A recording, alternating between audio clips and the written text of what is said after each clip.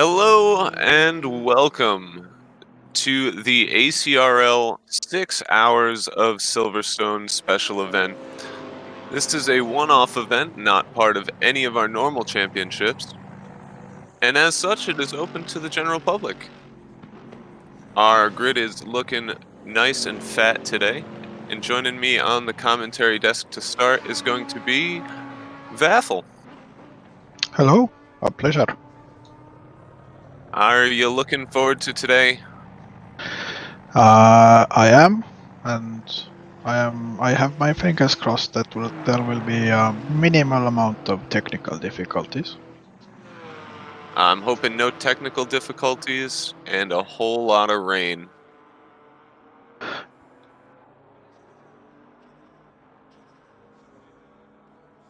And you can see up there, that's going to be our track map.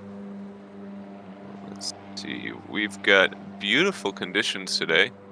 You can't see them, but I can tell you that we've got about 25 degrees. That's Celsius. I know it's weird, I'm an American telling you that, but we do have a good chance of rain today. Our grid is going to be accelerated. So you're going to see, I believe, 12 hours of time pass in this 6 hours. And so that should bring about a bit extra weather. Now, as we come through, we're getting to about the end of practice here. We're going to be skipping our normal qualifying as we filtered our qualifying results through pre-qualifying today. I am a fan of this, actually. So, unfortunately, I didn't think to have my sheet up. It's so out of tradition for me, but I suppose our pre-qualifying results should be up.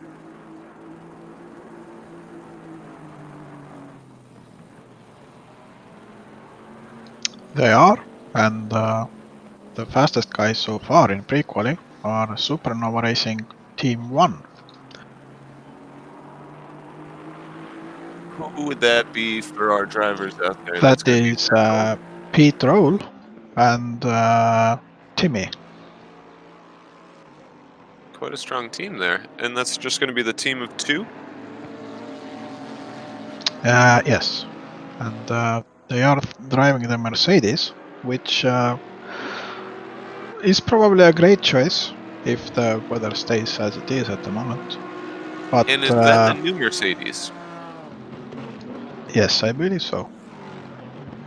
But if Interesting to the see how. weather goes all British on us, as it is supposed to, then I believe the Lexus drivers will be the ones who will jump with joy. I do notice something amazing on the stream right now. There is a BMW. What an absolute madman. Now, I think we did our entire season, the most recent ACC season that we did, without seeing a BMW driver until the final race of the season, I think. Well, this is a GT4 BMW, so Oh, yeah, you're right. maybe I it's forgot. good in that class.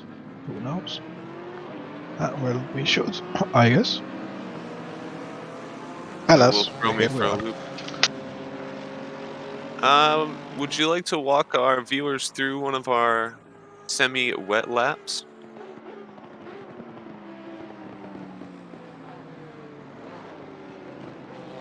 That's for you, my friend.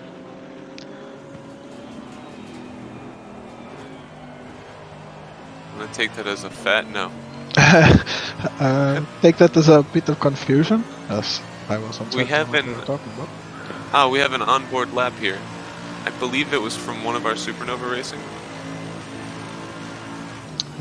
Possibly, but it's a Merc, so everything about the lap will be careful on the throttle, depending on how much traction control you use. Here, and you see the driver is quite careful about throwing the car in, not cutting too much, because it's quite easy to get a slide on on the wet curves. And this track isn't even, it's not heavy rain, it's just reasonable. It's a typical lovely British summer day.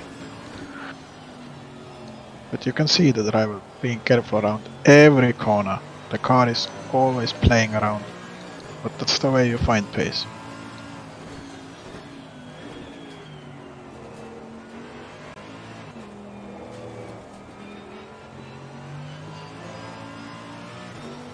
I'll tell you, seeing the difference between what's going on live in the wet track, or sorry, live in the dry. I hope some of these drivers thought to practice for it. Indeed. And I am actually quite excited to see how the weather turns out for the race, because if it's just constant steady rain, then well, maybe it's not that interesting. It really kicks off when there is transition from a dry track to wet, because at some point dry tires lose a lot of temperature, and it can happen very rapidly. And then you need to choose a moment when to pit, because the wet tires, unless the track is really wet, tend to also overheat easily. And then you also need to worry about pressures, brake temperatures. It's a proper endurance racing challenge. Yeah, having the weather involved really does change the nature, I guess, no other way to say it, but you have not just the random elements of the other people, but without the actual radar, I feel like it's almost tougher for sim racers, and I know that's gonna be ridiculous to say, but you've seen over the shoulders of those engineers, they know exactly where rain is going to show up per turn sometimes. These guys are gonna have a small icon in the corner saying, "Rain in 15 minutes." They're gonna have to take some real educated guesses and try to make the best out of it, but I don't know if it's gonna be as easy as they're hoping. I hope it's not maximum difficulty for all around.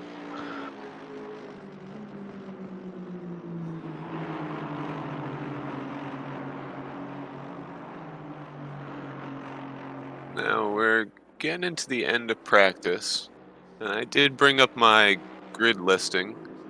So we're gonna be starting with, as you said, Supernova Racing 1. Curious, is there Supernova Racing 2 racing today? Yes, they're gonna be starting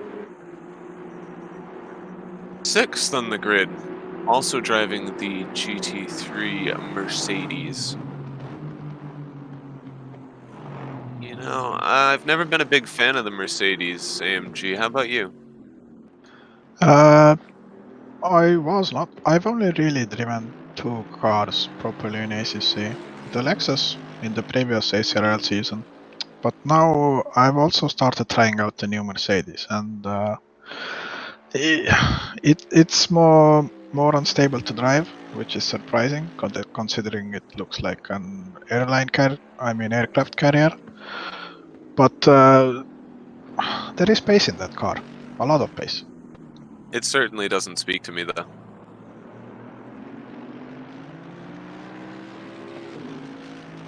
Now, in second place for the start today, we're going to have Racing Team Aubergine.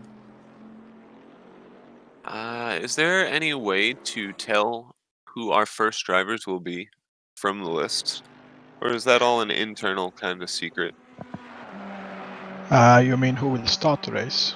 Well, Yeah, the driver who starts the race has to be in the car at the end of practice, because that's how these things work in ACC. beautiful. So looking at the list now, we can get a reasonably good idea, although they Well, still have time to pit and change.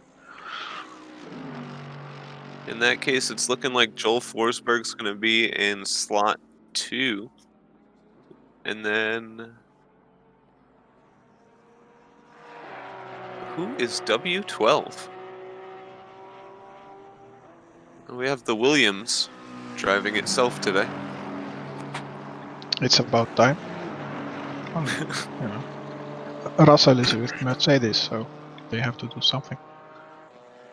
Though I see uh, Forsberg on. Oh, yeah. Our current fastest is an unintelligible name. Philippic. Let's call him Philip. That's a Ooh. nice British name. Now, Pete hasn't even gone and put some time down, but it looks like he's going to be starting the race. We have Sidemax Motorworks coming in on the second row. And their starting driver looks like it's going to be Mr. Kundasiglio. ACC Sim Series. That looks to be... I thought I saw Steve Hughes. There he is, Steve Hughes.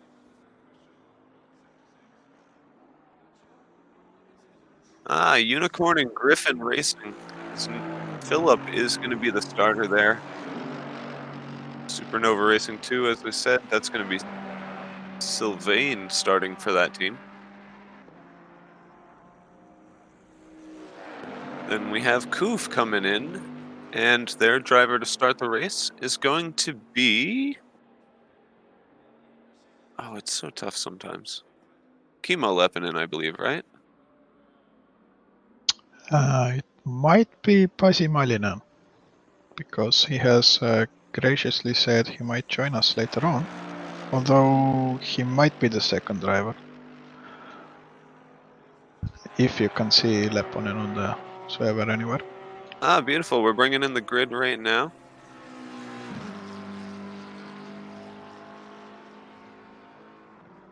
And so it's going to be Supernova, Racing Team Aubergine, Sidemax Motorworks, ACC Sim Series, Unicorn, and Griffin Racing.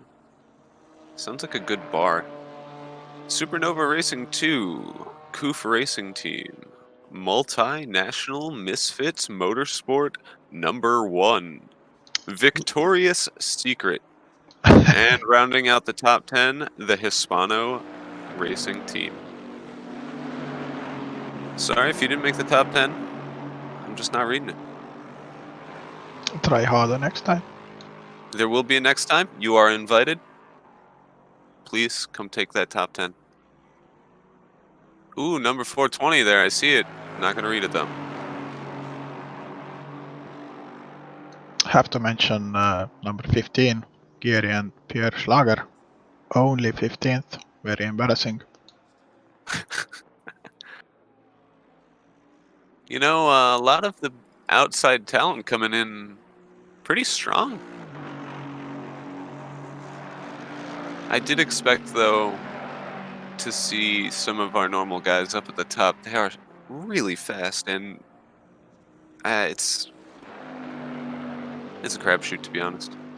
Is Thomas racing today? He is, but not in this series. He is. Ah, I think he's running in some inconsequential iRacing Cup for a lot of money. Who cares? I don't know why you would spend time doing that when you could be racing in ACRL's ACC endurance races. Absolutely. Which, by the way, if you're watching and you're thinking, I could do this, well, go ahead. Join us, acrlonline.org. Sign up, buy the game, join us. Even if you can't keep up, like me, there's a split for you.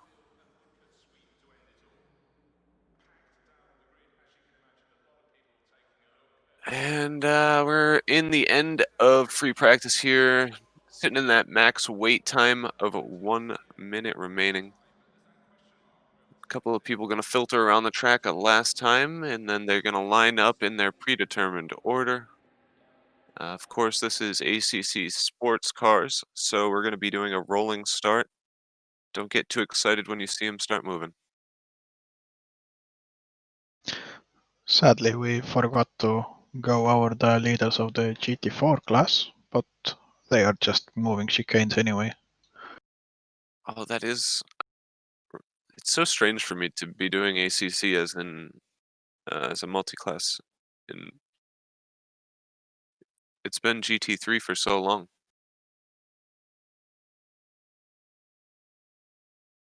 Eventually, though, I'll remember they exist.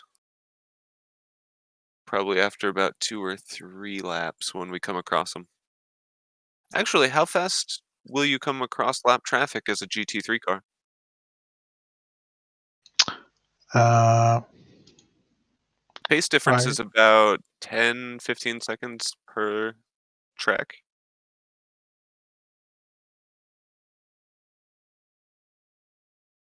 Maybe like, Based on pre-quali, yeah, it's something like 13 to 15 seconds. alright. And we got lap times in, let's see. I wonder if that will be amplified by the wet track, or if it will stay roughly the same. Probably around lap 12, we'll start seeing them catch up. Actually, I want to say that, but that's hoping that all of our GT4 drivers stay facing the right way after lap 1. Which is well, well, yeah. I expect at least one spin from the GT4 class and roughly 4 from GT3s on the first couple of laps. It That's does that's look my bet. dry.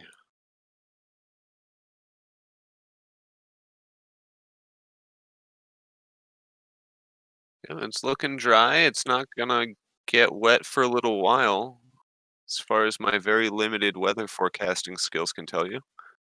I will keep an eye on that to see if there's any change. Yes, indeed, it looks like it will be dry for the next 15 minutes, but quite overcast, so It could there is change there is at always the threat of rain. I s-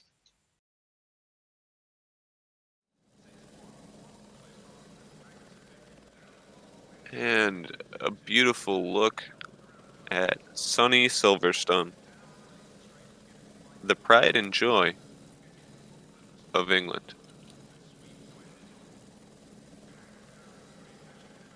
It's gonna be a good one today. I have a feeling that I'm gonna miss all the action as I take my break somewhere around the 2-hour mark, though.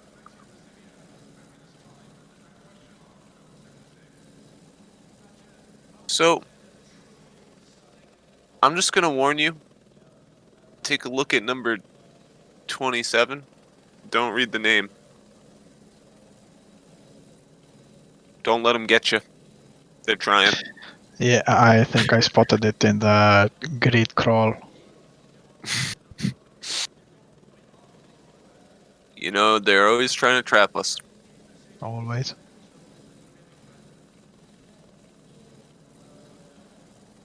I did not come prepared with a joke today. However, if I can remember one that I recently told my fiance, I will certainly share it with you later. It's absolutely terrible. It better be.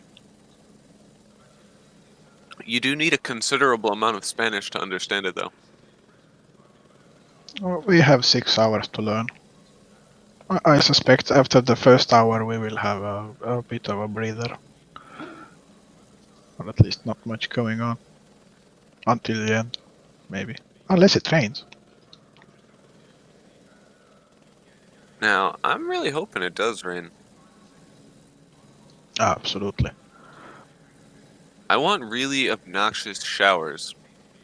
Not like a heavy portion of rain, just enough to make them wonder, should I switch my tires?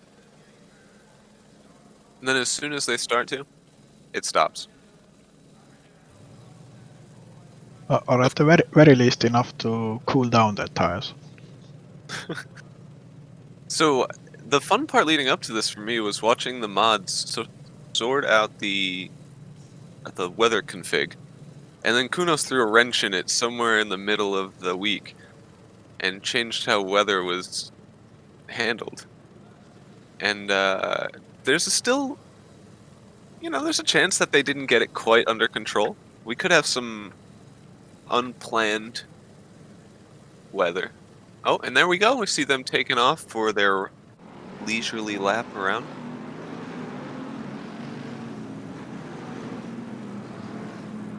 And I see we are getting a full lap, so plenty of time for those who know how to warm up the tires, and for those who do not, plenty of time to cool them down even further.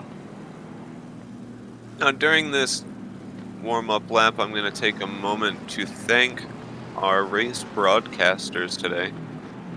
They don't have a fancy name for their team, but they've come on and helped us today with the broadcasting and the logistics. And so all the camera work and all the fancy transitions you see today are thanks to them. So thank you very much. I don't know what you'd like me to call you, but thanks.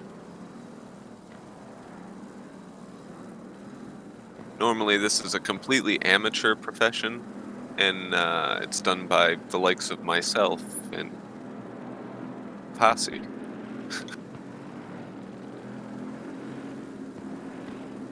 So at least this time you'll have someone else to blame. Yeah, absolutely. You still have to come up with your own jokes though. I don't think I've ever come up with my own jokes. I just steal them from other people, and then wait years to unleash them. That counts. Now you can really see Pete going to town warming up those tires. He is going to be ready to rock turn 1.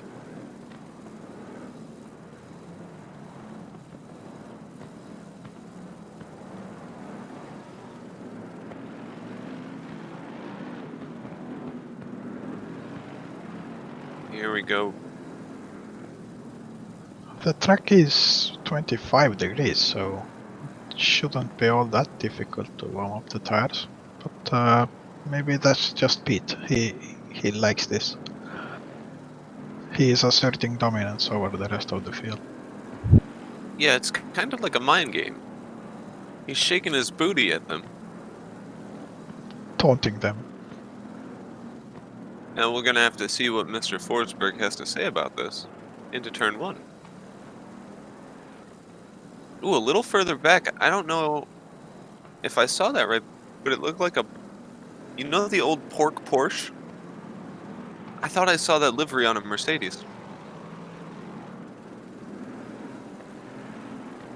That is heresy. They should That is get a possibly 10-second one of the penalty. best.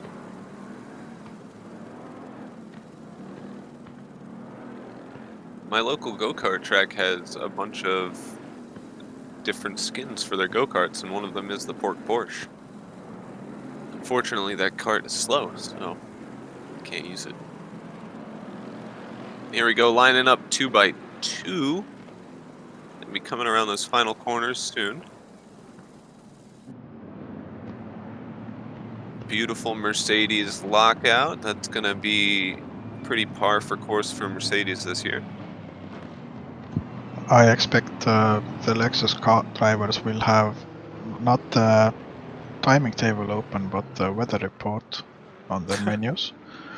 Now, you do see Mr. Consiglio in the Lexus. The man drives for one purpose, to win. So I'm pretty sure he chose the car that is the absolute most OP for this setup.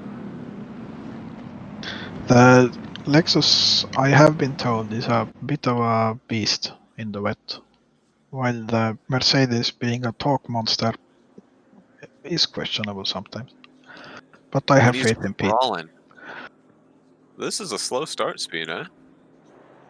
There we go, we got the green light, and they're off down into turn 1. And it looks like Pete's gonna take it on the inside, but Joel has a lot of speed coming around. What a run by Joe! Yeah, he's gonna have the inside, and he's gonna take the lead to start the race. Oh, and there he goes off, Oh, and Pete says thank you very much. Oh, but he comes back out in front. He's gonna have to let that one go.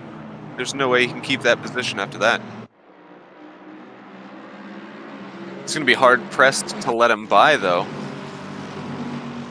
Because if you see, there goes Mr. Consiglio taking advantage, splitting him down the middle.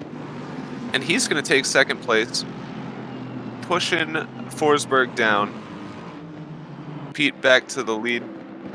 Now that's what I like to see at the start of a 6-hour race. 3 wide. Absolutely. And I'm going to leave the broadcast here, but I'm going to try and jump back into the field here. There we go. I think I just witnessed. Yep. The GT4? It's hard to tell.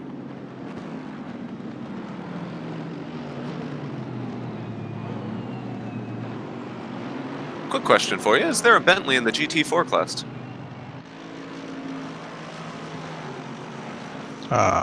That is a good question. I didn't feel like there was. But I'm also seeing a lot of Bentleys down in the far end of that pack.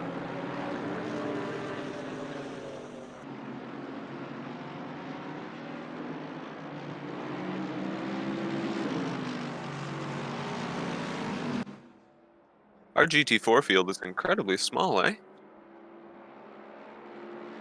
Yes, it takes a special kind of person to drive a GT4 for 6 hours. Let's see, we have only 5 or 6 entries into the GT4 class.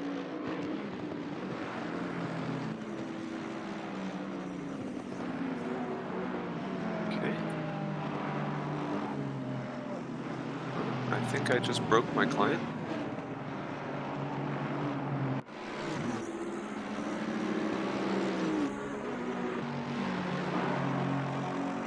Close fights going on up and down the field.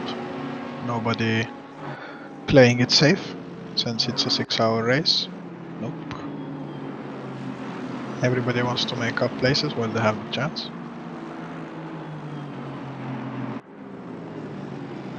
I'm having a slight technical difficulty on my side. Let's see if I can sort that out real quick.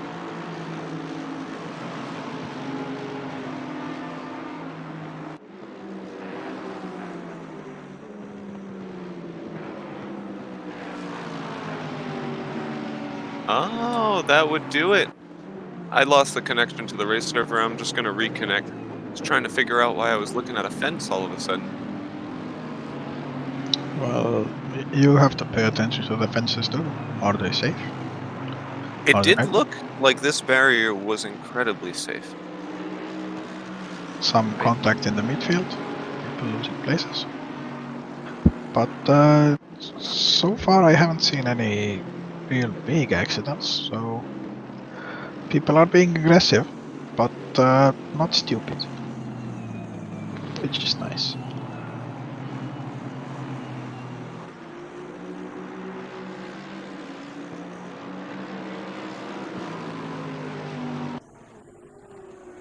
Beautiful. Take a look at some of the GT4s out in that. Only a handful, but well, Relatively close together, although the GT4 leader is pulling ahead. Seems like someone put in the laps.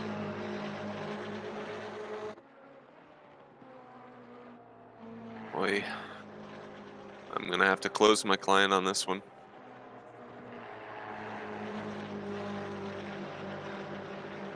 But those McLarens, I think I like them a bit more than the 720, to be honest.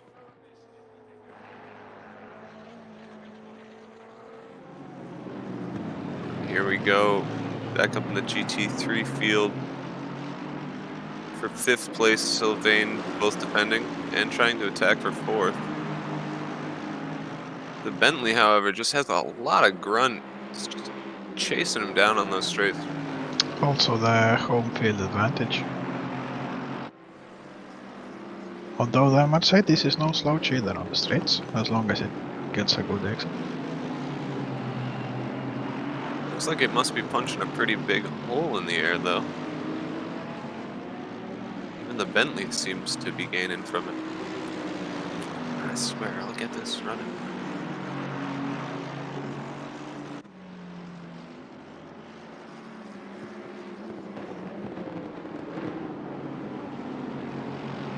The top four seems to be pulling away slightly from Philip, Sylvain, and Tolsma.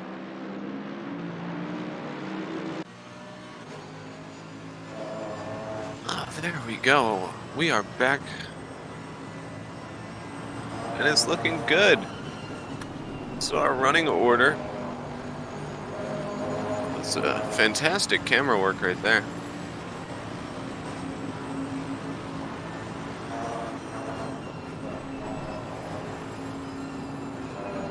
But our current running order still gonna be Pete, Michael, Joel, and I think it was Steve.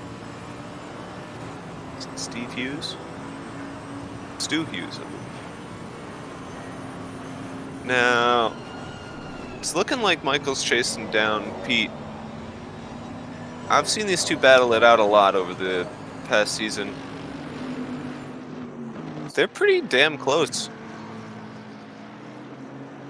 We got 5 hours, 50 minutes left, and I expect to see them this close probably when I come back from my break later. Yeah, and Bar any unforeseen terrible consequences. neither one of them really known to be the person who gives ground in a fight. They will fight tooth and nail. Yeah, they definitely will both fight until they've worn their tires, until they've crashed, until they spin. Yeah, That but that's not to say they are dirty racers, but No, no. But oftentimes you'll see somebody go, "Is this battle really worth it? Maybe I'll just back out and get some better lap time." Neither of them will. They will both. Ooh, a little bit of a cut from both of them there, but they will both every lap after lap, fight each other corner for corner. They don't care how much time they're losing because they want the positions.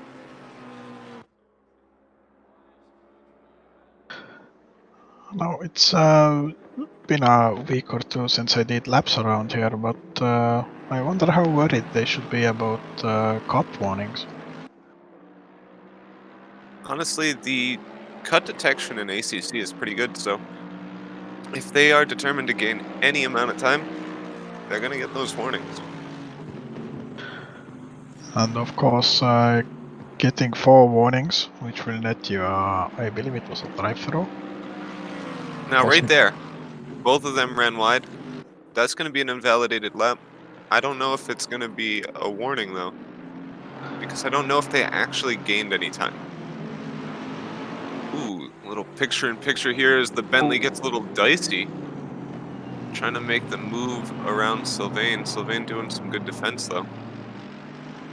Aggressive defense, a little bumping and grinding, but I bet Philippe in front of them is loving this because he's driving in clean air at the moment. He can focus on his own laps instead of looking in his mirrors or trying to follow someone blind into a corner.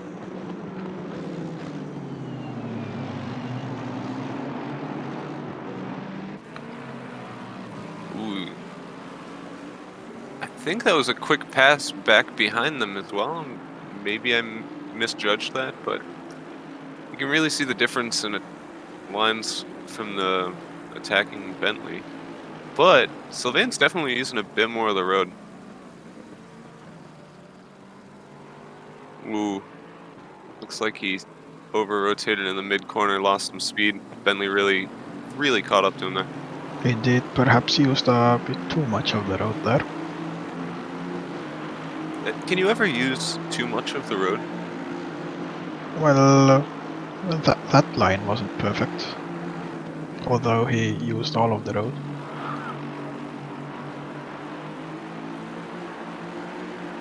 Gets a really good exit there, just start putting some distance down on the Bentley.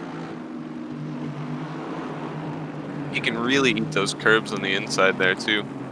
But the Bentley just comes out of the end of that section a lot better off. Really close to him, actually. And it looks like he's going to try and take the move. Is he going to huck it around the outside into this upcoming corner? It's giving him no space. Yeah, kept him very tight there. Oh, beautiful. Excellent use of space. He really bullied him into that. Sylvain didn't have a choice as to what he wanted to do.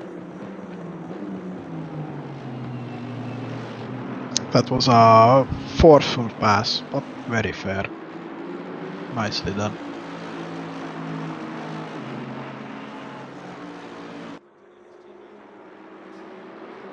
And the fight is not over for Sylvain, because there are a bunch of cars behind him.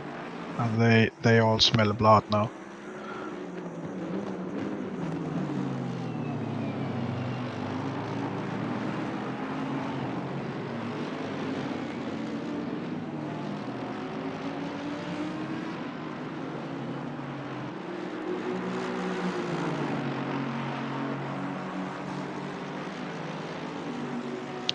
Though he might get a moment of respite as the two Astons behind him start fighting each other.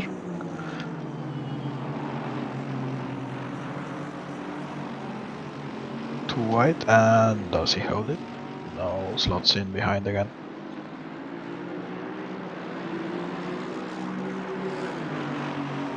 A little further back, Richard's been gaining some time. Looking at the back of the Pope.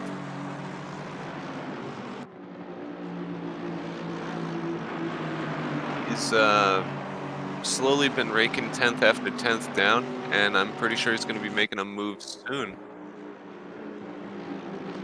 I believe I recall Richard being 19th on the starting grid, so 13 minutes into the race he has gained a place. In 6 hours that might get him quite high. Well, let's hope none of our drivers are high today. We need them to be at their peak performance. Though I suppose for some that might be high. Is that the one bad joke you were going to make today? Or will No, there be no, more? not at all. Oh, There'll be excellent. far more. Jumping back into the field, I can confirm that it's... Ooh, I just watched a man drive into the... Yes, that was a butt clinching moment, but Was that netcode? that was not good because Okay. he's back on track again. It was Sylvain in the Supernova to Mercedes. Oof, I thought for sure he had decided to end his life there.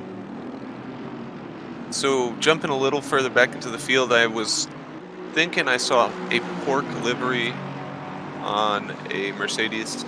It's not. The friendly folks over at Coop are running a pink, just pink, nothing fancy on it. It is that beautiful color though. Some secret sources tell me they do have an eye-wateringly bad Oh, and and flamboyant livery, but sadly the ACC unfortunate will not show curse. it.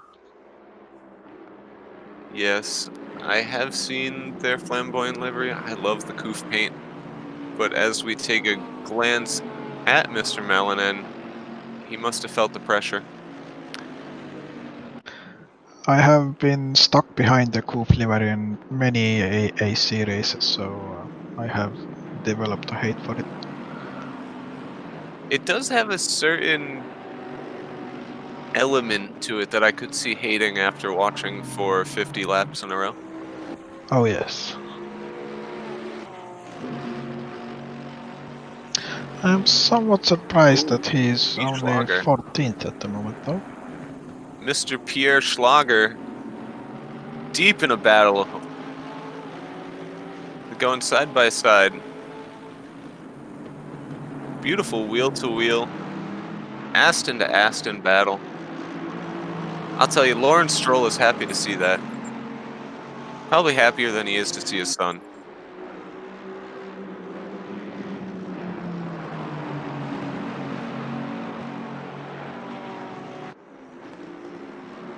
Looks like Pierre is going to be able to... They're still going wheel to wheel here. He's been defending this move now for a lap. And unfortunately, I think he's about to lose out. Just like that, Mr. Sanchez takes the position, but Pierre not going to let it happen that easy. Taking the inside. Oh, and that's going to be another one. Now the Lexus involved of Mr. Newton. He is using his extensive knowledge of physics there, trying to take a position for free. And in the end, Pierre actually defended it. You don't have to sound so surprised. He knows how to drive a car. My surprise only comes from the fact that he was defending for so long. It was a losing game. And then as soon as he had seemed to lose it, he managed. Ooh, are we coming up to lap traffic? We're coming up to the first GT4s for the lead. This could be big.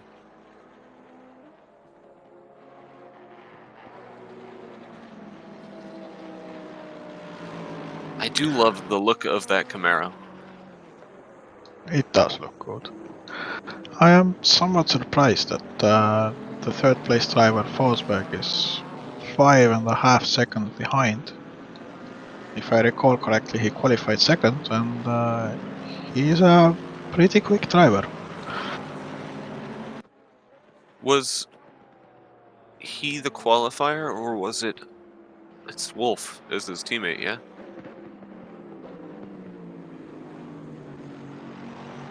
That's a good point. Not to detract from Mr. Forsberg, I know he's a fast driver. Most of the people out there are. But his teammate very much could have been the one.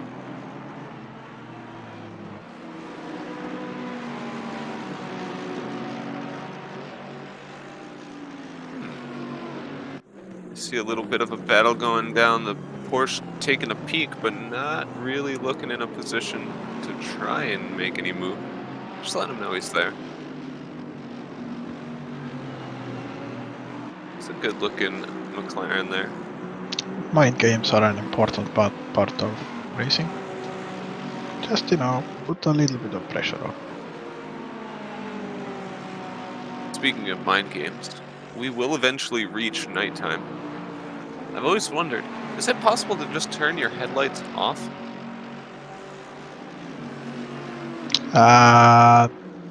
There are manual light switches, I believe. That would be some good mind games on the back straight. Turn your lights off, make a move, turn them back on. Well, you can always flash them to annoy the driver ahead as much as you can. Honestly, with the rate I see some people flashing their headlights, I imagine everybody just has their mirrors off. Pete, actually, one of my favorite, he will flash his headlights at anybody in front of him. Doesn't matter. They could have just passed him with the most beautiful move, and he will flash his headlights at them like, what do you think you are doing? Get out of my way. It has Well, always struck me as one of his features. the flashing can mean anything. Nice move, bad move, hello, goodbye. Whatever you want the flashing to mean, it can mean. I've never felt that way about the flashing of headlights. It can also mean, oh no, I have mapped my push to talk to my lights flashing button, which I I was have going to done. say, he may have double key bounded once or twice. Now, blue flags in the multi-class, they're not required to dive out of the way. They're actually supposed to keep their line, yeah? Yes, but I mean, it's good manners to at least not fight the lapping drivers. Oh, absolutely. And when you're But in a but lower class, you yeah, can't fight them no matter how hard you try. yeah. But they are not expected to get off the racing line. Now, Michael and Pete are still less than a car width away. They have made no change. Although, as I say that, Michael was looking to the inside. Pete was running a little wide, actually. I'm keeping an eye on the lead battle. And this one's going to be for you to take a look at. Quick. Quick Wow. replay in the GT4 lead here.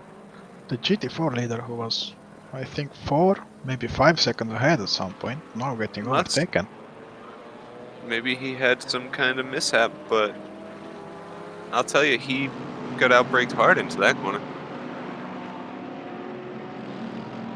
Ooh, and that looks to be absolute parking lot. That poor GT3, GT4 Camaro, he's just, Getting bullied right there. There's yeah. also a Cayman in there, you'll see. There he is. He's just trying to stay out of the way. People going left, right. As we get further into the race and the cars spread out, it's not so bad. But now when your entire relative is full of GT3 cars, there's really nothing you can do to stay safe. You just hope. Oh, and Pierre still battling it out. But now, just took one from Sylvain. He took a real clean move there. And I'm not sure if we'll be able to get a replay on that one, but that's going to make it pretty comfortable for him. He seemed to have a much easier time through traffic.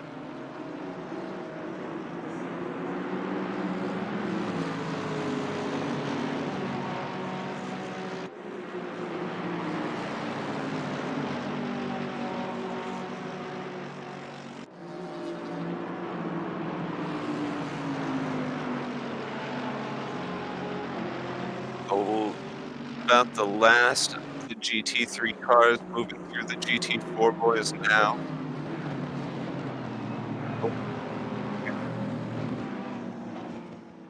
Oh, oh, and as we went Oh, through the replay, we had a man save a slide. Here we go.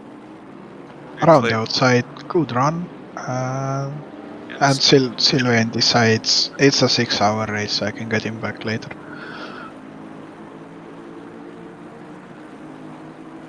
Pierre making a lot of good moves for himself so far.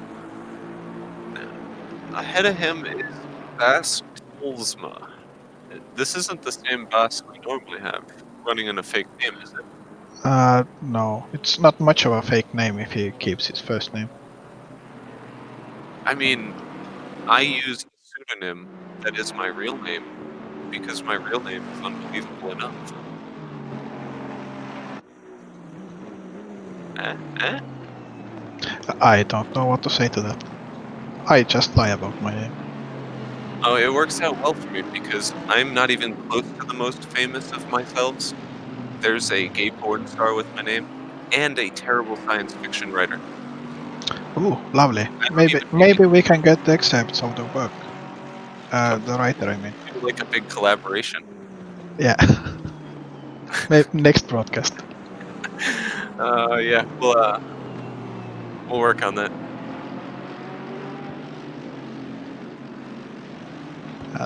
Poor Sylvain ran a bit deep behind Pierre.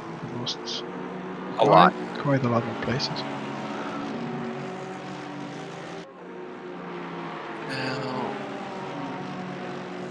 Pete and Michael still just hugging each other, running away. Forsberg 6 seconds back now. I am actually quite annoyed that Michael is keeping up with Pete so easily in the Lexus. I drove the Lexus for a whole season and I always excuse myself with it being a crap car. Yet, here we are. Apparently it isn't. It is quite the realization, isn't it? Yes, it hurts. We got a battle going on here. It's going to be Mr. Fermion defending. The brave Mr. Fermion with, I believe, the only GT3 Audi on track. You know, the Audi is one of those cars that I always see in racing on television, and I never thought it was a good-looking car. I saw one in real life, and I fell in love. Something about it just doesn't carry through until you're standing in front of it. But either way, he's defended well from Mr. Turley. of Turley Sim Racing Red Black.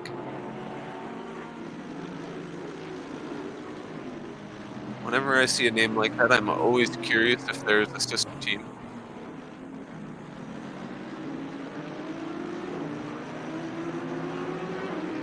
It is entirely possible. I have seen several Turleys driving, and I am never certain if they are brothers, fathers and sons, or what's going on. They are related, and they are sharing a team today, so they are the only Turley Sim Racing Red Black team. Hmm. Not to be confused with any other Sim Racing team. Things are getting a little more calm as we go along. We got a 5-second penalty coming through, and we're going to be jumping to the lead. Of course, Michael has a great run, and Pete will have a great defense.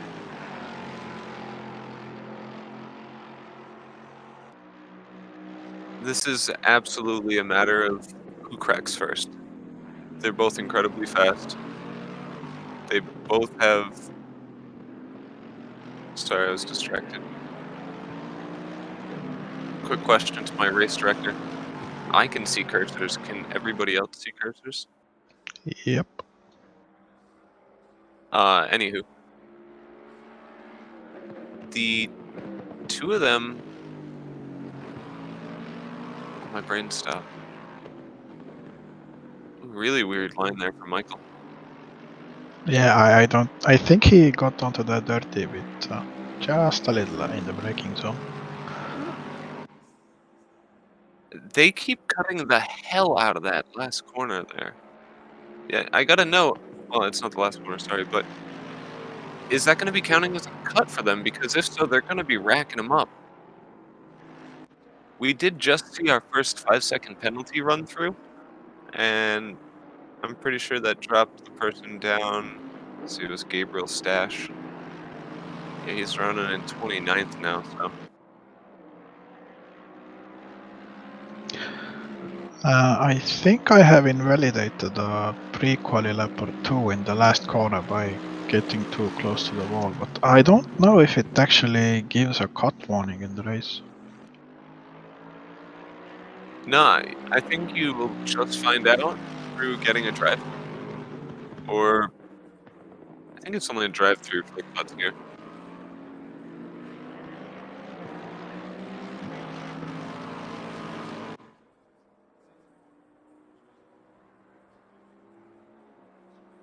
People calm down a little bit. We still see a few people pushing the limits. It looks like Philip in P5 has caught up to P4, so there might be some fireworks there in the near future. Also, a little further back, you see Gorzelik in 11th. He's caught up to Sanchez, who at one point was battling it out with Pierre, and now it's looking like he's trying to find a way around. He wants the prestige of that P10 spot. Yeah, if you're not in the points, you're no one. Exactly. After all, it is the fat purse that matters. And if you don't get the bag, then why did you go racing?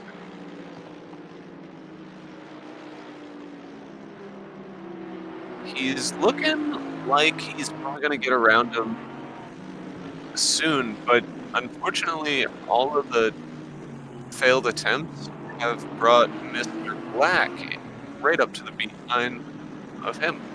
So now it's going to be a three-way battle for 10th between Ryan Black, Deus Gorsuch, and Fernando Sanchez.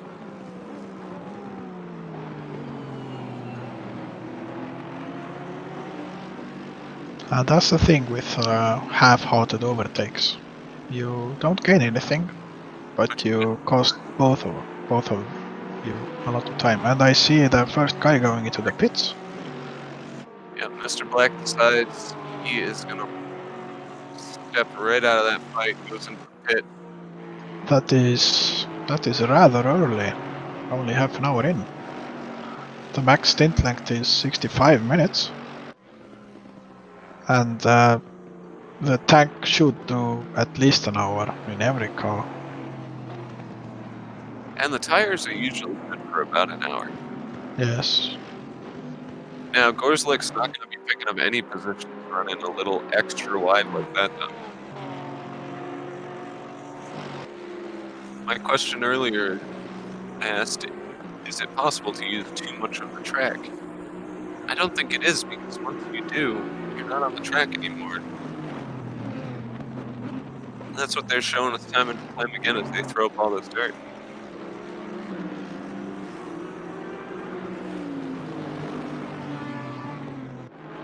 We see in the top left, I think that's Fermion and Turley. No, I can't be right about that one. That is K, Turley, and Fermion on his train. After the first couple of laps, people seem to calm down a bit, but now they are apparently getting bored. So it's time to fight again. Oh, and we see no. impact.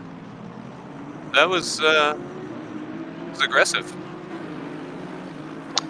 Yeah, in this game, a small bump can result in a very violent spin. So that was very unfortunate. It was quite a small impact. Yeah, that's really going to hurt James. He's going to fall down to 19th there. Not too bad, all things considered. We'll get a better look at that. I suspect the race steward will be looking at that quite closely, because for the first hour or so, we do have live stewarding, just to keep people in check. So let's see if he spotted that or not. Here we go, that replay of that impact there.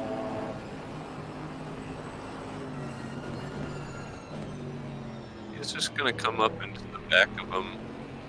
It's just a big difference of speed. It looks like the Bentley lifted right as he decided to go full power on, but still, you got to read it better than that. You can't drive to the back of someone. Yeah. The Bentley did have a bad exit, but it's up to the overtaking driver to make it safe. And I think we jumped on board there just as was that posse taken Hope.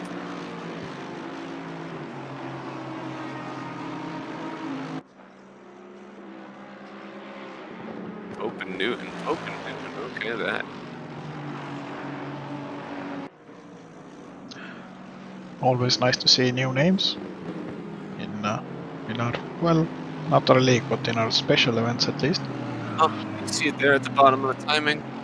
See Davidson, 5-second penalty. Pretty sure that's going to be one of the cuts. So looking like it's not too terrible. I suspect that is a live stewarding penalty. Oh, that would make sense. When Michael finally goes for it. I wonder if Pete made a mistake on the exit.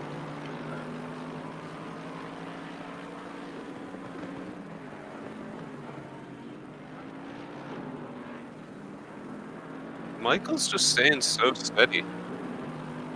Ah, they passed a lapped car, and that allowed Michael to make a move.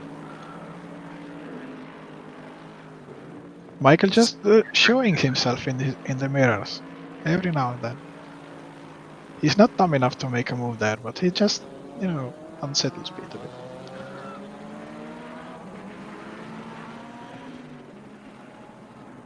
And you can see Pete always has to compromise just a little, because if he tries to take the optimal line, it might cost him. Michael will definitely stick it in there if he can, so. See slight little differences in how they enter those corners. Michael just sets it up better, sitting behind him. Except there, he consistently bobbles it there. And that direction change, I'm not sure if you noticed it, but almost every lap we've cut to him. as he makes that direction change, and just like skips out and he loses just a little bit of distance. Yeah, it's like he loses traction at the back a little bit, like spins up or something. Maybe he's running very low traction control. Or perhaps it's just a setup Oh, peculiarity. we're coming up to another GT4 car, coming up to that BMW on the field. And I just saw the BMW run a little wide over uh, one of the S's. So it could be a little spicy, especially into a Uh, high-speed motor. they probably won't catch him here, but will they pass him before the hairpin? Oh, the chicane. Yes, they will. Oh no, Pete got caught up.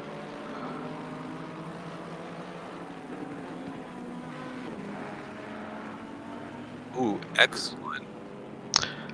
But Michael had about 5 millimeters of overlap and he decided to use it. Yeah, and Pete, great defense. They give each other space, give each other the respect they need, but they're not just going to hand over the position.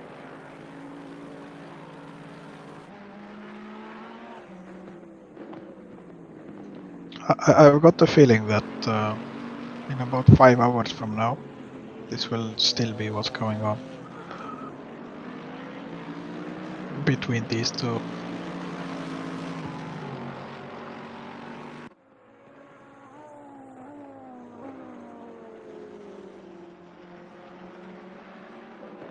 I Oh, always wish we could get some insight into the team conversations during this.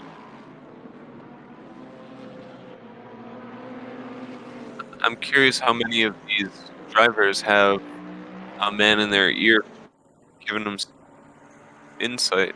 I'm gonna jump back to the battle of P4.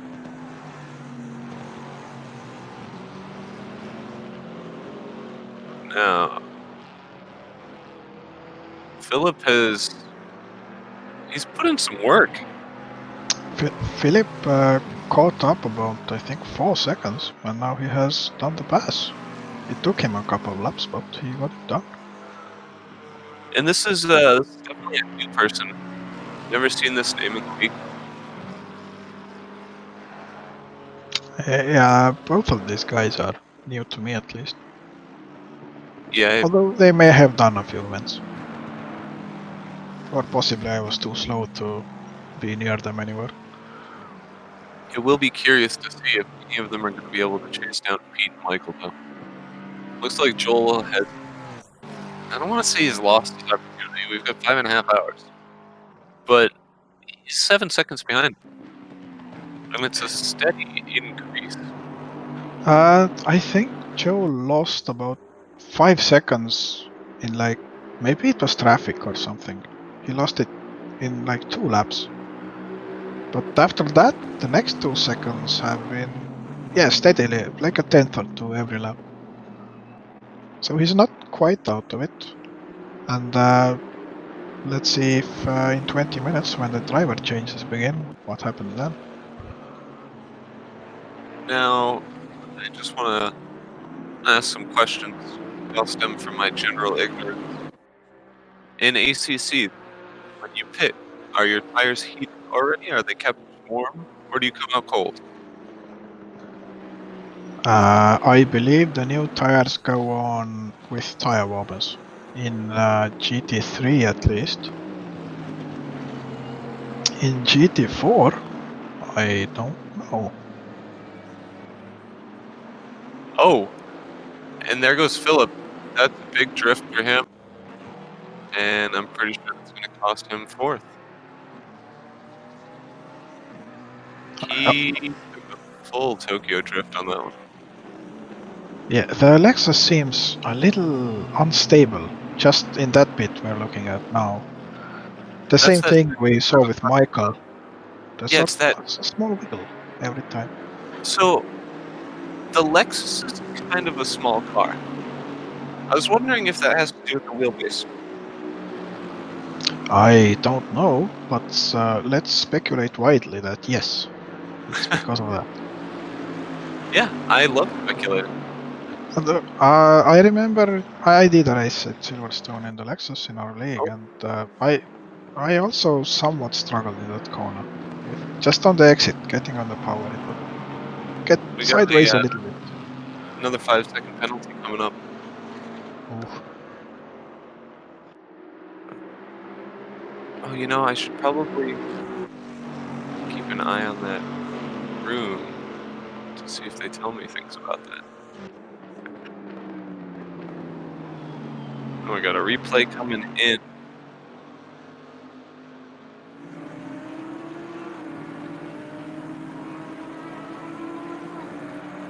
that is Richard Fermion at the front, I believe.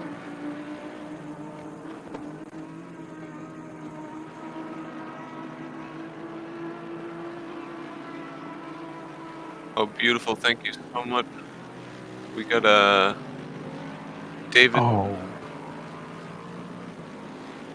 I was told that 5 seconds was for contact on lap 3.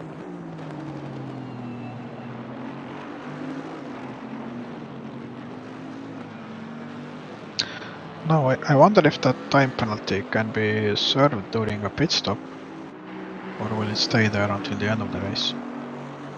No, they get served during the pit stop. Ah, excellent. I've gotten enough penalties to know that one.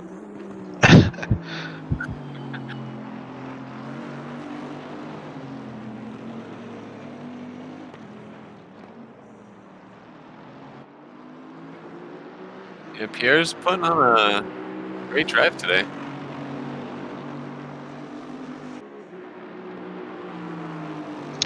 Now, where did he qualify?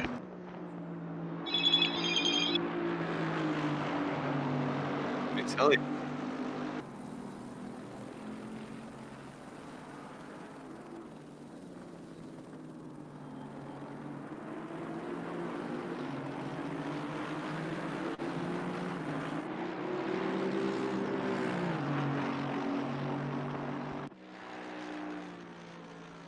Hmm,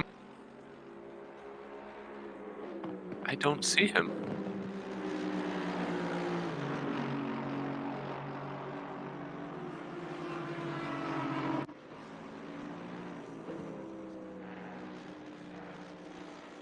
Do they use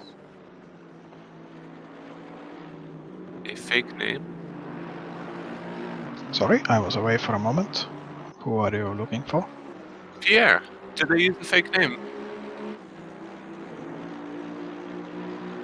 I don't Pierre see. Schlager. Yeah, You mean so the pre-quali page? yeah, so He's 15th, so he wow, has climbed, what is it, 9 places. So yeah, he's having a very good first stint. I bet his teammate is now starting to feel a little nervous about the pressure. yeah, Pierre's really put on a show so far. He's coming up to some GT4 traffic now. He's got quite a distance between him and Philip, but that's the race I want to see right now. Of course, we have Turley still looking at Fermion. Fermion, of course, getting really, really loose there. Almost lost the back end. And that's going to give David an even closer chance. Also, a fight going on for P9 between Sanchez, Gonzalez, and Sylvain Villet. They have dropped Pasi Malinen a little bit, probably to get away from his ugly livery, but they haven't gotten too far.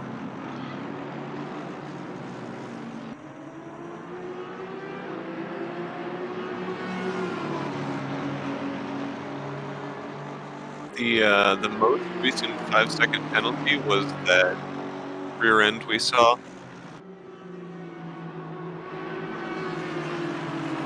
The Bentley incident. This is Gorzelik. Big fan of Gorzelik's paint job there. I'm a bit surprised there aren't more Porsches at the front end. Or perhaps they got nerfed in the latest patches. That was a mean move there. He faked him to the outside, dove to the inside, but then pushed too deep into the corner and ended up not being able to keep it in the end. Sad cone there in the middle of the straight, far from home.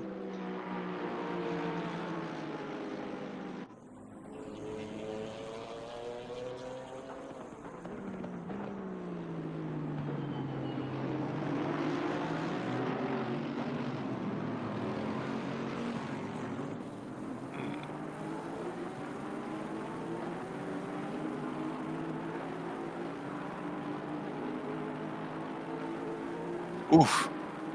Gorzalik. It's not rally racing. Yeah, he kept his foot in there, no fear. Although we have seen some pretty bad accidents on the rejoins there. Yeah, and Sylvain's just going to happily take that. If he can get it. I think he No. can make that one stick. Yeah. Going to be Sylvain taking that position. Gorzalik could not hold that. Oof. 10 seconds stop and go for car 76. That is up. I wonder what he did to deserve that. Maybe that is the cut penalty. It was the dive bomb. I'm getting them in. Oh yes, the 3-car incident. Yeah. There's so David, much going on, I keep forgetting everything that happened a couple of laps ago. quick shout out, by the way, to Michael, who is still less than 2/10 behind me.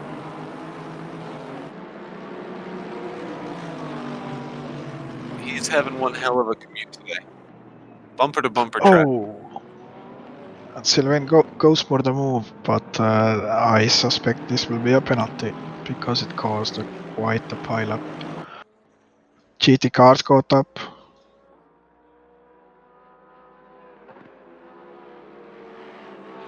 Beautiful headlight zone. So here we go.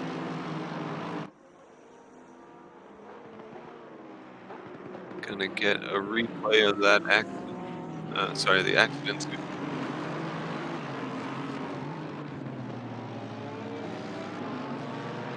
Oh, and it looks like the 10-second stop and go has been taken.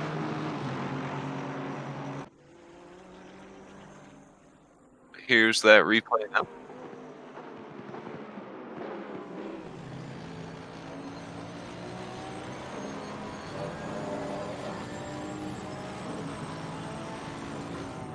Sylvain even nicely. Oh, he got bumped from behind. He got Ouch. put. Looked like he was the jerk, but he was being jerked. Well, he did have his indicator light on, showing that, Well, he was showing he was going left, so I don't know what the Porsche was trying.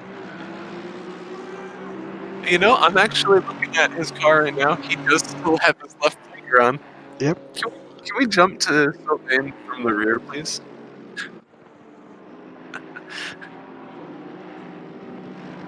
Oh my goodness. And there it is. The blinker in all its glory. The ultimate power move in ACC is when you go to pass someone, you indicate which side you're going. And then when you rejoin the racing line in front of them, you indicate again. That will get their gather up.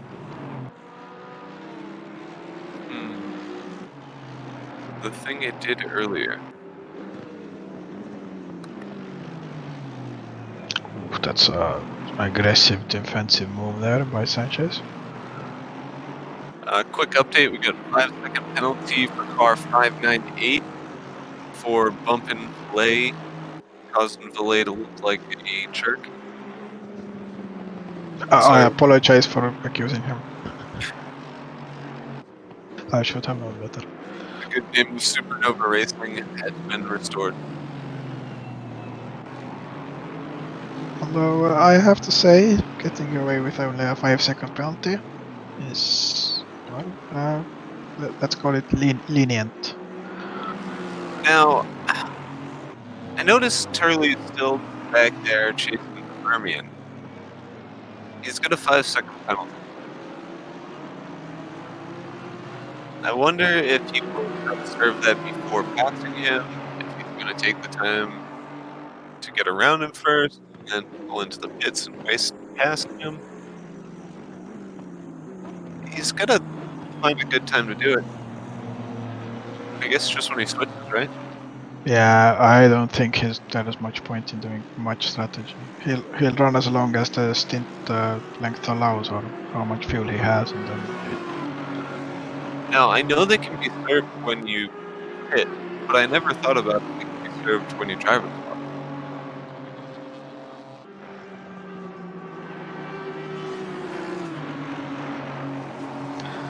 or lack of prep again showing. But I don't know.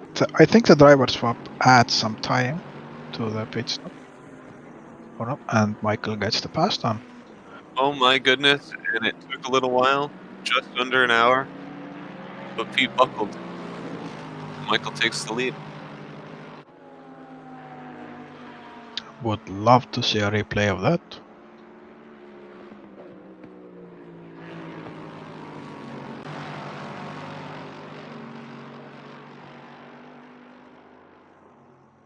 Oh, and it looks like we're going to get a chance to take a look at that. You can see Pete, he is pissed, and Oh there no! he goes. Full tilt. That's painful to see. Is he going to be able to get back and moving before Forsberg catches up? I was going No, to make a pun about celestial bodies, but I forgot it's meteorites that go straight off, and not supernovas. Although and the heat in that that cockpit right now might be similar to a supernova. that is a tough one to see. Pete just goes for it. Here's that replay for the lead swap here.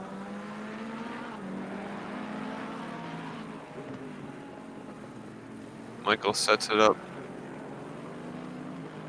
Oh, Pete goes wide, hooks a wheel into the grass. That's going to cost him a lot. And then Michael just gets a great run. Waits for the very last second to make his move. He's got enough overlap there. Takes the inside, and it's pretty clean. Very surprised Pete didn't cover the inside more aggressively. Maybe he thought Michael wouldn't go for it. Ooh, and we got a 10-second stop and go for car 36. It's going to be an unsafe rejoin from Mr. Sanchez. Jeez, it's a good thing we got live stewarding today, because it is popping off in this first hour. I suspect there are some drivers who disagree with that. Sanchez, for That's example. okay. We have a man in the pits, by the way. That's going to be Mitch Revick down in 18th. And we are getting close to that stint end. Ooh, I'm hearing that the unsafe rejoin for the 10-second stop and go rejoined directly on the apex of the turn. That is a dangerous move right there. Michael is probably really happy with himself. Looked straight till the end of his stint, and he was like, I don't want to end my stint in second place, so went for it. And it was a clean move. Nothing It to was, say. and you could see the impact it had on Pete almost immediately. He, it shook him. Yeah, I wonder if he got caught out by the dirty air a little bit, because like it is a thing, and if you have driven for an hour and you are used to your lines, and then you have to maybe ease off just a little bit in a turn in, or turn in earlier or something, and then it upsets the car just a little bit. Oh, it looks like Pete might have bounced a bit funny on the curb. A racing driver's excuse. He Blame got the it from. Italians. Although, yeah, that That does sometimes happen. You hit the curb 60 times, nothing happens. 61st time, hit it the same way and nope. Or maybe a 1 millimeter differently. We have a potential Bentley on Bentley battle. I'm very excited for this, as the Bentley is one of my favorite cars. It is a lovely mansion on wheels and doing quite well. P7 and P8. I I am somewhat surprised by that, but also they are on their home ground.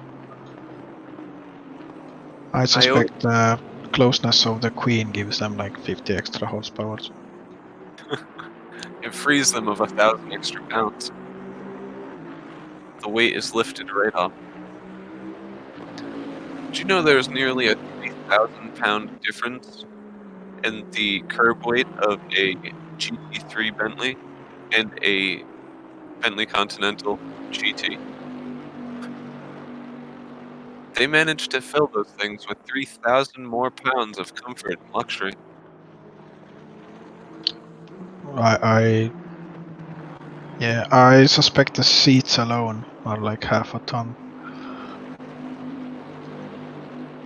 And of course, how much of this car is is the actual Bentley?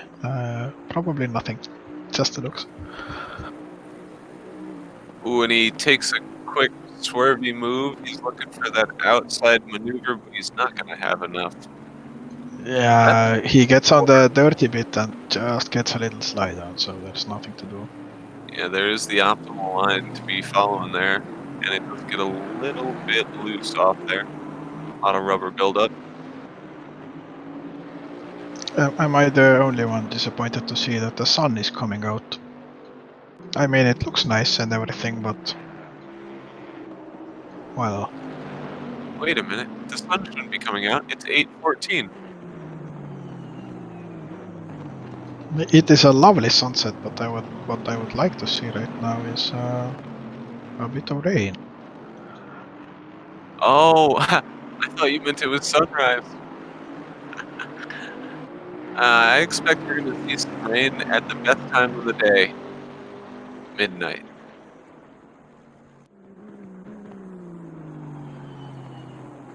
Not seeing a lot of maneuvering right now. These two Bentleys are the. Sorry, I was baffled by seeing that Aston Martin way back in the mid corner there. Think he forgot he was a GT4 car? Nope, it looks like Mr. Lopard just lost his pace there. And Bass gonna pull in for his pit stop. Beautiful car there. The Aston of Rakic seems to be struggling, perhaps running out of tires. I'm excited seeing that Steve Hughes. I don't know how you pronounce Ste. Just say Hughes. And Uh, Mr. Hughes rocking that McLaren. That's what I had started the ACC season in myself. It's a really great car.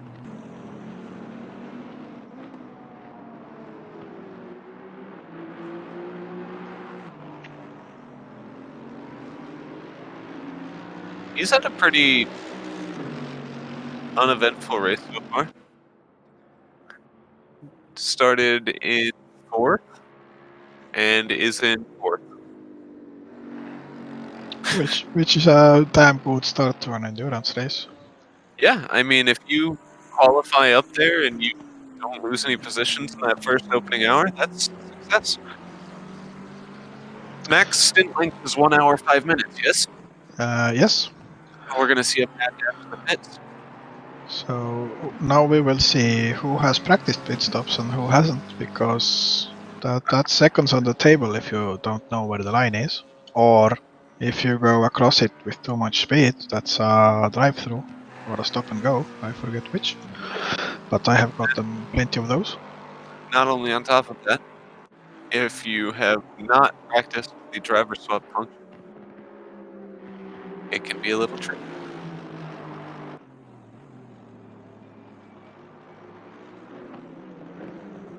We're gonna see. Oh, real quick, Michael took the lead and has increased his distance to Forsberg now. So I'm pretty sure he was dividing his time behind Pete. Now that he's out front, he's probably just trying to stretch his lead as much as he can, so that way his teammate can come in. It looks like he has 2 people on his team. So it's going to be 2 brothers, Killian and Cormac Ryan Meenan. The Ryan Meenan is the last name, I believe. It's hyphenated. But so we won't be seeing any more of Mr. Condesiglio for the remainder of this.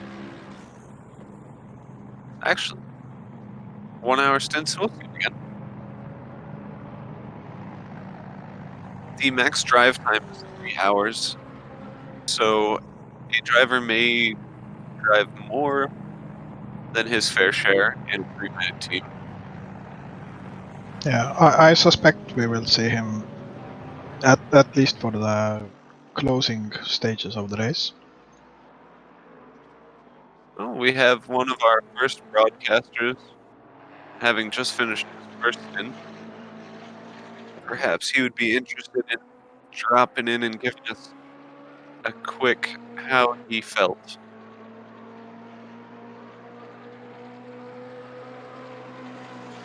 Although he did say it didn't go well. That stop and go 30 seconds though. That is whew. That's heavy.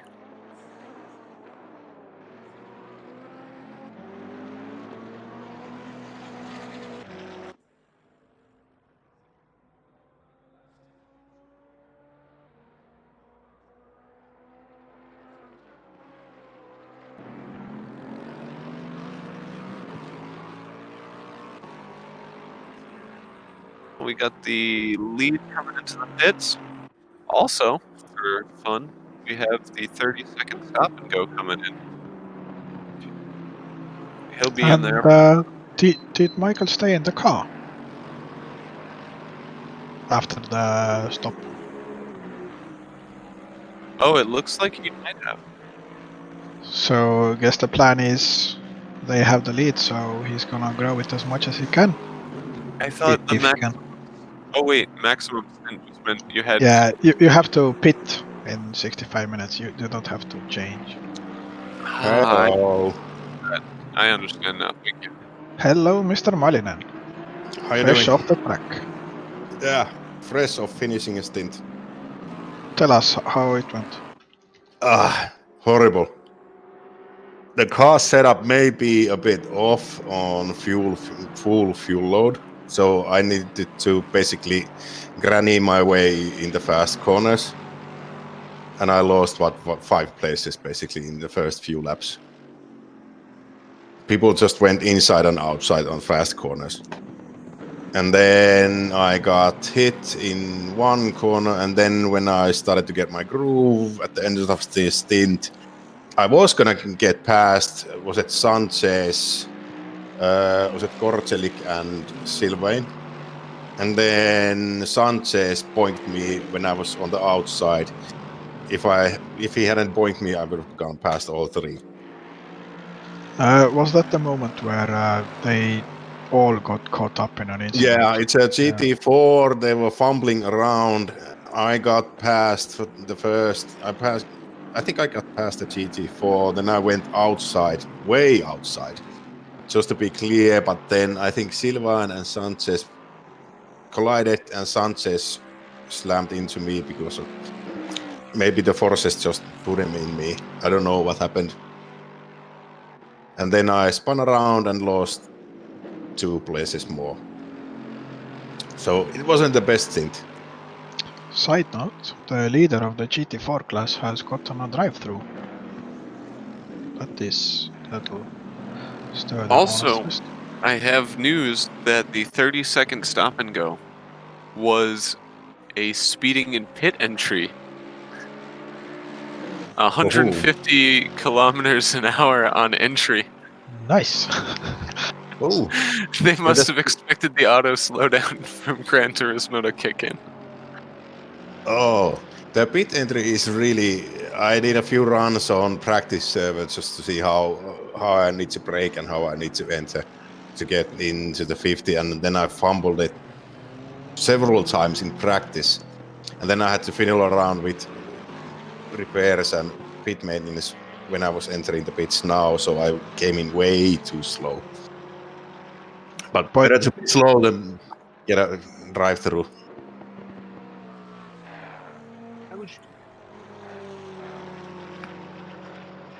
Who's leading on the GT3, by the way? It is Michael Cook. It's Michael. Michael. Yeah. Timmy is second. Do you think Timmy will catch Michael? No. Okay. I think the Lexus is something really weird in Maggots and Beckett's, and it's really fast there.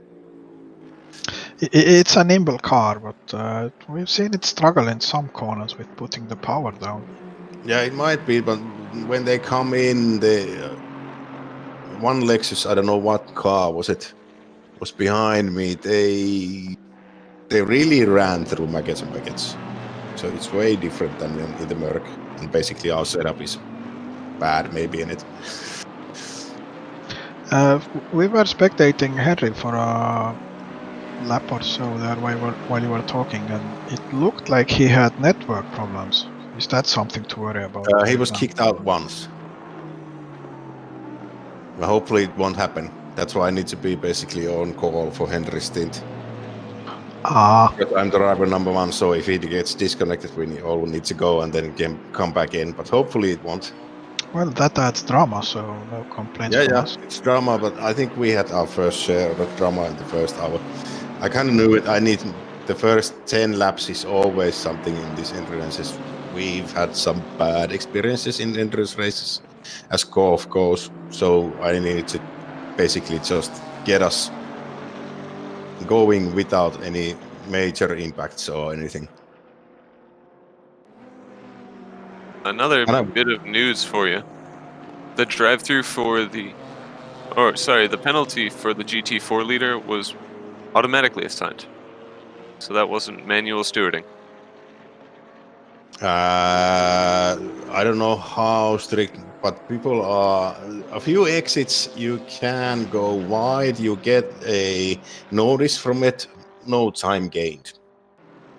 For example, the main straight right-hander after it, just before Maggots and Beckett's, the exit allows you to go decently wide, and you get a notice from it, but it usually says no time gained. Do you lift a bit, or do you keep your foot down? Entry, I lift and. No, I mean on the exit where you run wide. Depending on how wide I'm going, but basically, if I know I'm getting the sensor of the car on the edge of the exit curb, I don't lift.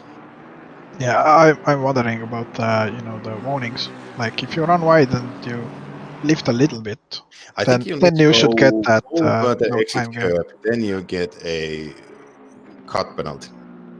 And how many warnings did you have by the end of your stint? 0. Oh, nice work. Clean driving there. Yeah, clean driving, a little bit granny paced, maybe a bit out of pace. As I see, Henry's lap times are second faster than mine. That's just because the track has more rubber on it now. From you, of course. Yeah. Of course, it's your rubber. Yeah. And the sun is out, so it's much nicer to drive. Yeah, it's nicer to drive. But I think it's setting, isn't it? Going to night time. Yeah. So basically, I'm gonna go on my stint is next again. So I'm gonna be driving in the setting which sun. In theory is a faster track. So in theory, yeah. But Henry is basically alien sorry speed. to interrupt you, fellers, but our good friend Pierre just made another move. He passed Josh. Look at him go. So that's started from 15th, now P5. That's Yeah. Quite the drive so far. 20 seconds to P4, so he might have a quiet drive for a while, unless Josh decides that this doesn't sit right with him. I don't know much about Josh. Seems like a man of mystery to me. Part of that Only has one multinational name. myth sports. There's a lot of new guys. Then I'm gonna go prepare for my next stint, drink a bit. I was gonna say, gonna have a beer. I was thinking about it, but I have some very old rum also, so I might go with that. So who knows? Next team may be much fun, less speed. Who knows? Have fun. I'll be coming on in hour 4 again. Fantastic. So, fantastic. See you Thanks then. for joining us. Thank you. Thank you. Now Pierre's made real good moves. Yeah, he's kept his nose clean and he's made his moves. Has good pace. He's part of the Carl Sim Sport Casual Adventure. Does he go by a pseudonym in the normal Carl chat? No, he's fast but unimaginative. Just Pierre. Oh, okay. He just doesn't talk a lot. I don't think I see Pierre But around often. I haven't seen him chat on his channel a lot, but yeah, he's been with us for a while. He's certainly leaving it all out on the track.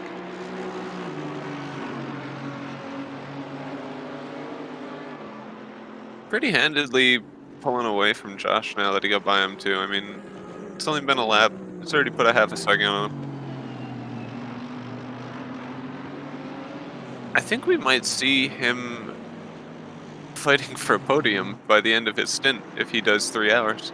Yeah, that half a second behind is okay, but he has also pulled 2 seconds on P4, so I suspect P4 hit traffic or something, because that's quite a lot to pull back in a lap or two.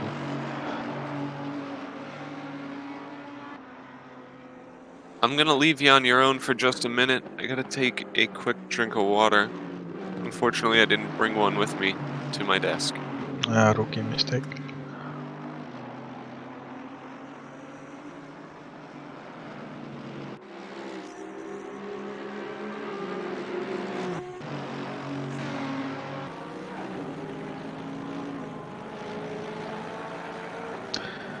In the Supernova 2 team, Sylvain has been replaced by Piane Major, who is also very fast, so let's see if they can recover.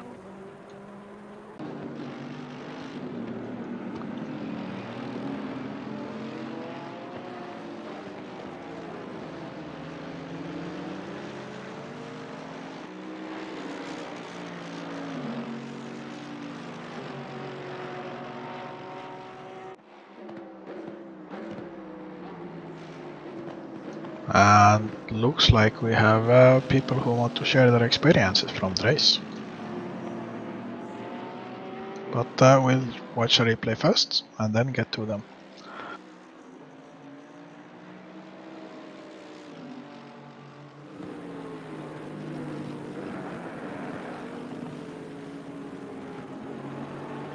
GT4 lead getting passed by several GT3 cars. And then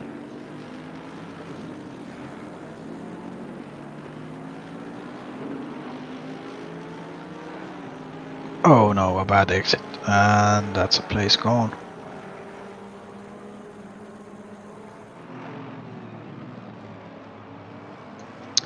Now we have a driver who I will just call Jack, who looks like he has something to say. Hello there, Jack. No, I will not say your last name. Say that again, sorry? Hello, Jack, and I will not say your last name.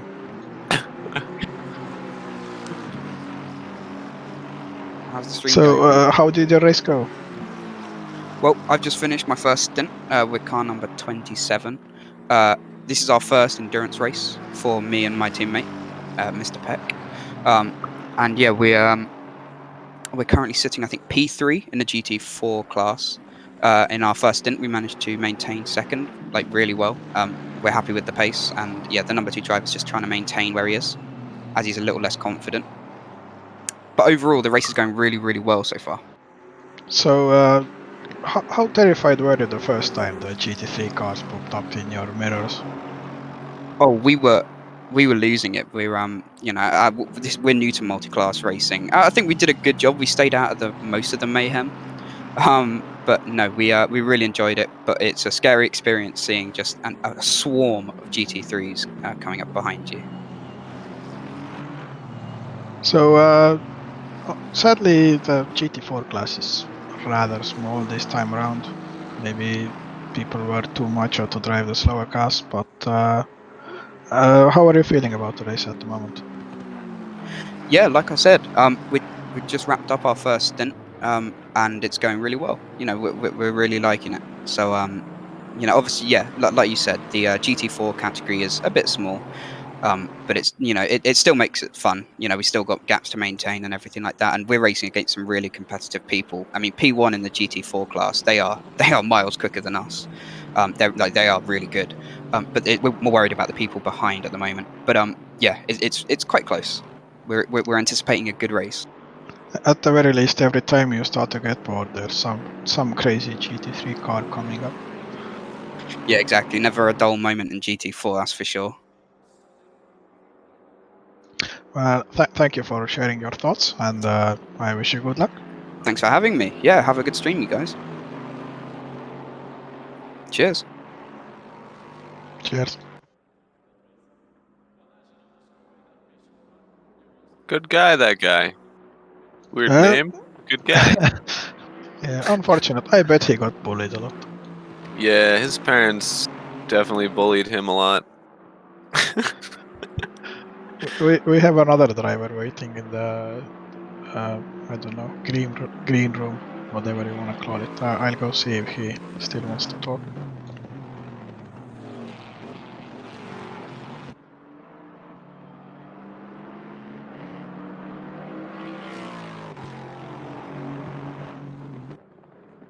Hmm. And hello, Martin. Hi guys, how you doing? Tell us about your race. Very, very good stint. So I'm in that GT4 McLaren. It was was P1, about a 20-second lead, I think it was by the end of my stint.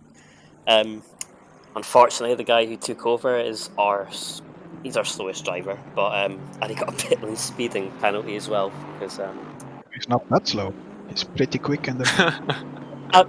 I mean, compared to myself, perhaps he's a bit slower, but and this is his first ever multi-class and first ever endurance race. So he's been bricking it at the minute. It's quite funny to hear. That'll keep things interesting at least, because the drivers behind you are somewhat disheartened about being so much slower.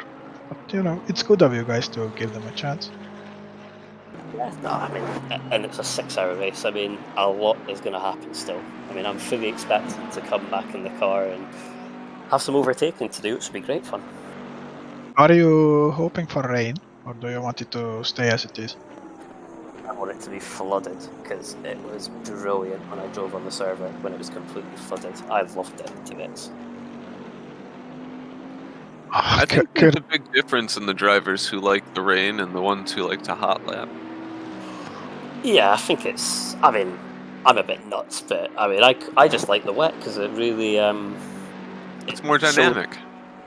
Yeah, and it shows people who can think about the race a lot more. I mean, hot lapping people, they can get corners spot on for a lap, but you can't do that for like 30 laps in a stint. That's impossible. No one can do that.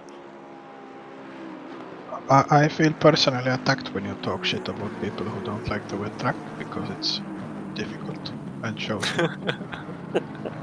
I just think what really shows who can drive and who can't. It's the great equalizer, as they say in any motorsport. I mean, I loved it when I've done real life racing as well. I've always wanted it to rain because it just seems to bring the grid closer together.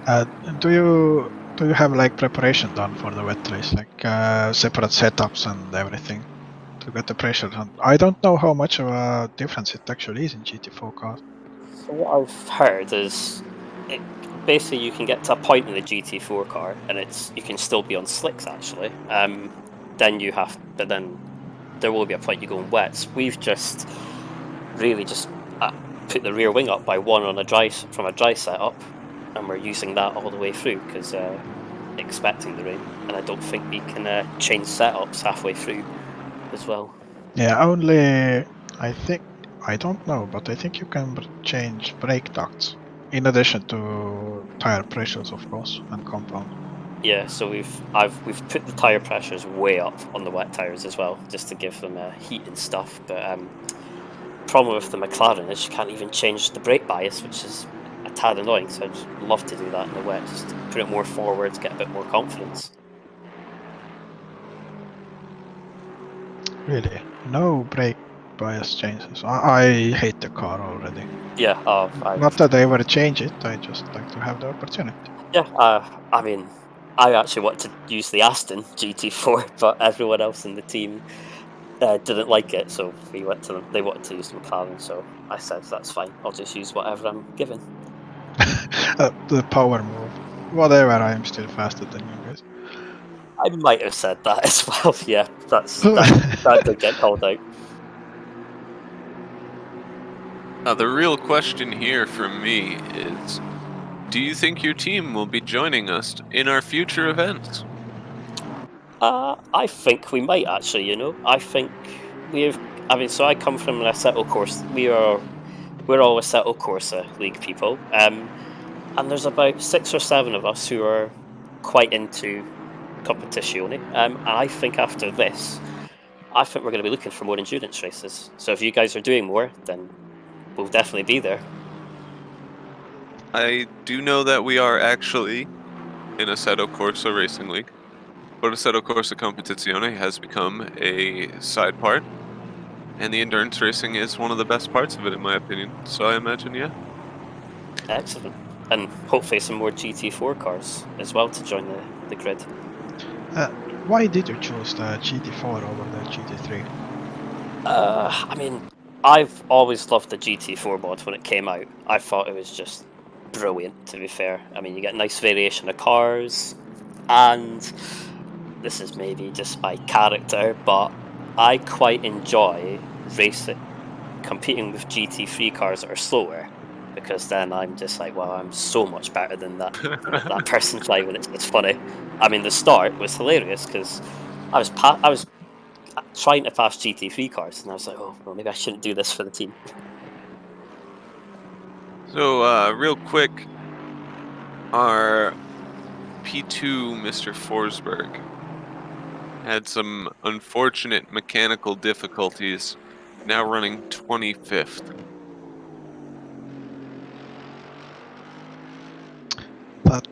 Yeah, that hurts that he got disconnected. But thank you for the interview, Martin. We'll be keeping an eye on you, and we hope you get a chance to fight more GT3 cars when it starts raining. I hope. Yeah, cheers, guys, and cheers for the stream. It's looking pretty good so far. See you guys in a couple hours, probably. Good luck. Just take care. I think there's a good chance we may see that man on a GT4 podium today. Yeah, even if he has to drag his team there kicking and screaming. Yeah, it doesn't matter what they want. Michael's doing a phenomenal lap in the lead here. He's significantly ahead. Is he a full lap up? No, No, okay. Timmy 19 just hadn't seconds crossed the ahead line of yet. Timmy. I wonder how much of that 20-second gap is the time Pete spent in the gravel trap. Like half, maybe? Well, I can give you a number actually. So Forsberg was 8.5 seconds behind Pete when Pete went off. And Pete ended up about 2 seconds behind Forsberg. So, yeah, about half of it, 9 seconds or so, since the pit swap. Although, does the swap add time? Did we determine that? I don't think it adds beyond the fuel I and think it takes tires. the same time as fuel and tires. Yeah. I can definitely get in and out of a car faster than 4 people can take my wheels off. I've been to Detroit. Do you have to get out there to stop them? No, but they'll take your tires off at the lights.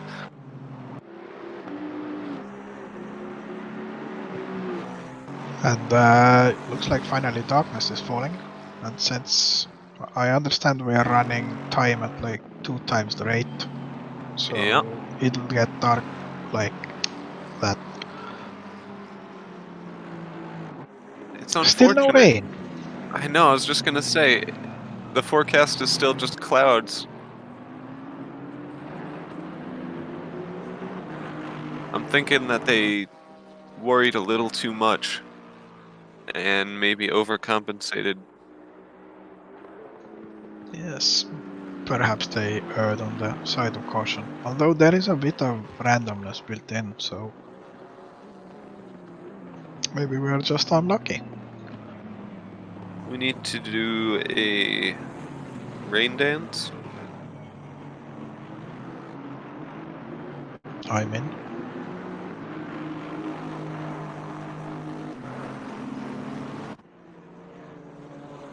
Michael is really just killing it. I've had my second screen watching him for a while now, and his laps just look kind of like a robot. Yeah, boring, isn't it? Now that he's not battling, he runs the same line. He runs wide in every same place. Maybe he knows something we don't. How to be fast. That's probably why he's racing in the SRO championships and I'm not. That's why he's driving and we're only talking about driving. Because if you can't do, then commentate or teach.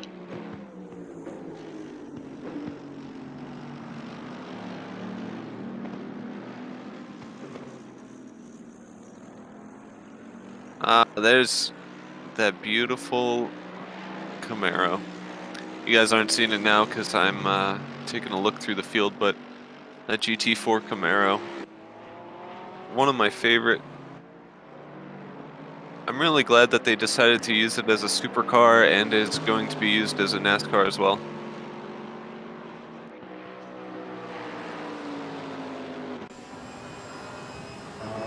Ooh, turn your audio up and you can hear the roar. Yeah, the Camaro, it looks great, but it sounds magnificent. Fun fact, I know that the driver of, well, one of the drivers of the Camaro is Hugh Messenger. He picks his cars based on how they sound.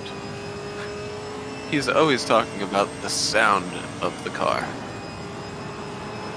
Pretty sure it could be a full 2 seconds off pace, and if it sounded better than the competition, he'd drive it straight to the finish line. Maybe he'd even keep the revs on the red line without, shifting up, just to hear the noise. Oh, geez. Well, we had some blue flag failure. Car 270, 5 seconds. Small, I guess they had an impact with teammate. And that also ends the live stewarding. So, you animals can go crazy now. They can't catch you until later. I do like this live stewarding though. Yeah, it's nice. It's aggressive and I don't know how much the drivers like it, because like a third of the field has gotten 5-second penalties. yeah, but they don't have opinions that are valid. Of course not. They are animals who only dance for our entertainment. They're adrenaline junkies who should be glad we let them out of their cages. But for real.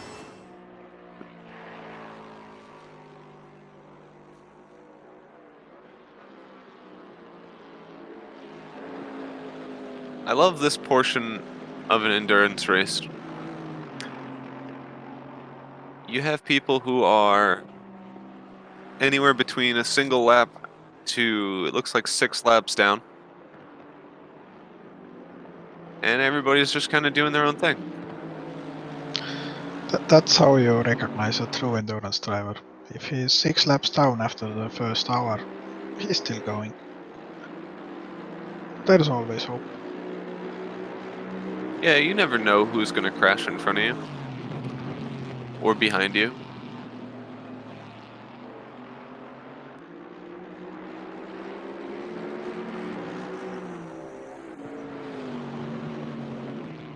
Unfortunately, it looks like there's only a single potential battle. If I can find my cursor.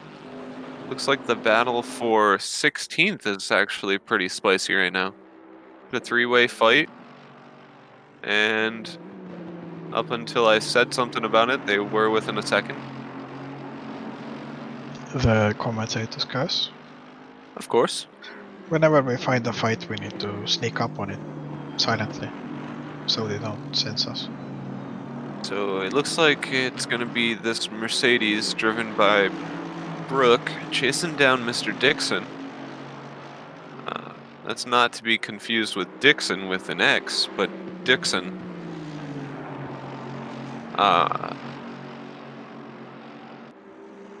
He's...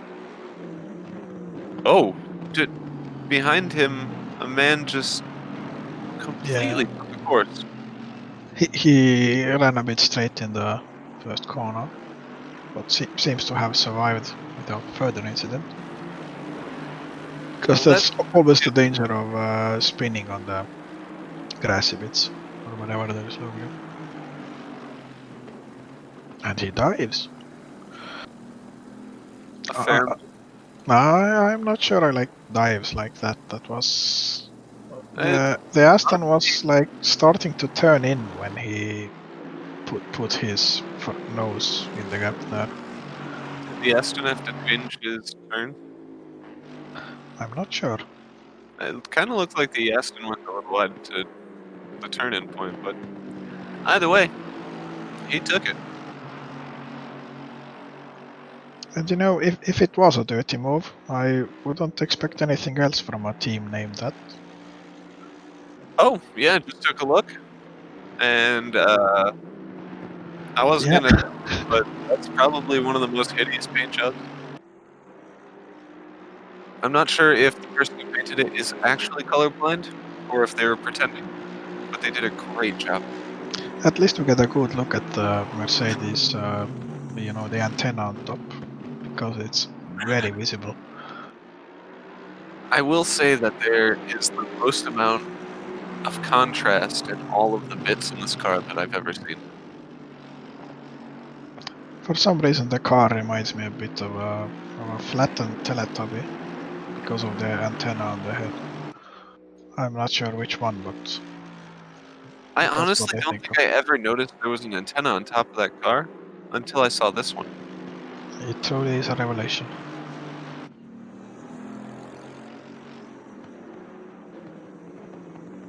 Oh, and Henry. Yeah, Henry is catching Vienna. That's what we need right here. Henry is a spicy man. And I've talked to Posse about him. This guy, he's just like an aggressive young guy who is always fast as hell. And he's on a quest to go faster. Yeah, and Vienna is also fast and also aggressive. barely a race goes by where he's not involved in action. Let's call it that. So it will be interesting to see how this shakes out. If they fight each other very hard, or if they use their good pace to catch the people ahead and work together.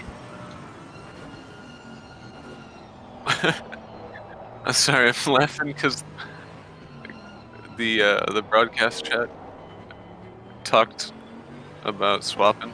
He called us the drivers, and I thought about doing a driver swap. Hot swapping in the seats. Oh, I see the cameramen are already fed up with us. Which is fair enough. Now, I think that Henry is the fastest on the team for Koof. Who was Team Koof? Kimmo, Pasi, and Henry. Then, yeah, Henry is the fastest. I don't think he has the most experience. He's the youngest of the team, but he just has a lot of natural talent. Yeah, he works hard and he has talent. I always like seeing like a younger person, especially when they're working with older people, just quickly excel right past that barrier, and No, I don't like it. I don't like it when anyone is faster than me. it reminds you of your age. Yeah. When I was going to my local track, I was doing some karting. I ran into this young kid. He was like 14, 15 years old. He was so much faster than most of the adults that I had raced. I was like, this kid needs an opportunity. Somebody, please. And it took a while, but they finally let him race with the rest of the fastest people in the leagues. And it's frustrating when you're young and that's the only reason somebody looks differently at your level of skill. If you didn't know Henry Berg was pretty sure he's still a youth, you just see him as one of the fastest guys out there. Indeed. Speaking of, I know it's a strange thing, but you see a very small number of female sim racers as well, which I think is such a strange thing because there's such a small barrier of entry.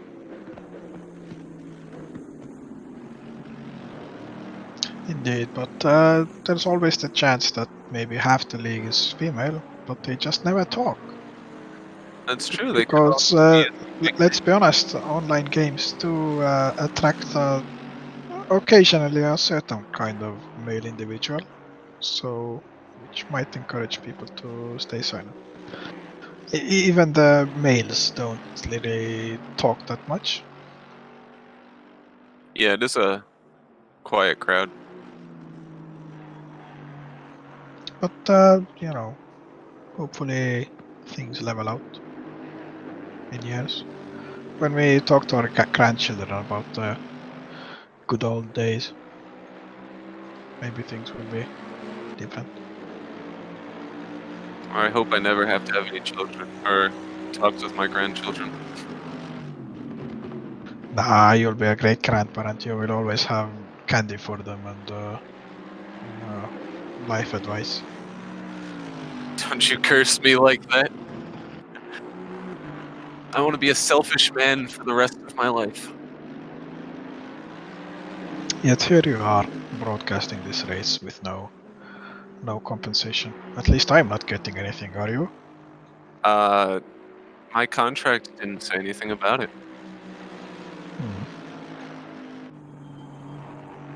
That's why when I thought about purchasing a fancy new microphone for today, I remembered all of my failed contract negotiations.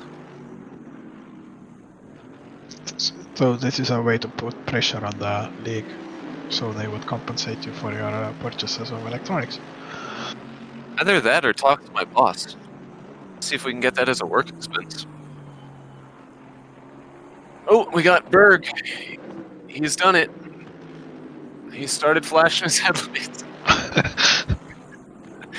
I love the power move. It's just so unique to racing. There's no other way to communicate with these people, so you just gotta flash them. Yeah, and then hope you can communicate a whole novel's worth of of things over just flashing. Each press of the button is not a single flash of the headlights, is it? No, you press it once and then it flashes for like 3 or 4 times. That's miserable.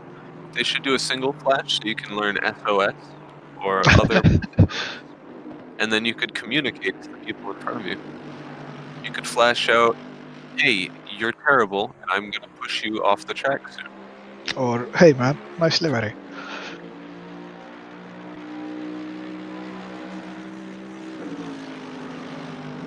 I think So, Henry's probably gonna be looking to make one of those end of stint moves that we saw from Michael.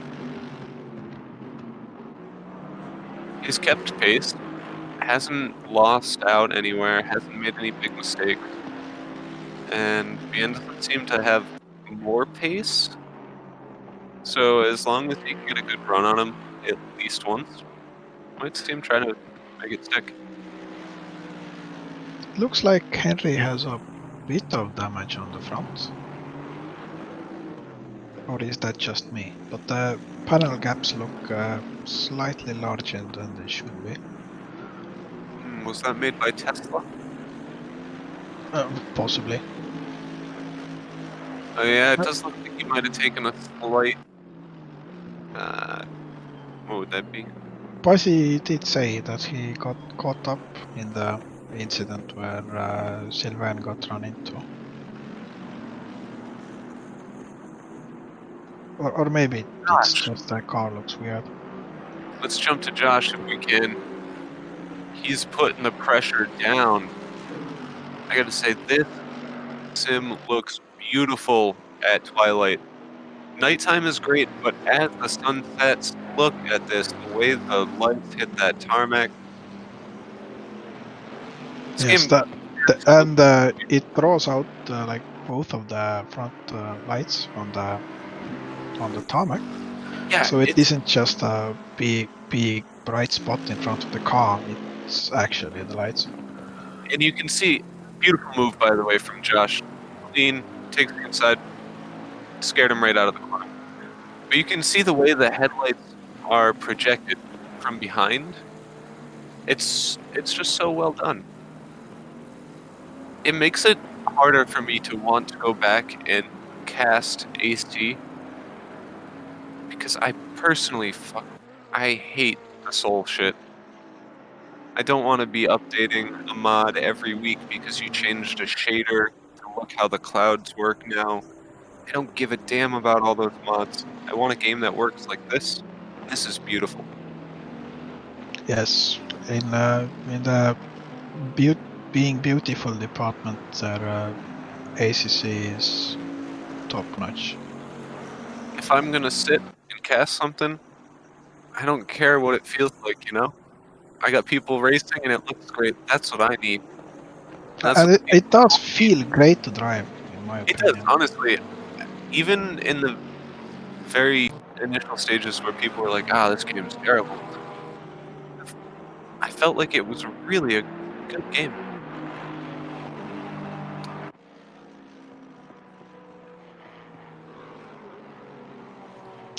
It's Sorry about that. just a shame that, for example, like 10 minutes of the driver briefing was taken up as they explained the procedure of driver swaps, so it wouldn't bug out and or crash the server. So, you know, there are things to improve still. Brian Black is all over the back of Tom Hugendorn. What a great name that is. I've been It waiting to is. say Hugendorn. I hope he gets into more fights so we can say his name more often. So far, though, it's looking like Mr. Black not finding his way around, but as they go around that GT4 traffic, he gets even closer to the back. We are coming up to 2 hours elapsed. We're going to be swapping out caster soon. At least I know I will be swapping out. I hope there is also a replacement for me, because my throat is parched. I believe you will hopefully have a replacement. Oh, Black goes flying across the grass there. That was some Colin McRae shit if I've ever seen it. Even better, he kept up, like he barely lost a tenth. All right, actually, he lost 2/10, but still, for men careening across the grass in a GT3 Ferrari, 2/10 is negligible. You could lose that by braking poorly. Just goes to show you that Ferrari's entry into the WRC next year is going to be very successful. Don't get my hopes up. I'm not a Ferrari fan, but WRC needs more teams. It would enter the Ferrari Superfast, I imagine. I would love to see a Ferrari WRC car take on like Turkey or Argentina. When Porsche first went to rally, I was like, this is a joke. Oh no, and there it is. You hate to see it. Unfortunate. A little bit of GT4 traffic, backs up Hugendorn, Black taps him from the back, and that's going to be a spin. Lost a position. Ryan Black will take it. Black Oh, lucks out here with no live stewarding at the moment. yeah, he's going to make it clean because of that, but he will probably face the wrath later. Victorious Secret will not be so victorious after that maneuver. And we're going to have a replay coming in soon. I say the darkness is set in quick with this. We're on 2 times speed for reality.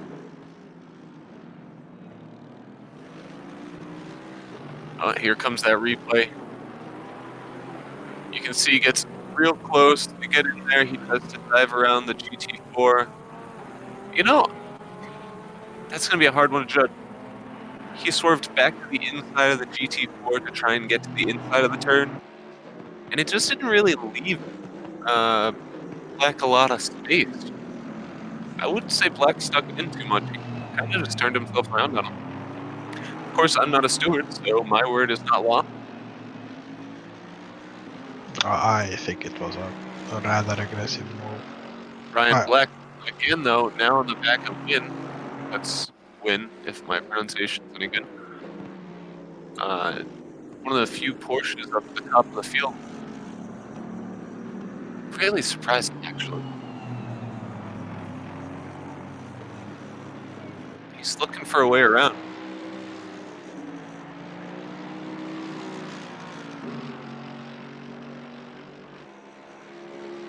Hop back on board with Ryan here. He's looking every which way and to the outside. And further up the field, Pierre Schlager is going for that podium position. Nice. With the Volkswagen hot on his tail. I don't know if it's going to be possible at all, but if a replay of that move Black is possible. He did that section really well. Meanwhile, we got Rob Spleen. I wonder if that's his real name. I hope not. He probably got bullied. Oh, and he makes a mistake. This is part of that Unicorn and Griffin racing that's going to be driven by Philip earlier. Philip had a phenomenal start, kept going, and unfortunately for him, Pierre has just kept his dominating run going. There's a man off to the side there, off the track. I'm not sure who it was. VW12 Bava W12. I'm just gonna call him Volkswagen. Well, he just got around Rob himself, so that's going to be another one. It's tough for Rob. I think he got shook a little. Some people recover a little faster than others. Wow, I just noticed a small detail there. The light through my headlight going into the back bumper of the Bentley, you could see, I imagine, the exhaust through a little hole in the bumper. It was just such a neat little touch. You can stop shilling for Kunos now. I don't think they'll pay you. You'll have to Honestly, buy your own microphone. I love little details. It is cool. Even all the lights shining, like for example on the front of the Bentley. It isn't just the headlights. There's those lower ones and the LEDs in the grill. It just looks good. I like how some of the people have opted not to run the LEDs. They are fools. I mean, their car should be lighter now.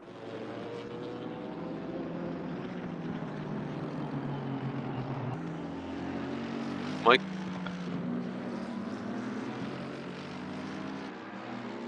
Ooh. Okay. Henry 5 seconds behind BNM Major, so I wonder what happened there.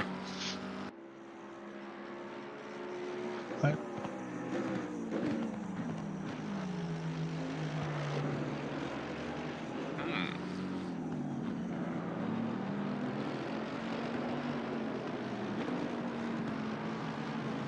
Yeah, Dan Terry's last lap was 2:03. So he must have had. Hold on a second. So Henry and Dan both have laps in the 2:02, 2:03 range last lap. I imagine they must have had a small coming together, which benefited BN.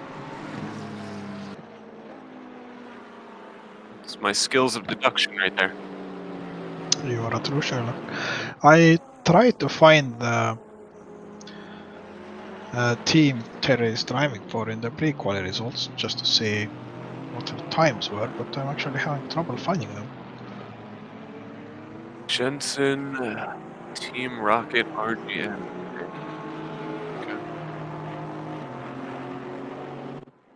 Oh, there they are. He's simply listed as DT and they have a different team name on the site. But yeah, Terry seems to be the slowest driver on the team, about 2.5 seconds down on his teammates. But he's still in P8, probably P9 once Henry catches him. That is so very strange. Their team name changed mid-race because I believe it did once say ACC Sim Series.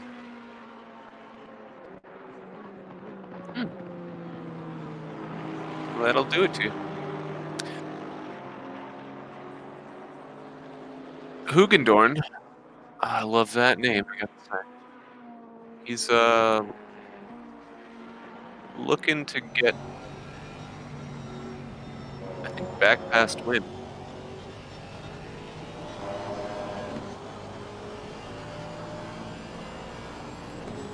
A little bit of pressure there, but two of them have been lapping similar times.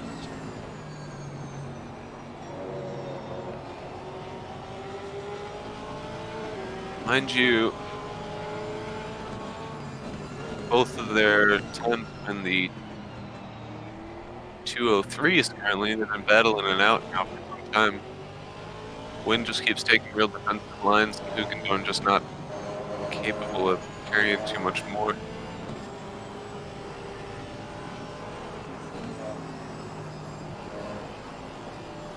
Really beautiful onboard shot here.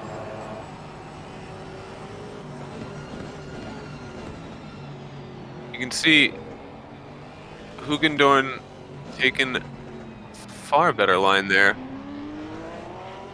But does he get a better exit? Not so much. Now, Wynn taking really, really defensive lines to the start of that section. It works out for him though because he keeps coming out at the end of the sector ahead, and really that's all that matters. Although he continuously runs really wide, and I feel like he's just braking a little too late under the pressure. And that's probably one of the reasons that Hugendorn is able to keep up with him so well. Both of their lap times are suffering. They're both pushing 2:03s currently. They're both capable of 4 seconds faster. So the pressure is definitely affecting Win. And yep, he there he made a goes. mistake, and there goes Hugendorn. You can see the speed difference there. He really threw him off. Hugendorn just carried so much more. And you look in that top right corner before it disappeared, it is getting dark out those windshields right now. Yeah, another nice detail I noticed on the onboard was that if you're following someone, you don't just light up their car, you also use your lights to cast their shadow onto the side of the track. That's a nice touch. I love night racing. There's a lot of eye candy. I wish they were running their cars even lower and going across heavy curbs a lot, so we would see more sparks too. Yeah, this is a very flat track. Maybe we'll do our next 6 hours at Laguna Seca. Oh god. As long as it's not Sandvort or Hungaroring, I'm happy. I really enjoyed the Bathurst event.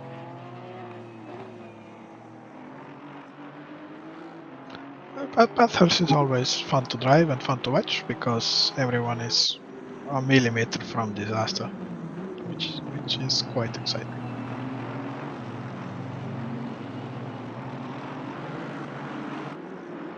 We finally see a fight.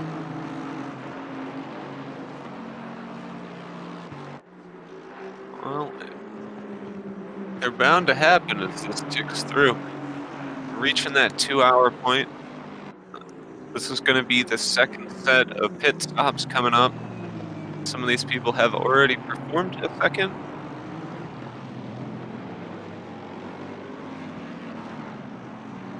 I believe we actually have one of them in the pits right now.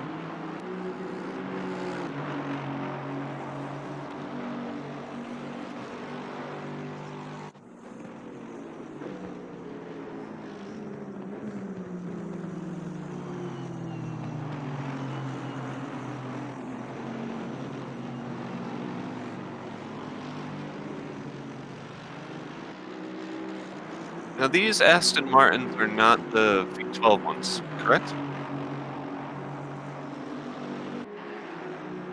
Pretty sure the V12 was retired already.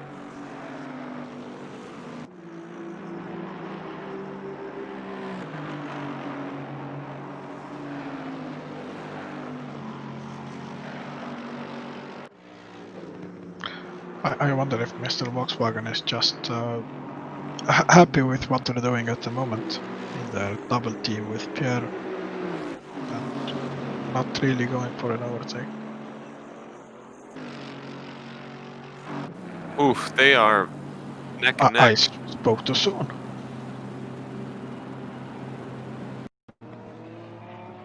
Do you think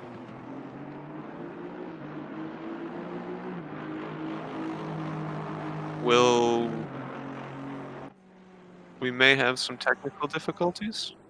Not sure. This is of course all part of endurance racing. We shall see as they come up either way. Pierre has been doing so well. His run from, I think it was 15th? Yep. Phenomenal. But this guy has just really run him down. So, quite curious. Do you think this comes from Pierre being a little fatigued?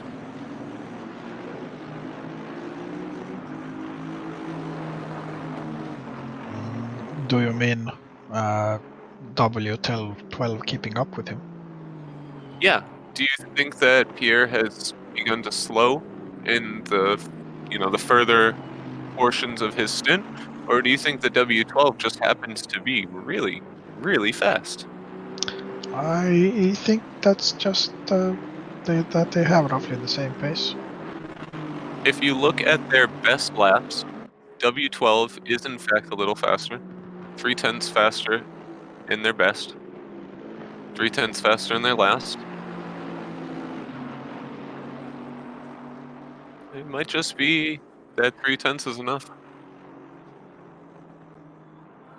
I'll tell you, if Pierre does not pit soon and swap out, he's going to be losing that position on the track instead of in the pits.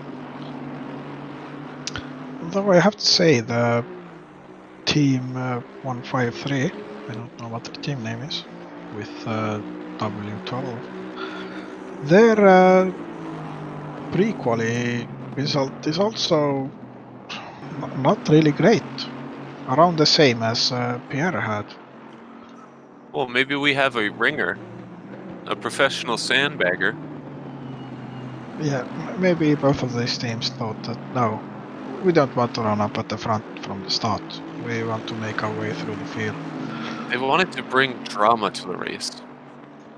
which is appreciated greatly. Either way, Schlager definitely is going to have to find a little bit more pace if he's going to want to keep Volkswagen behind him. Oh, he just surpassed that 2-hour mark. So I think I'm going to call for a nice fan immersion moment. Go ahead, turn that audio up, jump on board, do a quick swap out with my co-caster. Going to be replaced by Jeffrey, I believe. So it was really good, Vaffel. Had a lot of fun. Maybe I'll run into you again near the end of this broadcast. I hope we do. Thank you for joining me. Awesome work from the camera crew so far. I can't wait to sit back and relax for a little while, watch it, and I'll be back later. Yeah, and I'm gonna make myself a cup of tea. Enjoy that to get in the mood for the next stints. See you guys around.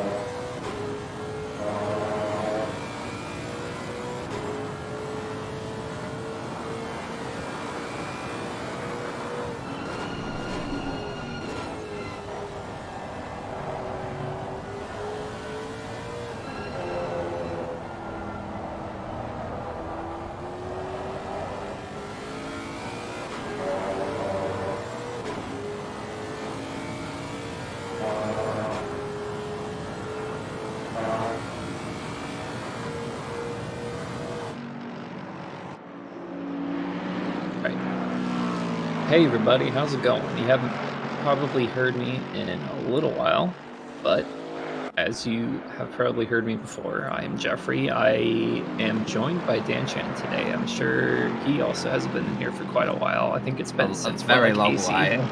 Yeah. Because God, Yeah. I mean, it was like what? It was like F3 spin races or something. Yeah. It was the F3s, and I think it was before the second season of the Porker Cups you guys did. I think it was way back. And this is But, also, is this your first time doing ACC? I feel like it is, but also I already had the like the little broadcast app, the director for ACC. I had that Okay. installed. I remember doing some testing with it ages ago, so I don't know if I actually did anything, but yeah, I've not done I don't think I've done an official broadcast on ACC or anything. So yeah. All right. Well, there you go. This is gonna be fun then. Yeah. So why are all these guys just driving around? Why aren't any of them like shooting each other or anything? What's going on?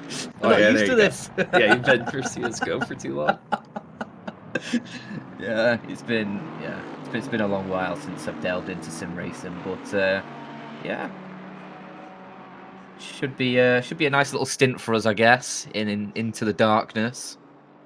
If I'm not wrong, I think it's been really the sort of number 7 Mercedes and the 577 Lexus that have been sort of fighting with each other for most of it, and we have a car off. Number 36. Looks like the number 36 car. Yeah, that is the R Motorsports car. I believe it looked like they just got loose there through the S's. It might have been a little bit on the braking there. I don't know if they came out of the pits just recently, but I would assume that they might be having a little bit of tire struggle. Okay. So there's confirmation that, yes, they did just come out of the pits, so they're probably on a little bit of cold tires right now. It is a little bit colder. It's 18C. So it actually just dropped to 17C, so there you go. So it's probably going to be a little bit hard to get some temps into the tires. We'll have to see about that. I definitely think that it'll take a few laps for sure, maybe like 3 or 4, just to get some decent temps into there and also pressures as well. So it goes around the outside. That was a little bit of a bump there. A little bit of some risk there. They're really going at it, aren't they? Jesus. Yeah, that was that. I think that was actually for position. So we have a full position drive through. That was definitely for position. That was the P6 car. That could spell quite a difference because that is a long stop for them. Yeah. That's not going to be fun for them whatsoever. I mean, they're currently P6. I mean, the lap down. That's not going to help their chances of getting back onto the lead lap. So that's going to put them down possibly almost all the way to the end there, which is quite a long ways. I think that would put them down probably like P20, P25 even. I mean, it's all the way back in the field there, so that's pretty significant. Yeah, I'm just trying to figure it out where they're actually going to end up, but it's they're not going to be in the top 10, I don't think, at least. I think they're going to be sent further back. Actually, no, because Bloomfield currently driving the number 33 is a second lap down right now, I believe. So they may come out just into 9th. Okay, yeah. It's not too bad then. They're still going to be roughly in the top 10. Yeah, I think so at least. But, certainly not help their chances of fighting into the top 5 anymore. They're going to have a little bit of a slog ahead of them, which is unfortunate. I wonder, actually, let me just check something.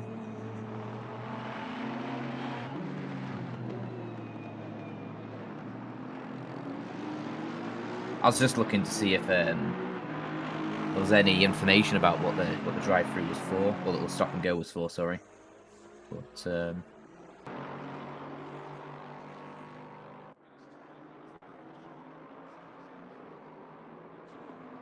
Okay, so we just go back to a little bit of the GT4 field here. We don't have a big field. We only have, I think, about, what, 5 cars right now that are left in the field. I don't know if they're actually... I don't know how many left are actually driving. It looks like there might only be a couple left here, but we do have a few that are still going. Let's see the... oh goodness, the number 610 car there, BMW. It's actually ahead of what looks to be a few cars. Okay, so we do have about 4 left. That's what it looks. Oh yes, we do have 5. Okay, there we go. I was missing 1 car.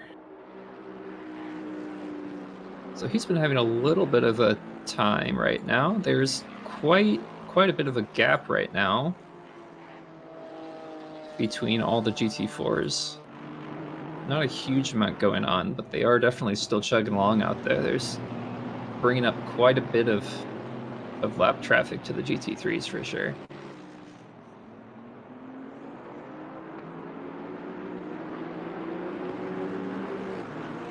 yeah, Runar currently in that 610 BMW, leading the way in that GT4 field. As you mentioned, we have Jack Mekov currently in that number 27, second place, Hugh Messenger. A name I do remember from the good old days when I was around. In a Camaro. An interesting car to choose. I do like a Camaro myself. I love a big American muscle, even though I'm from the UK. Something about an American muscle car just sort of gets you going.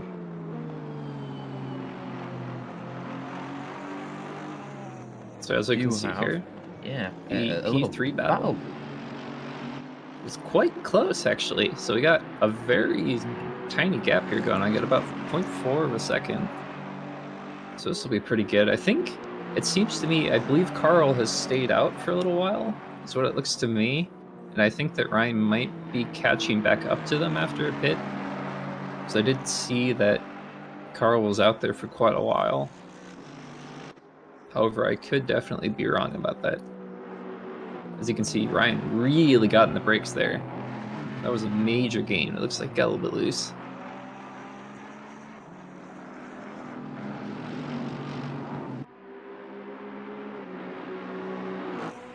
I mean, it's still like just under 4 hours of the race left, so not really. I don't think drivers are going to be trying to fight life and limb for these positions at this point. I mean, it is obviously good to get positions, but sometimes it's better just to bide your time, wait for a better opportunity rather than trying to force a pass. And right now, Black behind Geary, he's got what looks to be the pace, but just not enough of it to try and force his way through in that Ferrari. I can really see, especially through those turns through there, he really does gain quite a lot under braking. He gets right up to the rear bumper, and then I think he just struggles a little bit down the straight. As you can see now, he's right on that bumper. He might be able to get a good draft here. Let's see if Gary defends. Looks like he might. But just that draft just doesn't result that much. Looks like you really have to dive under braking there. As you can see, he does that. Looks like Ryan might get this to stick, but he's going to have to go around the outside again. It's going to be quite tight. A little bit of a bump there. Not too bad. There's a the GT4 traffic there that might make this 3 wide, which will be a little bit interesting as we see they go 3 wide. But it looks like it's a little bit close, but we're good. Gary keeps the position for now. Good little battle going on here. Yeah, and this is for a podium position as well, so definitely a bit of pride with this if you can try and pick it up. Obviously, there's still plenty of time left in the race, so picking up a position here isn't going to be the be-all and end-all. Definitely a long way to go, but showing pace here is obviously good. Showing pace through the night. We've got a lot of night driving to go. As in game, we're just getting towards 11 p.m. Heading into the darkest dark of the night. I definitely do want to point out too, I know we said that there's a chance of weather happening. It currently doesn't seem like there's going to really be anything happening. I mean, we've had for the past 2 hours and just about 17 minutes now, just absolutely nothing. I mean, it's been pretty much perfectly dry the whole entire time. Oh, as Gary got a little bit loose, looked like it made Ryan panic a little bit there. Across the grass. In an unorthodox line. So Gary's probably feeling the pressure here.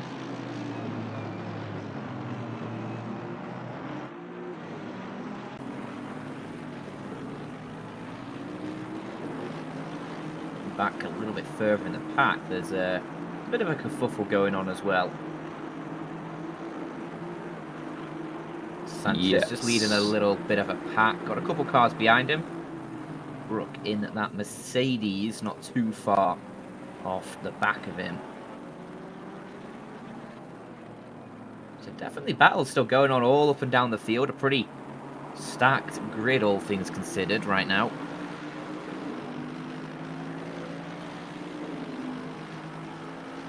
Brooke trying to see if that's a lap car that's behind him, but I think my timing might be messed up.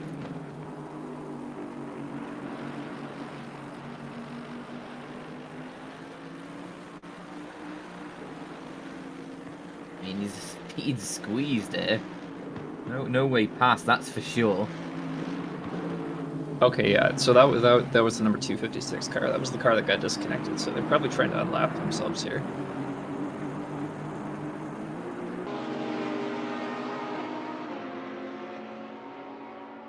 This is a fight. Is that a 3 wide? It's the Camaro GT4 just getting in the way a little bit. Obviously, not really much you can do in that position, but a couple GT3s having a scuffle. Fermion hoping, Richard Fermion that is, hoping to get past the dazzling pink and green Porsche. I think that's probably good colors to have right now.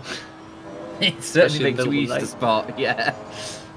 It illuminates quite well.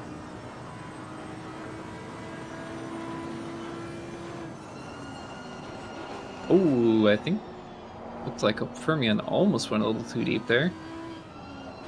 Big old lunge from him. Looks like he kept it just fine. Kept the gap pretty well there.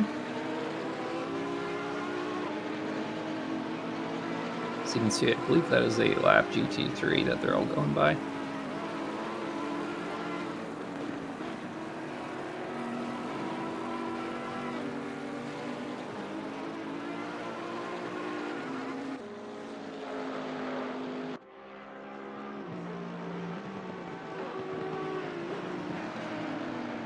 Looks like there might be a little bit more traffic there up ahead.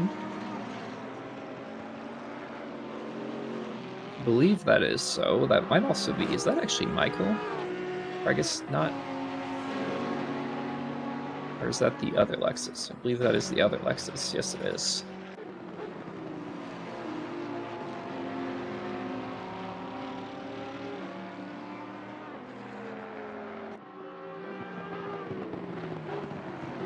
Okay, so that's, yeah, so that car should be blue flagged at this point, which means that this should also play into this battle a little bit here. As you can see, he pulls over, I believe. Yep, that's one of them by. Let's see if he lets Fermion by. It looks like he does. It's not a huge part there.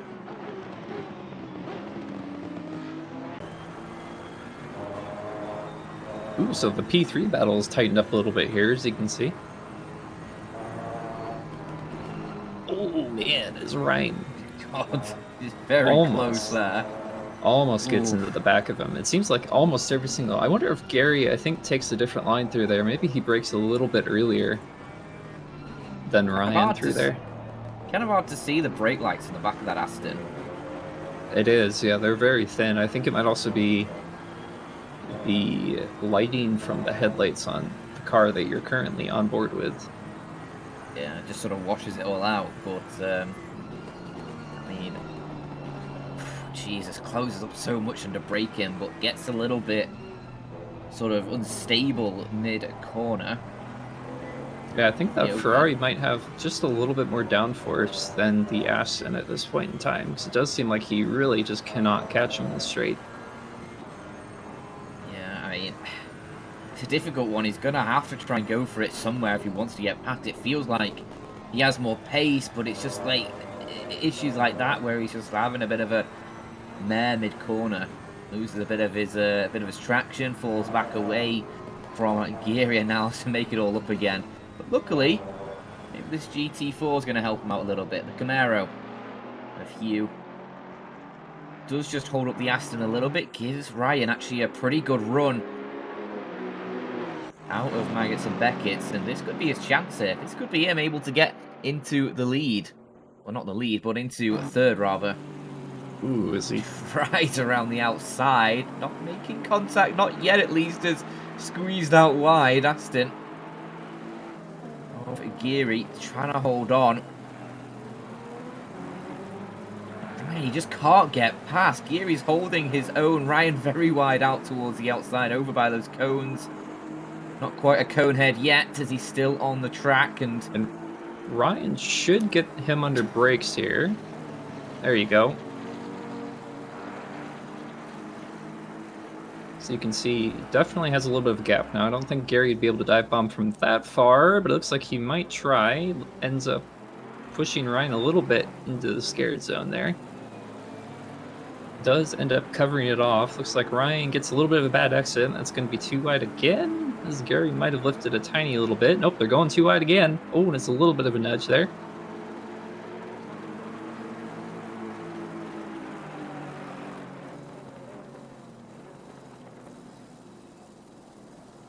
Have to see if Ryan holds the position. It looks like he does, but it looks like Gary's also trying to be quite aggressive there as they get held up by the GT4, maybe a little bit, but not really. Not a huge amount there.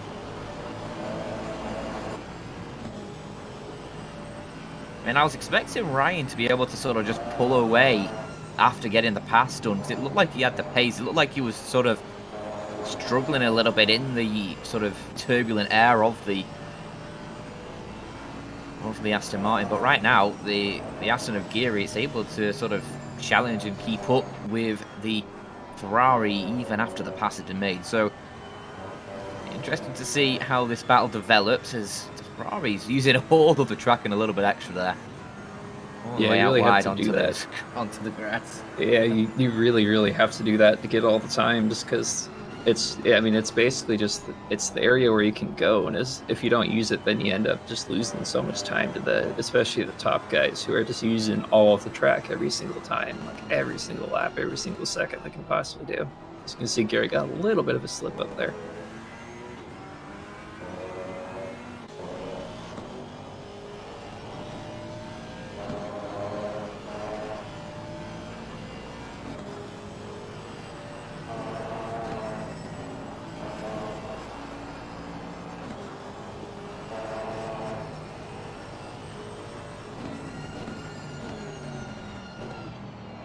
Geary going very deep there. Yeah, he's really Like he was struggling with the brakes there. I think Thought he was going for a torpedo. Yeah, but I mean, I think he's been doing that for the past few laps now. It always seems like it's that same corner where he just goes just a little bit too far.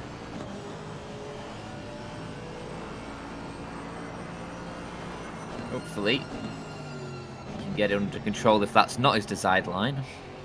You never know. Some people they have weird racing lines, and you never know. But one person who, if my memory serves me correctly, always has the weirdest racing lines. It's Tim May.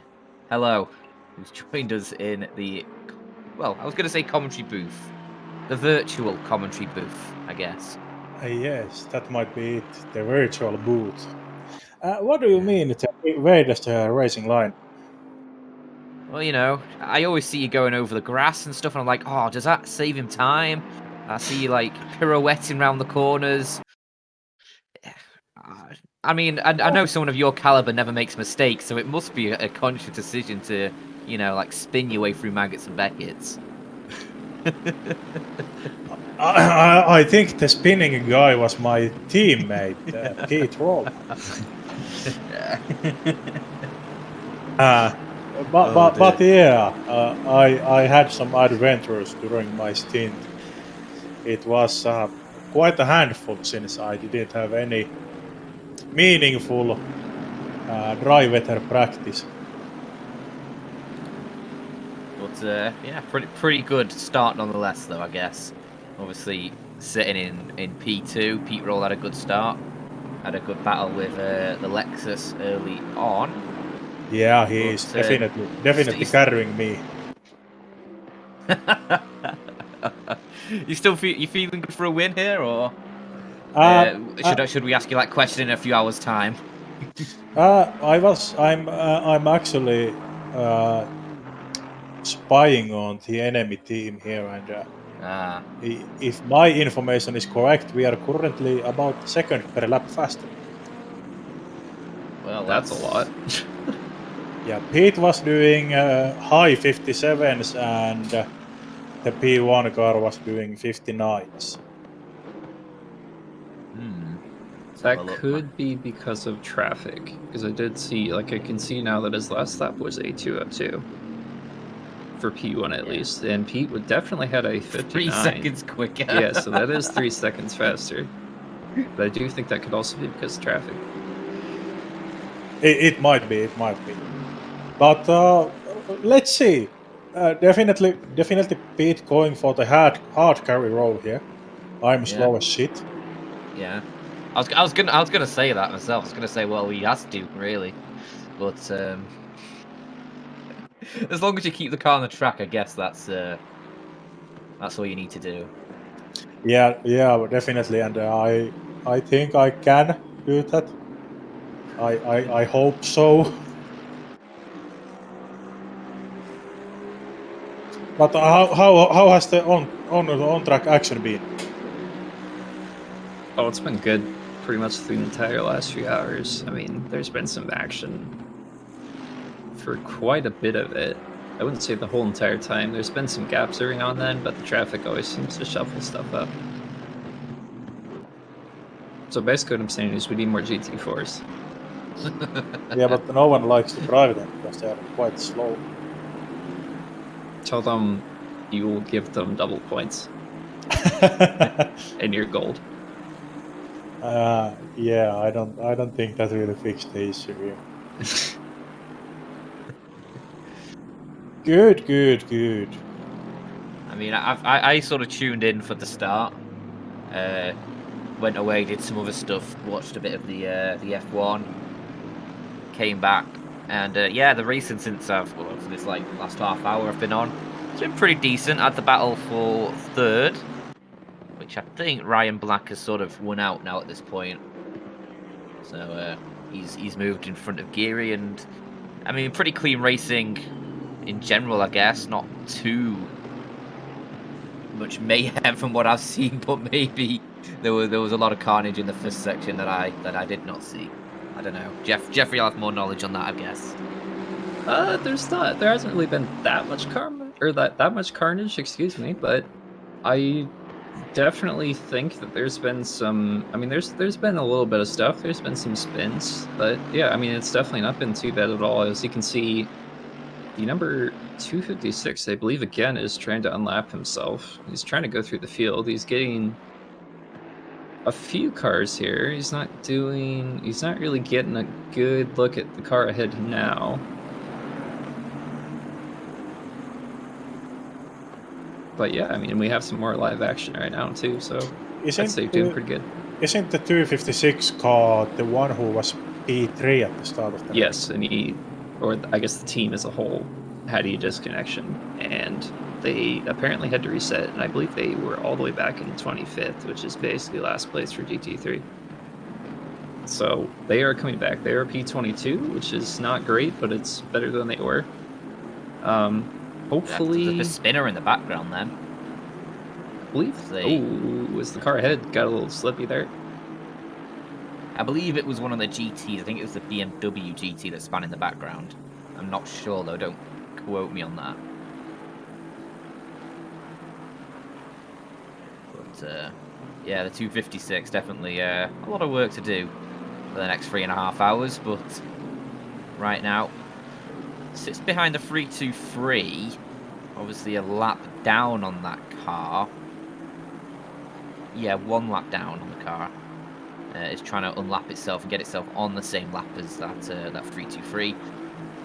Quite aggressive moves here. Yeah, I don't know why. I mean, actually, fair enough. I was about to say I don't know why the 323 was fighting that much, but it does actually back off and instead gets a shunt from. I think that was that actually. That was Sylvian, I believe. I was about to say, was that the 444 car? The Supernova Racing 2. I'm gonna find this out. Yes, it was. For a moment, I thought it might have been the Pete Roll car. That was a pretty hard hit. I hope they don't get damage from that, because that was... I mean, that was like a pretty good door bang there. Of course, the ACC's damage does not do a huge amount, which is probably a good thing in this case. But it can definitely, like, if you get enough damage, it can definitely hamper you for sure. Yeah, I think it's more when the contact is sort of against the wheels that it's that sort of bangs like that can create problems. Like when it's just bodywork to bodywork, it's generally not too bad. So we do have a little battle going on here from 6th to 8th. Because everybody, it looks like, I don't know if Vila maybe had a little bit of a holdup just because of that little bit of an accident there. And I think it does look like Ashley here is trying to go around the outside and gets it done. That was a really good move. Yeah, Sylvian went a little bit deep into the corner and ended up sort of out on the dirty side of track, out on the not the racing line, and that was sort of a free pass for Ashley to charge on through, and a place made up. One more ahead of them, Hazy Malinan in the AMG in front. Another victim for Ashley perhaps in that NSX. Actually, no, it's not the NSX, it's the 720S. Yes. I saw the Jensen Team Rocket colours and instantly went to the NSX. That's fair. Yeah. Apologies. Ooh, so we have a replay that's coming up here. I want to see what that is.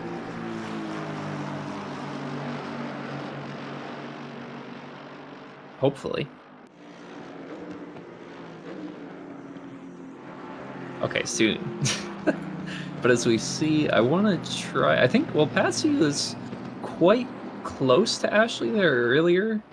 I would assume... Oh, as we get the replay here. What actually goes on? So I feel like I probably missed something. A little bit of side-by-side action here. So that's a 220 in the 74, is that? Very squirrely from the Bentley. As it looks like. Pass completed. Not too much issues with that, I believe.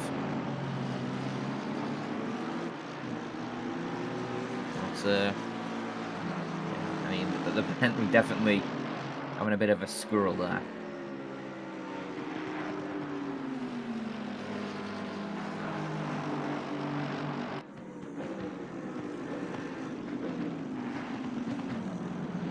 And I definitely need 2 monitors right now. That would be great. Because I have way too many windows up on my screen. 2 monitors is a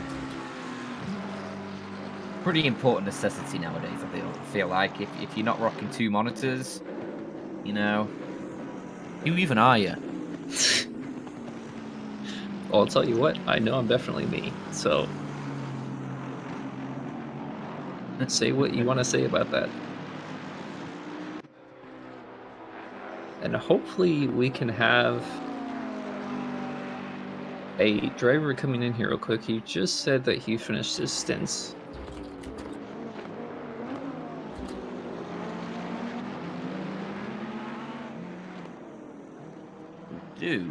As we just wait for the driver to hop on in, we do actually have a battle on your screens right now. It's the 153 that actually received that the stop and go penalty earlier. The Bentley currently engaged in a battle, has Jaden Burke right behind in the Ferrari and very deep, and 2 very different lines. There's the cross country route from the Ferrari to avoid the back marker, and he's trying to stay on the tail of that Bentley as well as they fight for position. The Bentley's actually the first of the cars that's down 2 laps, and obviously had that stop and go penalty before, which has shifted it down the order a little bit, but right now putting up a stalwart defense against the Ferrari.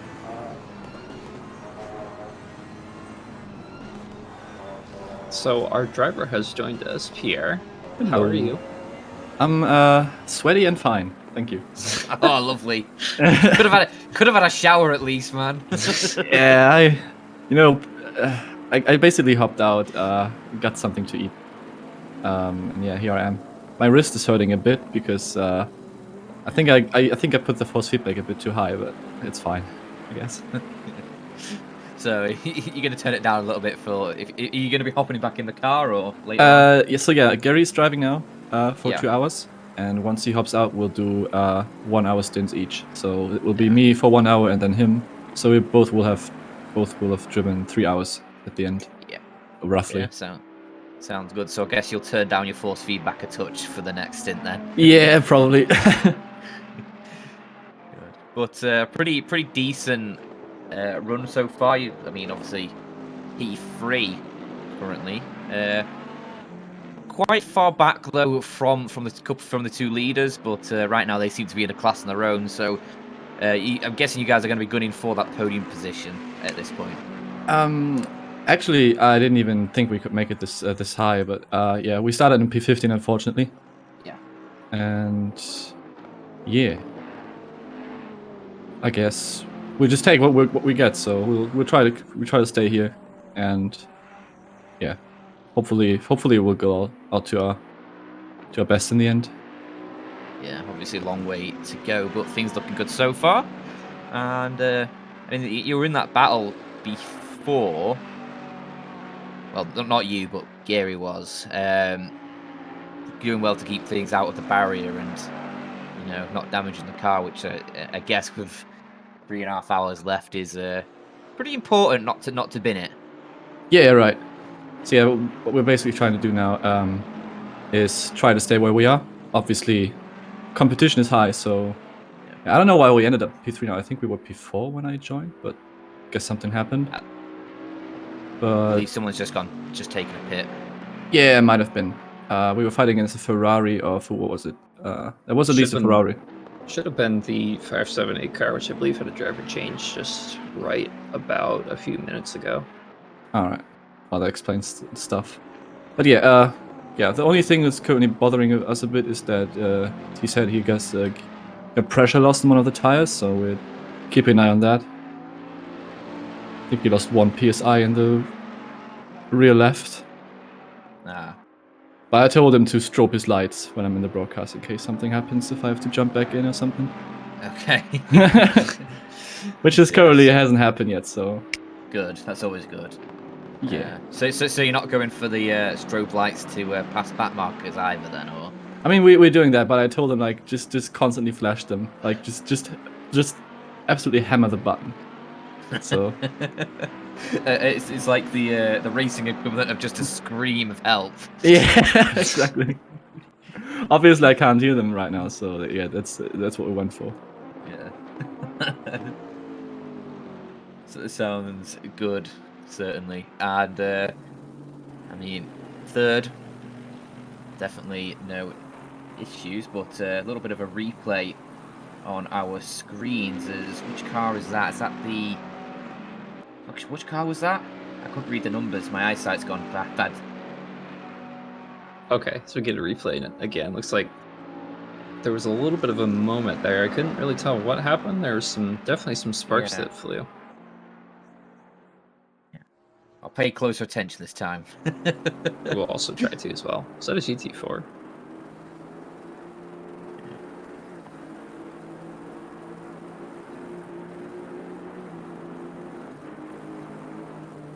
Ooh, that car is now in the pits, so something big happened here. Ooh, did they lose a tire? Engine? No, tire. Looks like perhaps, a puncture. Yeah. That's the 390. They're definitely in the pits yeah, now. That's probably a puncture. It's all the sparks flying out. Ooh. That's no fun. That front left might have just popped. Yeah, 'cause it's not turning that way anymore.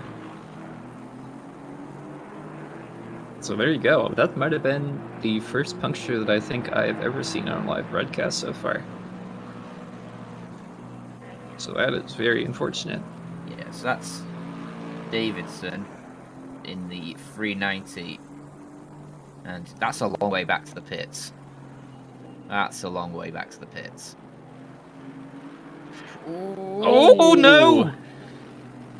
Oh dear, that's not fun. That's just insult to injuries. And which Mercedes was that? That was the red one. It's either Villet or Pete Roll. Well, there's another Mercedes here.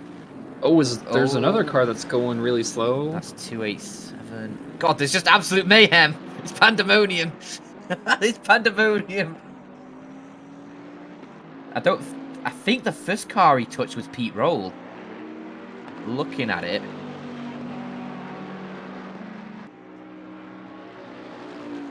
It looks like it. It could have been, yeah. I'm consulting my timing tables.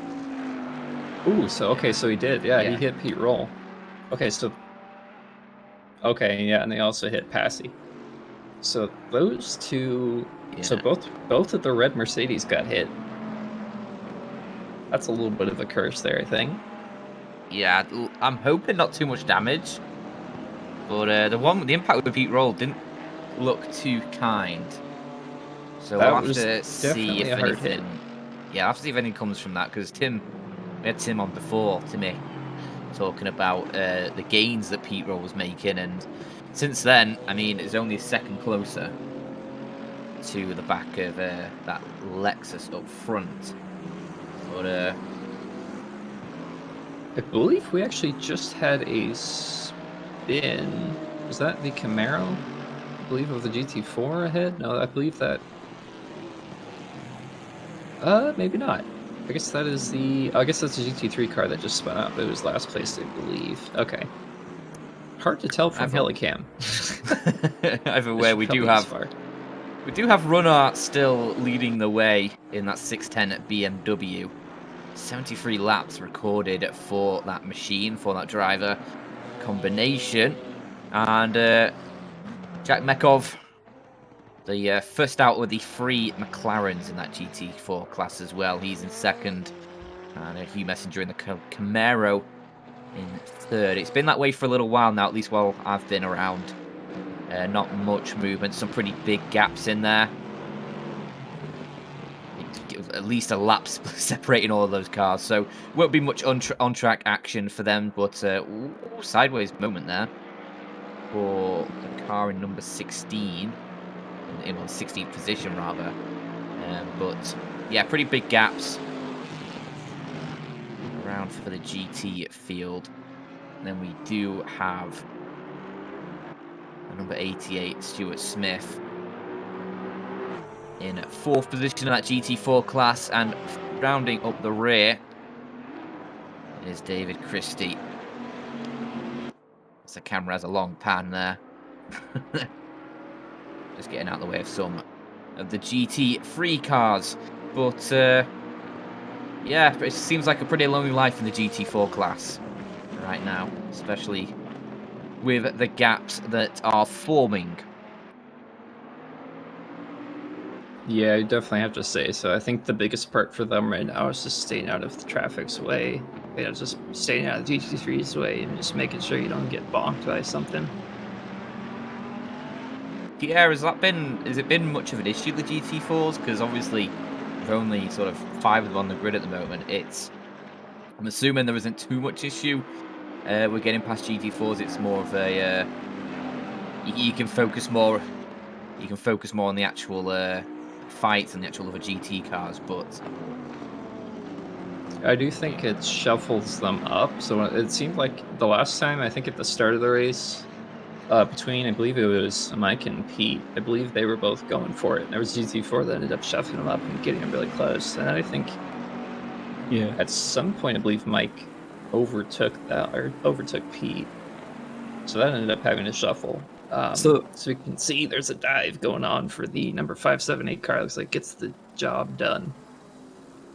So the GT4 is actually like it's not a big game changer, but they spice things up, I'd say.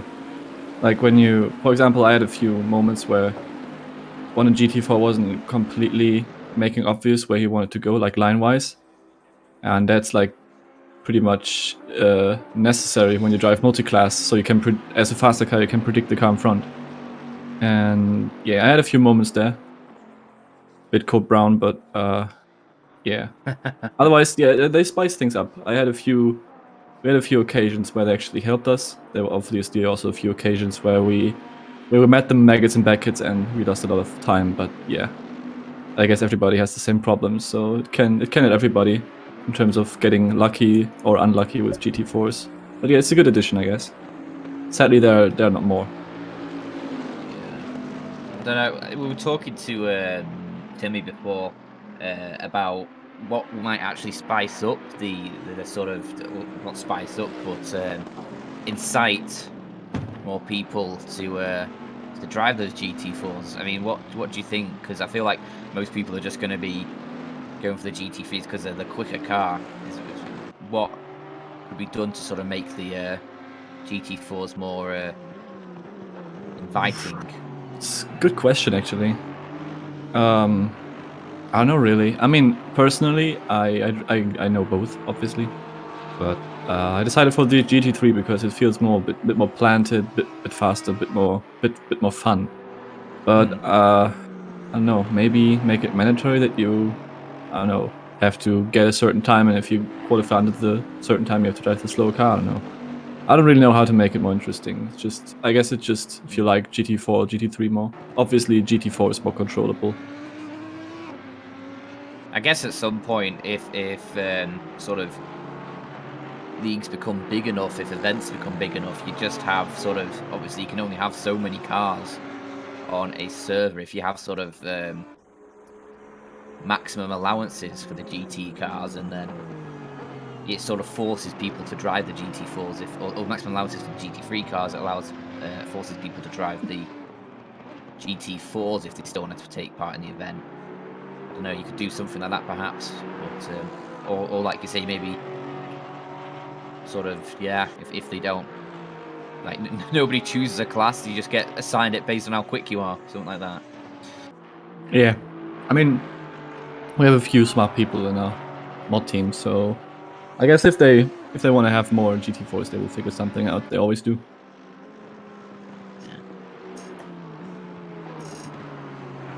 Yeah, that is the way of a dictatorship.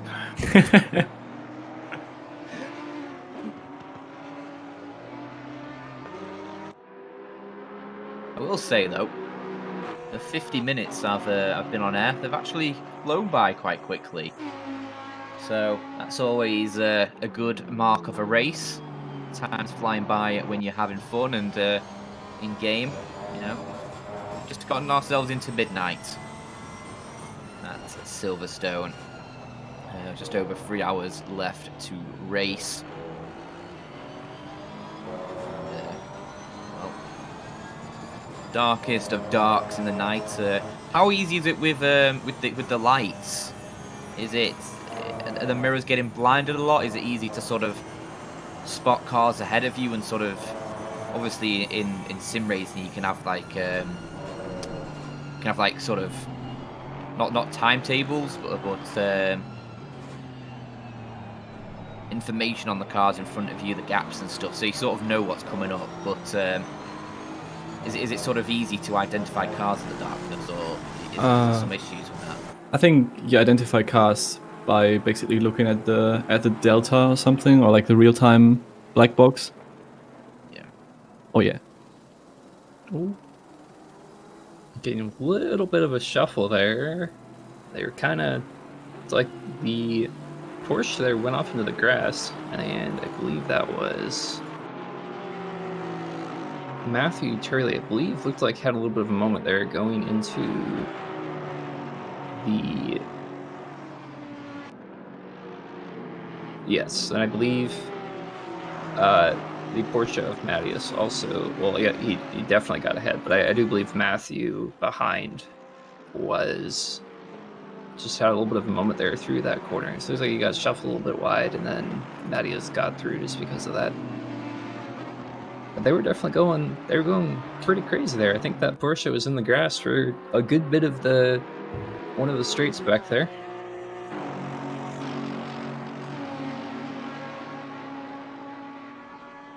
But yeah, coming back to the visibility and stuff. I guess when you want to see who's around in proximity, you just basically watch the delta, or like the how's it called, the real-time app, see who's in proximity, so you know who it is. Obviously, GT4s are the guys you lap in GT3. But yeah, the biggest issues I had with the light changes were when the sun set. Obviously, the clouds broke up a bit, so we got some sun. And yes, when the sun set, especially after the second straight, the smaller one, not the hanger straight, but the one before the start finish line. Yeah. I had big issues with actually seeing the braking point and the apex, because it was also bright. Obviously, I'm also in VR, but yeah, I had a hard time finding the braking point. Sometimes I overshot the corner even. Same with the chicane part before the F1 start finish straight. Also with the long shadows, I got big FPS drops, so that was quite interesting for a few laps. But yeah, and when the sun went down, was all fine again. Then visibility became better again. But yeah, it's really cool when this game works with the lights, the sparks flying off from other cars when they go over curbs or bumps. When it all works together and works out, this game is really, really good. Yeah, massive advancements off of the back of the original Seto course. Obviously, not even really being able to race in at night, not really having lights. So yeah, they've definitely done a good job of really sort of bringing immersion to the races and allowing like this sort of stuff to happen. Because obviously, we've had similar things in like the likes of like R Factor and iRacing, but I feel like with the sort of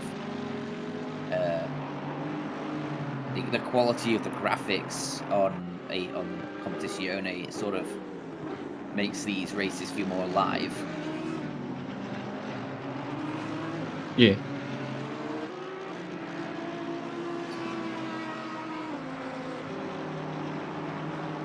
Alright, also with that, I'm gonna leave you again. I might come back later, like the last hour of the race when I finish my last stint. I won't be here, so it'll be boring. But yeah, sure. Alright, guys, have a good one. Yeah, take care, man. Good luck for the rest of the race. Yeah, no worries. Bye. That was Pierre.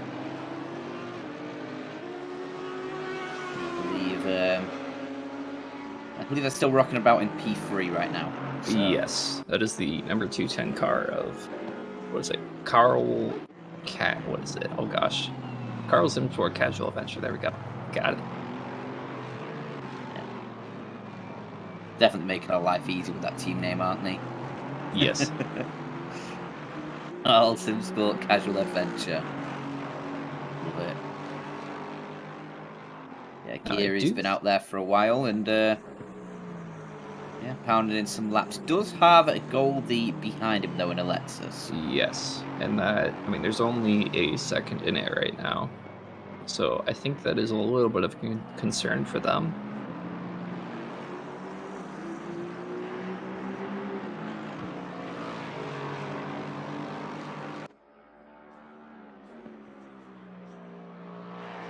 And I think the last lap as well is a good way to show that. 'Cause it looks like Goldie actually gained almost a second to Gary there in that lap.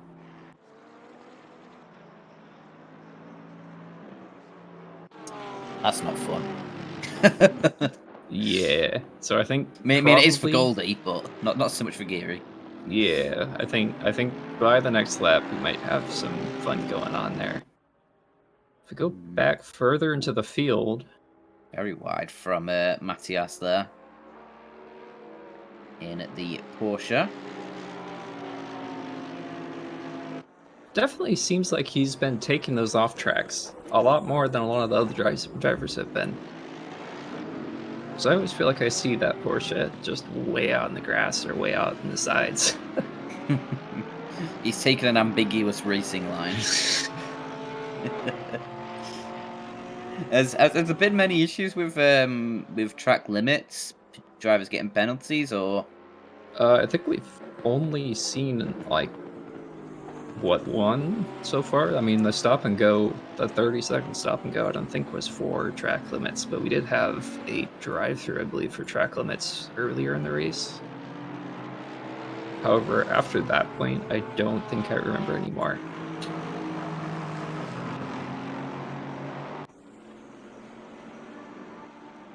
So as you can see here, we have hit just about the hour mark.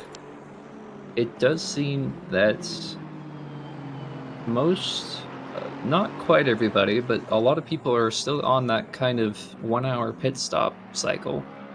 Yeah, so we should see. If I'm not wrong, it's 65-minute stints, isn't it? That's maximum.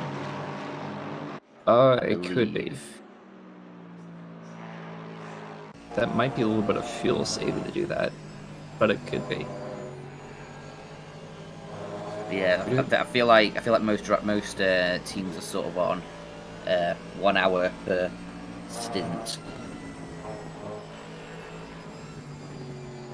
It does seem like that. I did see what seemed to be a few other cars that were doing 30-minute, and I don't know if they came in early, like on the 30 minutes, not like every 30 minutes, but...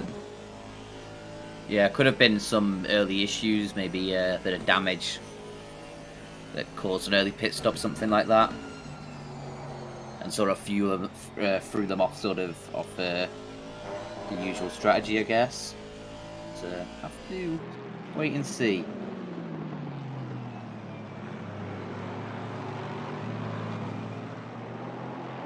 Geary is going to be having his mirrors filled with Lexus lights because it's about half a second the gap between the two of them. That starts to make you a little uncomfortable. Yeah, I think by the end of the lap we will probably see that Lexus right on the rear of Gary there. So you see a GT4 is probably going to hold them up here. It looks like Hugh's team. I don't think he's driving right now. She isn't.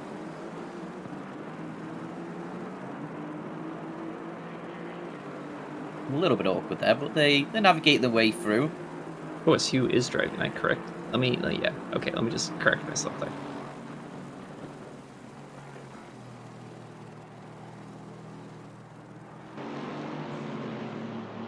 But yes, so there's still, you can still see there is a little bit of a gap. It's not that big anymore. It's definitely not as big as it used to be. However, it does seem to still exist.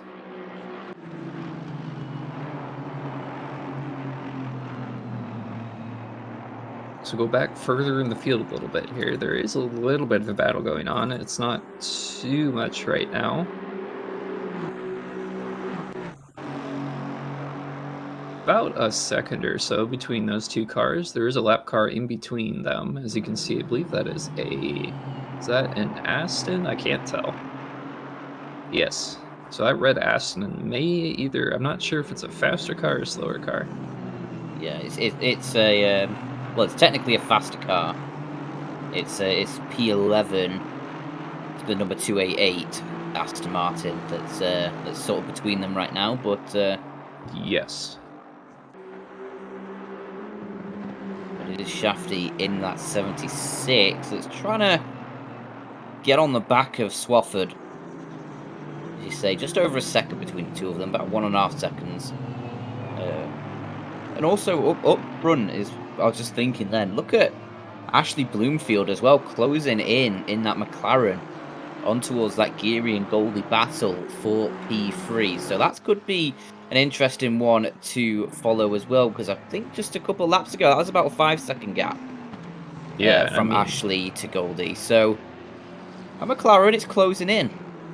Yeah, I mean, we're looking at like 2 seconds faster lap if they continue to do these same laps over and over again, at least, because Ashley's last lap was basically a 2-minute flat, and then Goldie and Gary both had a 2.3 lap. So that is a pretty significant gain. You can actually see them just ahead off of the side there. Get a few shots of them.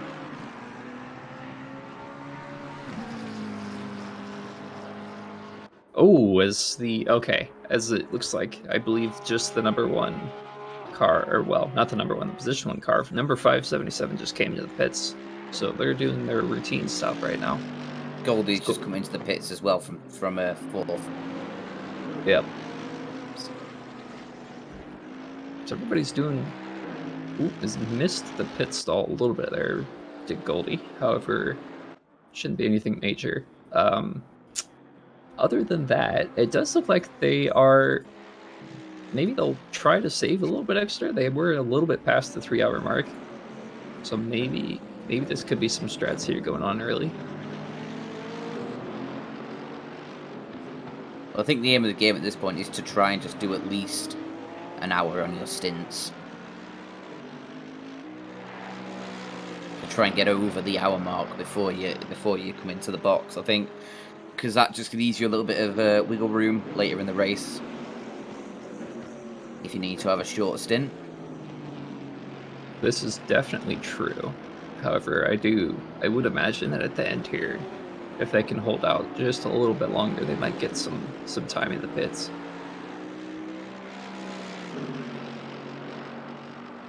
But I do not know how long the pits last, unfortunately.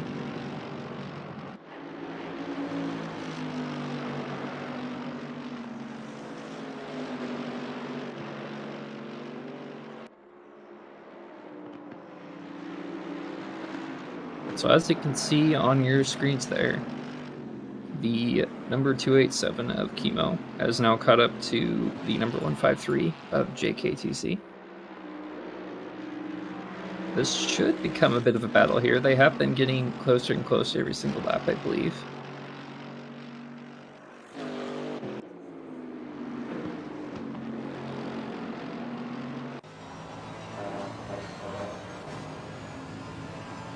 Okay, so it looks like Chemo did just start his stint. And this is his first stint. So he's probably just hopping the car right now.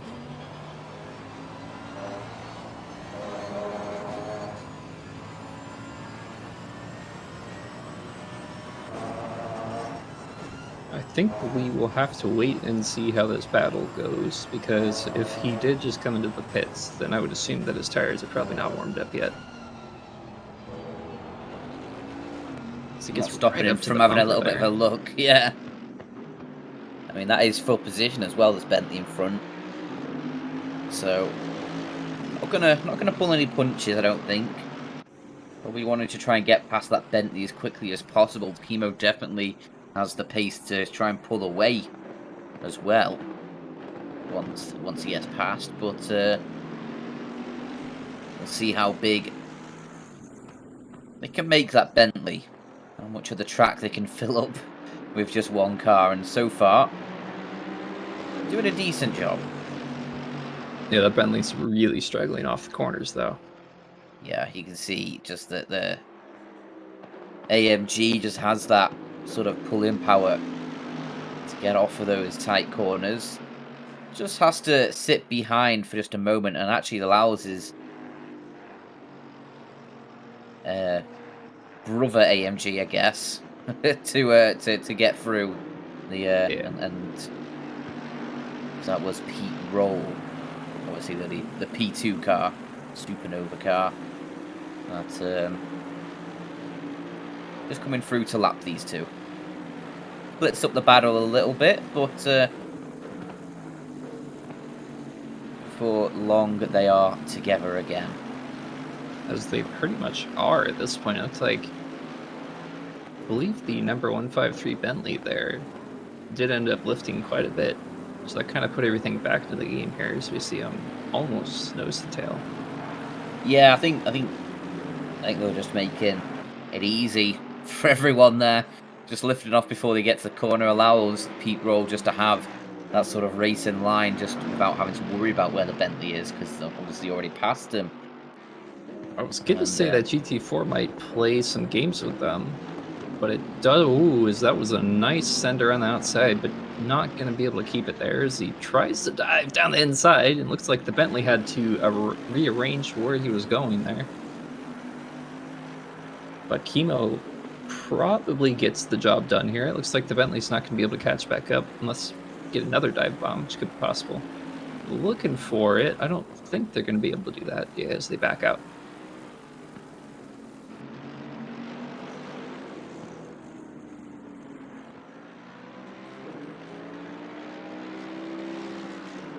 So Chemo should be able to get away at this point. I think now that they have gotten ahead. So that battle should probably be wrapping up here.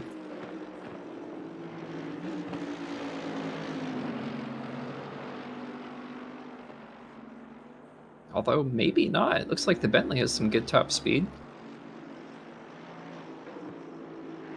It's just that AMG always seems to get them in the corners and off of the corners.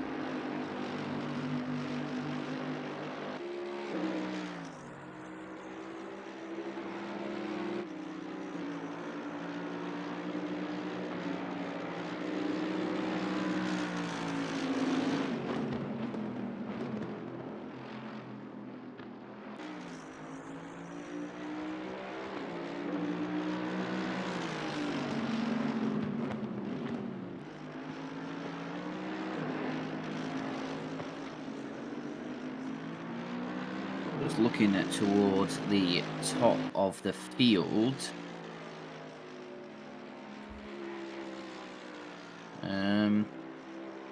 Can I just point out, I think, did Gary have an issue or did he go into the pits? Because Ashley's now ahead. Pretty sure we went into the pits because... Actually, no. No.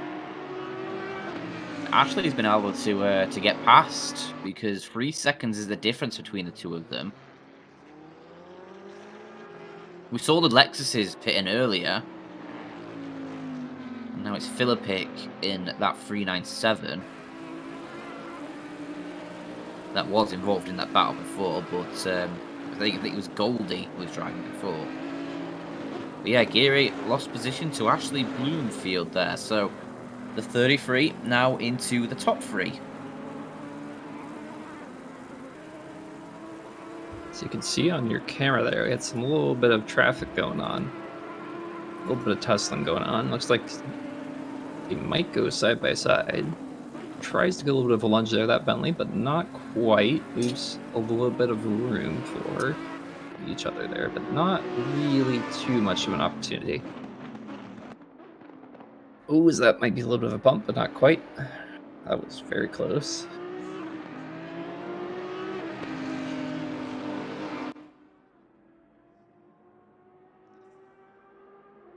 There's a cone on the track. Ah, yes. I believe they do not reset, so if somebody knocks them, they are going to be there. Evening, evening. Hello. Hello. Welcome, Mr. Malinan. Hello, Dan. How are we doing? Doing pretty good. An hour and 10 into the shift. You know, it's flown by. You've been doing this so. Oh, you've been a busy boy. Yeah, very busy. But I'm guessing not as busy as you've been in the car. I've been in a car for way too long. No, just 2 stints.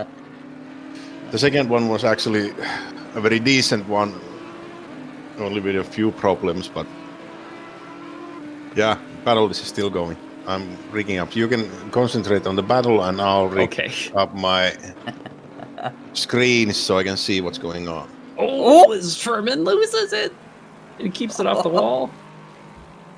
Oh, Brunner, he's had an absolute mare there. Tried to go in the inside into Cops. It's not worked out at all for him. He managed to avoid the barriers, but a lot of time lost. And, well, sadness for Mr. Brunner. There's the battle over. He can talk now. Has he? Okay. I've been trying to watch the whole game. So Side Max is leading. Pete is in second. With Supernova. Geary is in third. And I think the only ones on the same lap are number 1 and 2 on GT3. Am I correct? Yes. Yeah. Right now it's just the 577 and Pete Roll who were on that first lap. There's a bit of a battle going on for the final podium spot though, which has been entertaining. I've been watching it in a way that number 3, 4, 5, 6 are not too far apart. Yeah. Sadly, my team is 15 seconds from number 6, so that may not be. But it's pit time. We just did our pit stops, and everybody's doing theirs in a plus minus probably 20-minute window. Adhering to the 65-minute stint rule, it kind of does mix it up, and you don't know on the even hour where you're at, but maybe half an hour after that you get a slight indication of what's going on. And it will culminate in the process that in the last hour, in the last 30 minutes, that's when it gets frantic, because everybody knows just about where you are right then. It's endurance racing at its best. You get the first hour, it's mayhem, just getting alive, and the last hour is basically when the race really starts, especially for the backup, your other team members that are not racing, because you're frantically counting seconds of where you are, how much you need to gain. Maybe you can get a spot somewhere. So I usually enjoy the last hour. It's really fun. Hopefully the racing will be fun also. Yeah. Are you in the car then for the last hour, or no? My driving's done. Okay, that's it. You're done. Easy. The first thing was easy. The second thing was the car was much more stable. We managed to get the tire pressures right, so I could actually drive some decent laps. I wasn't the fastest, but I could do 2 minutes flat and a steady pace. Yeah. It's much more fun driving a car that when you're braking into a fast corner right after F1 main straight and the right-hander. For the first stint, I couldn't. Basically, every time I braked and turned, I just wished that it didn't spin. So it's kind of scary. But cold weather is easy, actually better. I don't know if it's gonna get sunlight. Oh, we have a spinner, Pete Roll.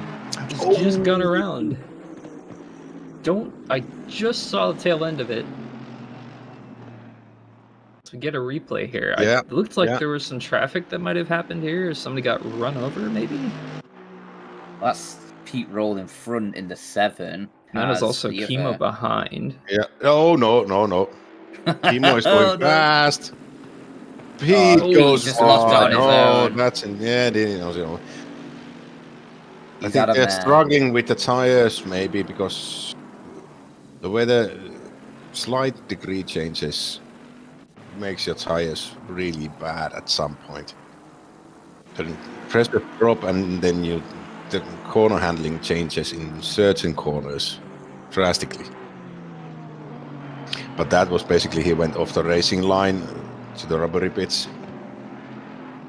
And so it's Geary and Jaden Burke behind. Yeah, Geary's just come out the pits, so definitely we'll have a fresh set of rubber on that Aston. And has to try and defend from the throw, which has been out for quite a while. These two were fighting quite a while ago, before Jaden had a pit stop themselves.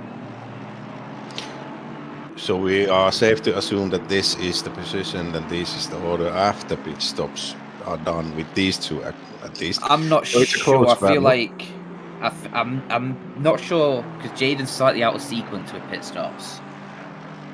So I think they'll be having one soon, which will shuffle them back down the order. They should. I believe So they are on the 30-minute or so. Yeah, so If that happens, I think Jaden won't push, and Geary has a heavy car but fresh rubber, so it might, depending on how the rubber and how the pressures are with Jaden, but I think he is just falling back. Yeah. He's half a second in few corners.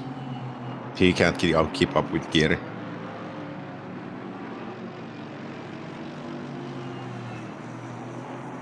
Number 4 is... Oh, that's a mouthful. Well, if he... Call him Philip. Philip, okay, we'll call him Unicorn and Griffin Racing, so that's a team name. They are only a few seconds in front. Gear is 5 seconds behind. I think, depending on how... I think Gear is gonna catch up.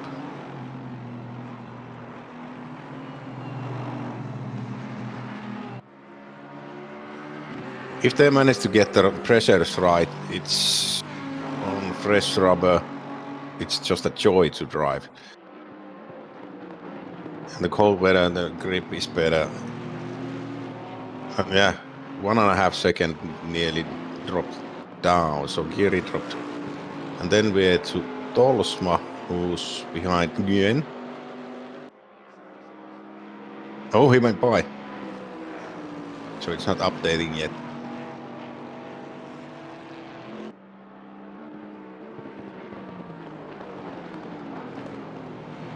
Yeah, that's the Bentley ahead of the Porsche then.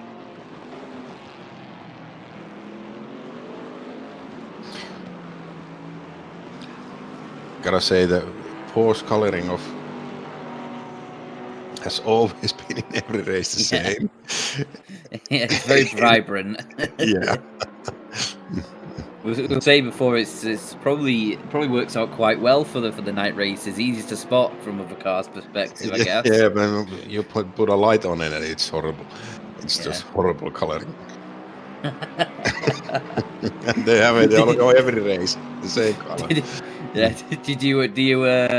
Do you moan in disgust when you pass it? Just Yeah, actually, I mention it every time. If I see it, I just start to pitch and moan. It's horrible, and it's a Porsche. I know Porsche is nice, but it just looks like a hippie beagle van. Yeah, God.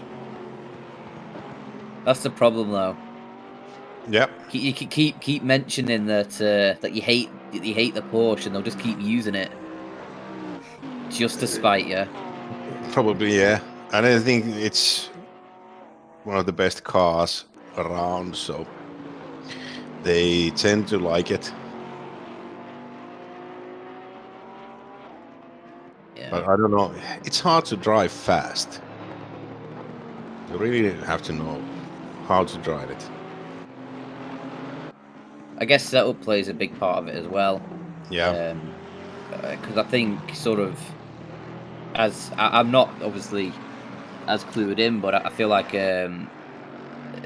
getting it set up is quite unstable as standard. So I think you have to dial it in quite far. If I'm right it's a lot of work. It's not the starter friendly cars in ACC, not by a mile. Yeah. I mean, Aston Martin, the AMG, they are usually the starter friendly. That's why we're driving the AMG. Yeah. Basically, you can. Lexus seems pretty decent from the couple of cars that are driving it.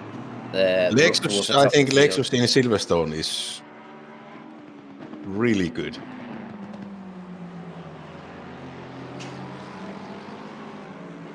Do actually have a bit of a fight going on here. The 33 that is currently in position 3, I believe, has just come out of the pits actually, so I think it's further down the order, and it just hasn't updated on the timing sheets yet, because that's actually just been a driver change. Ashley has come out of the car, and it's Steve Hughes who's popped himself in. But Philip is the Lexus in these spots. It's just really good. The fast corners, it's mind-boggling on entries. Yeah, so I guess you can carry quite a lot of speed out of the Maggots and Beckett's there down the straight. Yeah, it is fast. And see, he's making a move. He's thinking about it. He goes a bit wide on exit, so that spoils the next corner's entry. But I think McLaren will get the power down more better here. At least it should.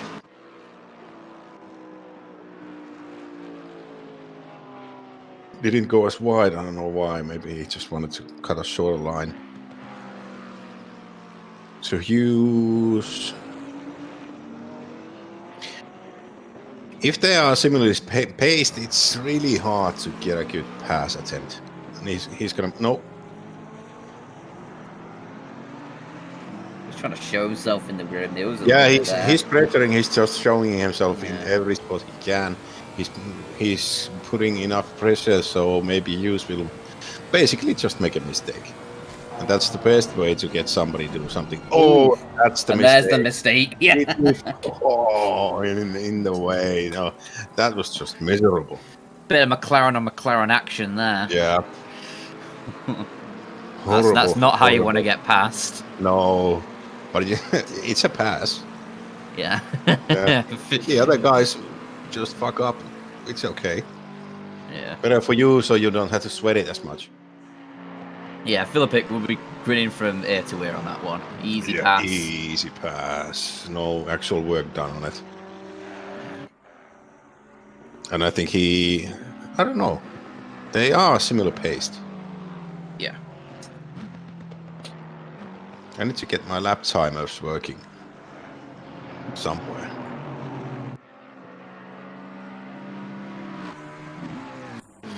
I just hope that McLaren is not going to have too much damage on it after that. Hopefully, it was just a bit of light contact. Depends on if it was just a punt, it's no worries.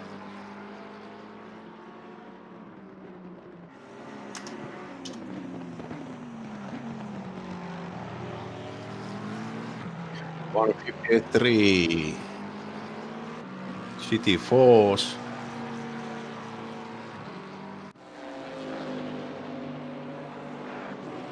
It's been Runner who's been leading the field the pretty much entire way in the GT4s. Yeah, he's a lap ahead of number 2.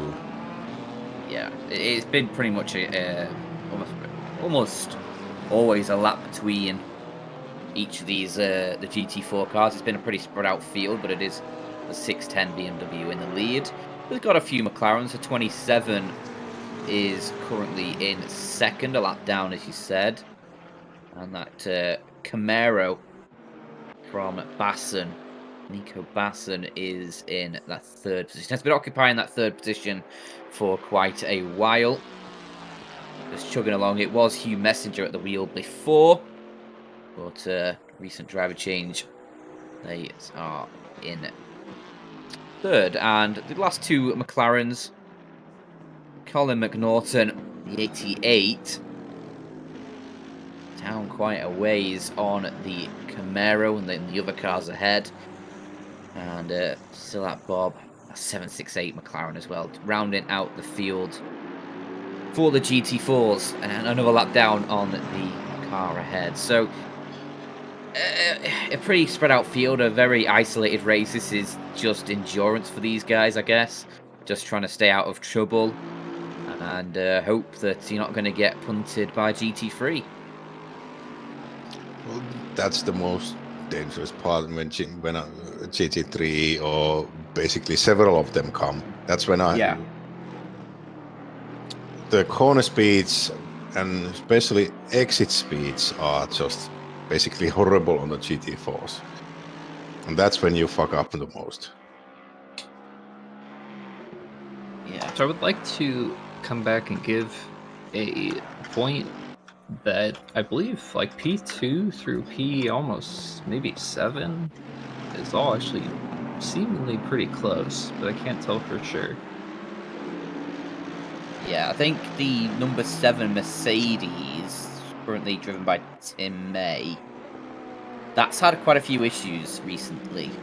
A bit of trouble in the pits sequence. They lost quite a bit of time to the 577 Lexus and have drifted closer to the pack behind. But right now, actually, if you're seeing on the screen, a bit of a battle going on. Joel Forsberg forcing his way in front of the 444 Mercedes of Major, and now that's an extra Sylvain. position for him. Yeah. Is it correct that I heard Forsberg, 256 past 444? Yes. So Pierre Major and Sylvain, the Supernova team number 2 are 20th. Yeah. So something's happened to them in the race. Because they were just in front and I passed Sylvain in my Yeah, stick. they were teetering around that sort of 10th position a while ago. So Something must have happened. And I think the Mercedes kind of looks that it's been banked. I saw damage in the rear end when I was trailing him, so there must have been contact. Was it with a wall or other car? 256 was P2 after 2 hours, but at DC. Okay. So so Forsberg and Simonik, the guys that I was expecting to be top 5, just basically by the numbers they grinded in pre-qualifying server, and they are both pretty quick. A DC ruins a race, but they are still in it. They are moving places up. They have actually race going on, so it's all good in some sorts of way. They must be really disappointed in the disconnect, basically ruining.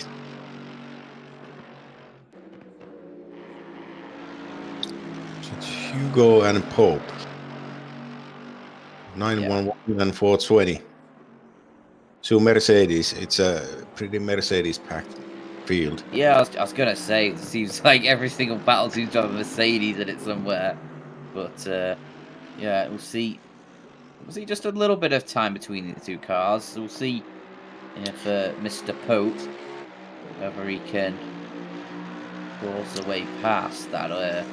Depending on how he wants to make it, if he wants to move it to a close racing, the mistakes will come up. But if you just sit back and pressure slightly, keep it inside maybe 4/10. Yeah. It's a good way to start knowing where you can outbrake the other one, or can maybe get a better exit and better entry in the next corner. That's basically, if there's not much difference in speed together, you really need a few laps, maybe 5-6 laps at the moment, sometimes, to build the possible attempt. Yellow flag at the moment, or well, a brief one for a moment there. It's usually just somebody just going off somewhere, just like a little maybe out through the grass or through the dirt. It gives a yellow flag if somebody goes out of bounds, even without a cut warning. And there's several places where you can take advantage of it, that it won't give you a cut, but just tells you no time gained. and they are in a few exit points. So this is the corner that we're coming on. The right-hander, you brake, usually shift down, apex a bit later, and then go full throttle. Yeah, and you can go like that, as Pope did. You cross your all 4 tires go over the white line, but as long as you don't go over the apex exit curbs. And there's grass. so Hugo messed up. Yeah, and there's And the position for Pope. gets his place. That's how you make a good pass. Just force the other driver into a mistake. Yep. He's coming in behind. There's a GT4 in front.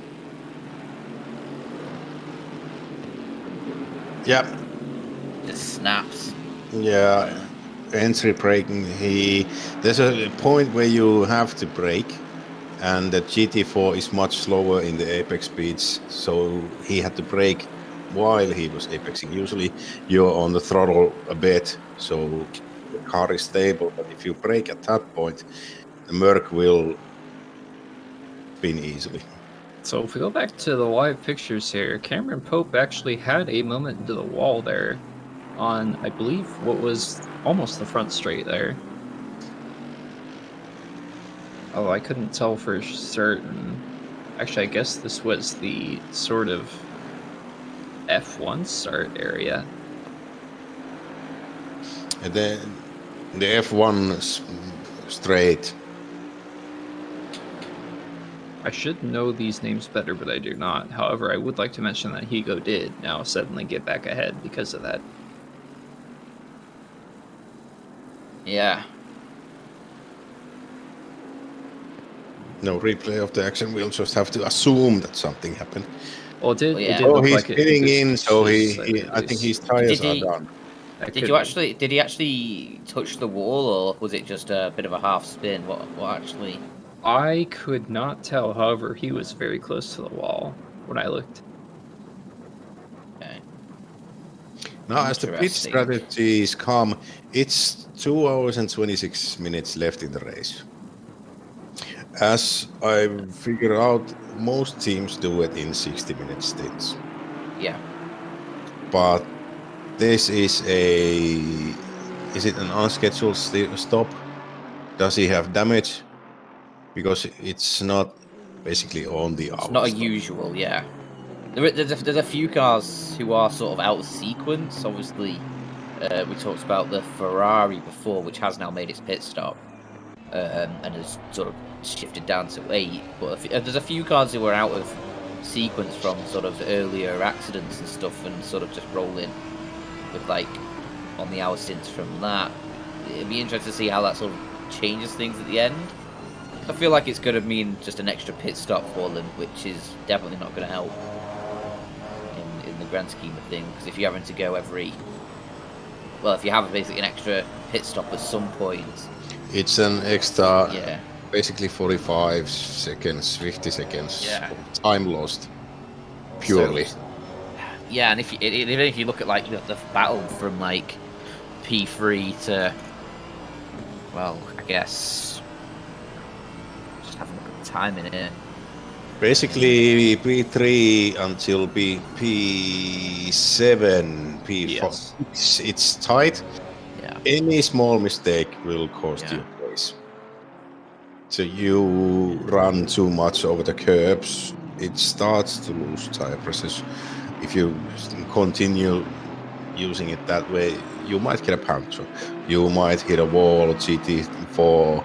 So every small thing that when your next pit stop comes, if you get a 5 seconds added to this by repairing something crucial, or 10 seconds, you drop down 2 places basically. Yeah. So every second counts, every corner counts. Even if you're driving alone, if there's nobody actually in front or behind, you have 8 seconds, you basically can't see anybody. You start to doze off and start to not drive in the same way and the same manner every corner. You start to lose time, and in the end it will add up. So another point of contention here. The P1 car has now... I don't think that they pitted, but the P2 car of Tim May has now caught up basically to the back end of the P1 car.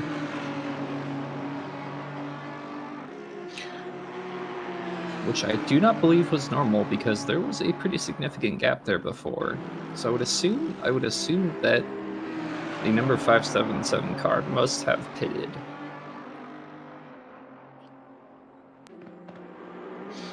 Yeah, I'm seeing +1 lap, so it is Okay. 1 lap. It should be 1 lap behind. Okay, so it's just Yeah. it's just the broadcast app. Yeah. Got it.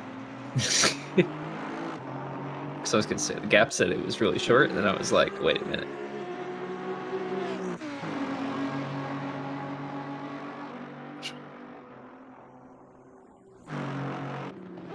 So what you're saying is the P1 car has not lapped everybody in the field. Yep. Yes. So Some side of them max multiple times. overtake. Oh, nice. Both keeping room. It's Red so has the difficult. inside. Gets a better run, exit. Yeah. Does he go wide? Yeah, easily. Does it. Yeah. So nice work. Even though he got... There should have been a better chance for the Aston to... Yeah, run for it, but I I think think he pulled back a bit. well, I think the Aston actually ran off the curbing a little bit. I know if you run off of it a little bit, you definitely start to lose grip off of that little edge there, like Yeah. onto the drag strip, I guess. You can also, I think, get caught in the curb and it won't steer as much, like on the edge of it. I think he's fighting back, so these two, so Brunner in the Audi, and it's Garcia in the Aston. Yes. He's moving back. He wants that number 11 spot. Yeah, I do think that was probably just a mistake by the Aston. He did come in braking, but I think I'm not so familiar with the Audi or how the setup works. But Aston is moving back, and there will be moves made. That's proper usage of English.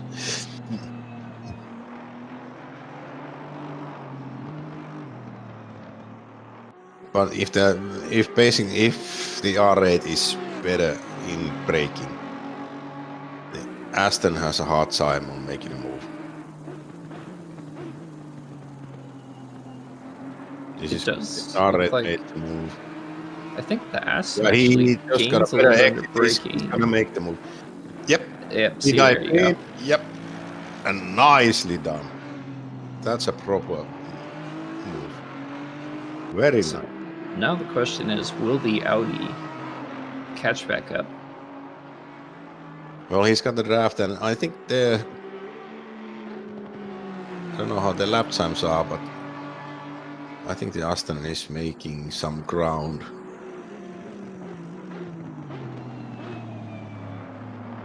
But it's easy to lose 2/10, 3/10 just by missing an apex, getting a bad exit. And then the other guy catches up. Forsberg is now making a move for the 17th spot. So he is climbing up. Joel is basically one of the top 5 fastest here. And he has the speed to move along. Rivering race number 17 is going to be overtaken by Forsberg. And it's going to be a matter of maybe 1 or 2 laps at maximum.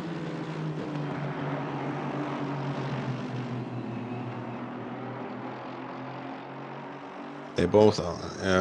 It's an Aston and an AMG, so depending on where they are the best. Basically, they're nearly the same type of car, same type of air structure, so there shouldn't be much difference in places. But the best thing is if you're lapping somebody, yeah, Forsberg is gonna make a move now. So you can see Gary was actually the car ahead there in that Aston. It did look like he actually held them up a little bit. And you can see Forsvik actually basically saw that and took the move for himself. And there's the horrible Porsche. And that's going to You cost really him a lot don't of time. like it, do you? No. It's horrible. It's a neon Porsche. It should have peace signs on it. Sorry guys if you're listening in to this, but I don't like the color. So I would just like to give a pointer that our broadcaster would like to take a break. So he is going to do an onboard here for probably a lap, but roughly a few minutes here.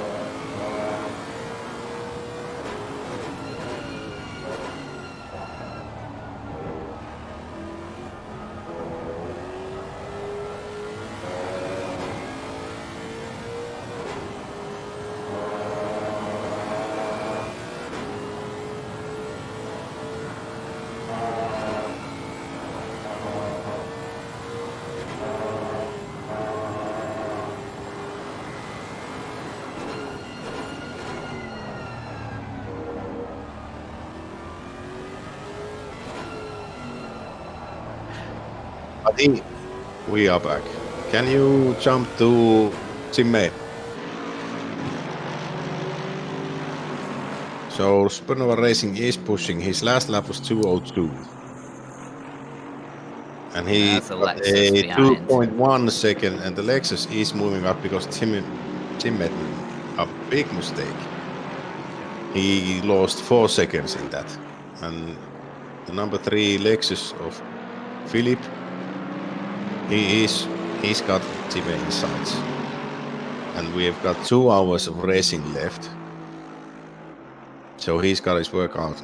If his speed is better, but you can't make mistakes like that.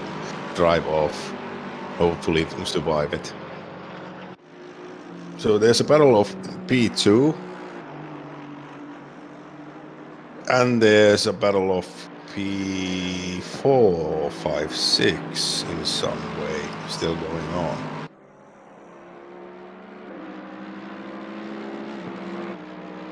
Yeah, a bit of a gap though from Hughes to Geary in that 210. Well, It's 7 seconds. 7 Geary seconds. has a 8.5 seconds to Kimmo. And Kimmo, when it's updating, should have a decent gap to number 7, Lopard.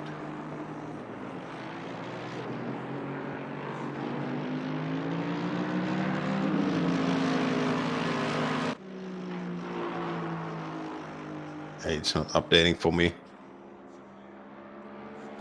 But the gaps aren't too big. 6 seconds, 8 seconds, 13 seconds, 2.5 seconds, so it's a few tenths more. So when Jimmei gets down to working, he is a bit faster than Philip at this point.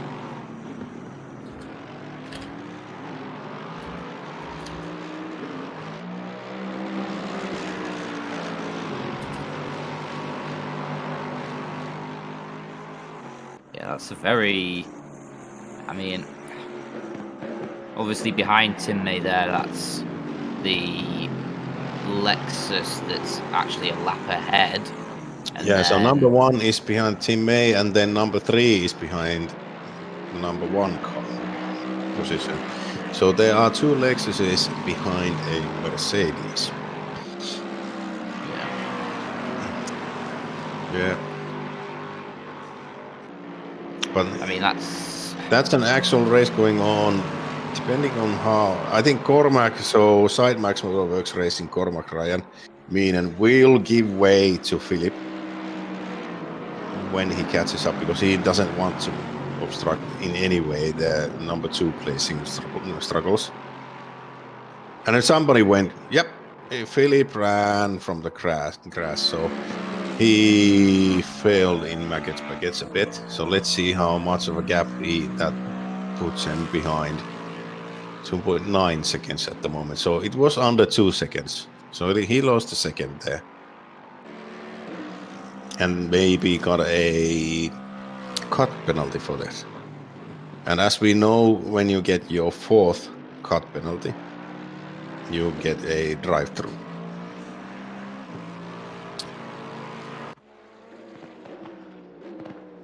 Bit of a fight going on Yep. at the moment.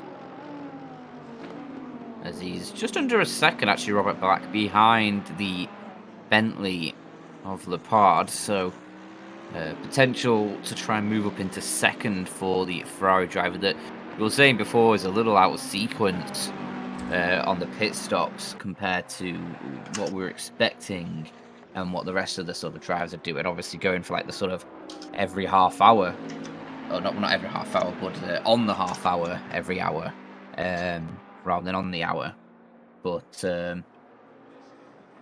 yeah, potential here to make up a position on track and try and fight back. A pretty good opportunity to do so here. Has the pace in that Ferrari. The Bentley's obviously it's sitting in P7. It's got decent pace, but hasn't been near the pointy end of the field all too much. The Ferrari has been having a mooch around that side. Had a few fights with the likes of Geary and Ashley in the 33 McLaren before, but right now has to try and find a way past the 153. Ooh, is that Bentley absolutely monster trucked over that curb?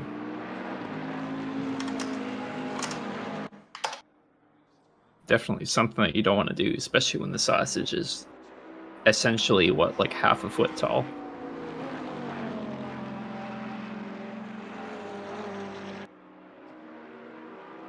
Ferrari's sticking their nose in there a little bit. Yep. Trying to make that they're there. As you can see, he's gone to the inside. Doesn't quite have overlap. Yeah, but he's got the boldly in front, so it's a big car. That was a little bit of a shuffle there. Yeah. He let him know that I'm here. You need to move out of my way. Basically. But it's a really tough. He didn't have an angle in that corner and just slightly missed his braking, so that's why he touched. But he needs to build up the pass attempt again, so he kind of... There was no pass, but he kind of went for it. Then he had to pull out. And now he has to build it again. He's only a second behind again. Oh, the Bentley goes wide. I think they both Ferrari goes wide. Everybody's going wide. Yeah.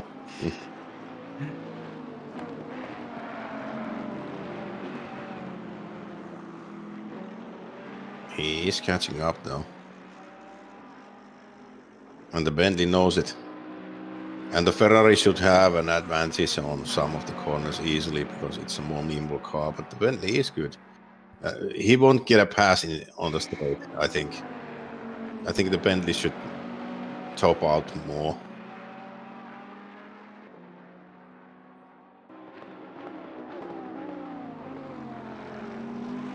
Oh, he's falling more back.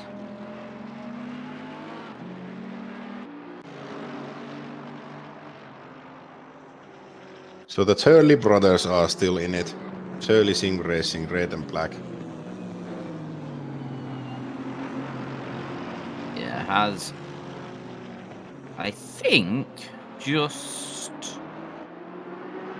No, he's currently on the tail of, is that Robert Brunner ahead in the Audi.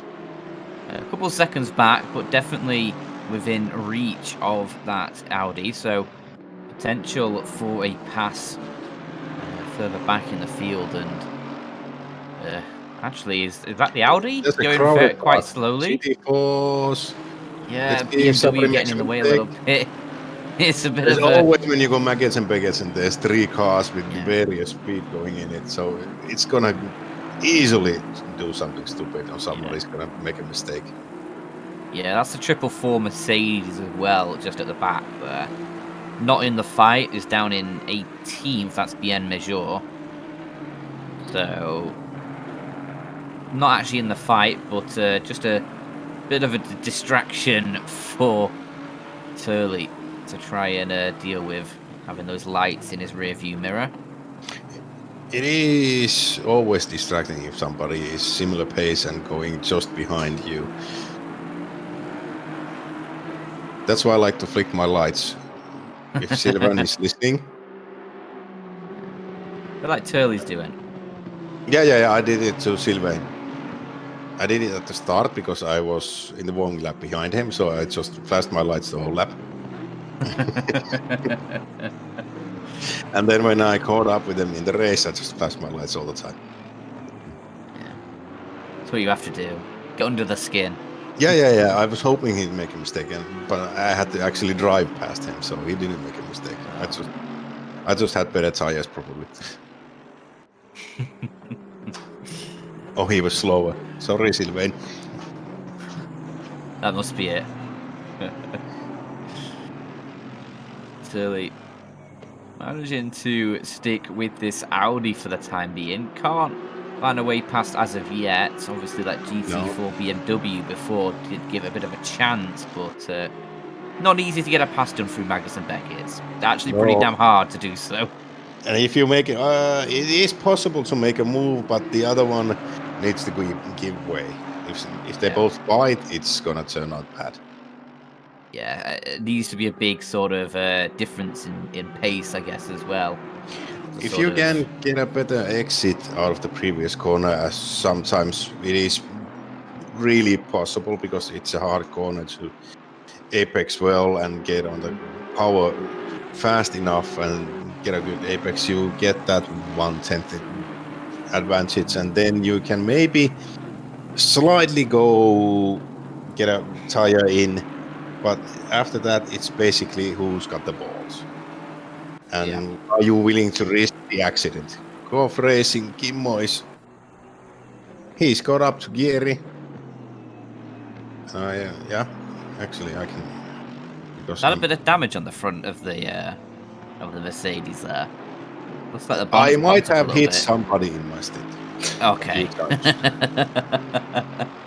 It might have been a few GT4 cars and some other cars. So, but I think it's done better for our air balance, so we didn't fix it. Okay. Driving the car. Yeah, this actually feels pretty good with the bonnet like this. It does really feel good. And what I've heard, I've been talking to my teammates in the chat, so they said the tire pressures are just perfect. So he's lapping really good times and has a good confidence in the car. So I think he'll be making a move on Gieri and pressuring Gieri. And he's caught up. He's done a big job getting up to Gieri. Yeah, quite a lot of battles still going on, even 4 hours into the race, which is always good to see. A good endurance race has battles all the time, and the last battles in the last minutes are always fun. Because the teams are feverishly trying to think that where can we get a 1 second advantage if we do this in the pit stops. If we get faster out, we might get ahead. So there's always that calculating of what to do, get the pit entry right, because that's where you lose easy time. Coming in too slow, getting up slow. Battle going on. Manolo and the horrible Porsche. I know who you're going to be rooting for in this battle. Yeah, the AMG. The Aston, I like the Aston. It sounds really good. Just a couple tenths behind, though, Manola. So the Porsche can get power down in certain exits really well. So in different tracks, in different corners, it's really good. It just slams, as you can see, the gaps going wide, coming out of a slow exit corner. And that makes passing the Porsche really hard. Because So you need to build it. Would like to point out another. Ooh, that's not good. That's a bunt. That's. Yeah. Well, that's not what I have in mind. Yeah. So we see a replay. No, he caught up. As you can see, he's way back on braking. Comes in, the Porsche is really slow in the apex speeds. Again, slow in the apex GT4 car. Yeah, it's got held up. Yeah, and then goes inside and tries the police maneuver. Works, yeah, but that's gonna be a penalty. Most likely, yeah. Yeah. That's a bit of a punterino. Yeah, that's a no-no. Okay, well, what I was going to say was that I think we're actually going to go into sunrise at the end of the session here. Yes. Yeah, I'm glad you said that because I was going to say it's 2:20 in the morning. So there's no sunrise for a while. Kimmo left behind by a GT4, so he loses the. Oh, yeah, he's dropping. He lost a good half a second at least on that one.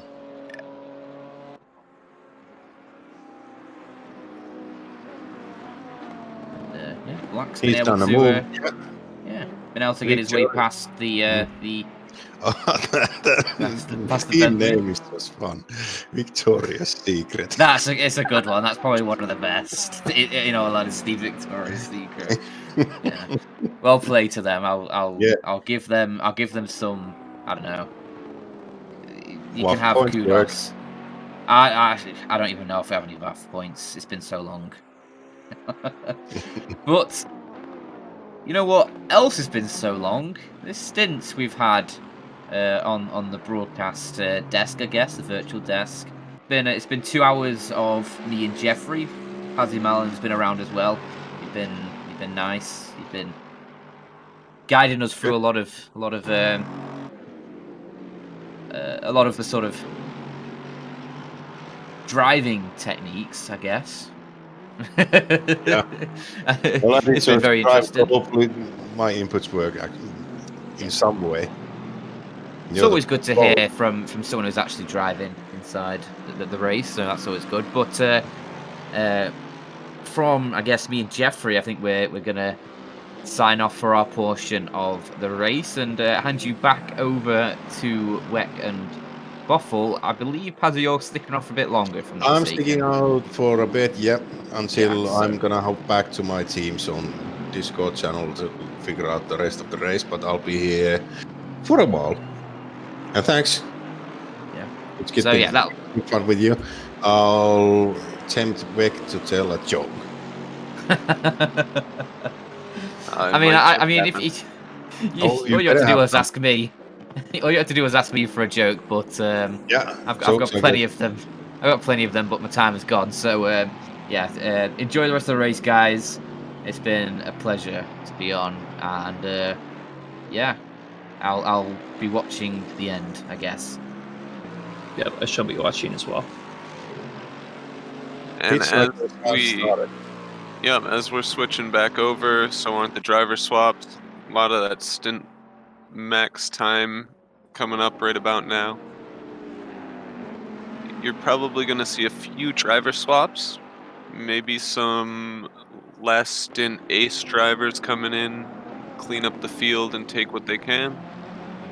Maybe a nice well-rested starter. Drivers in the pits, drivers swapping.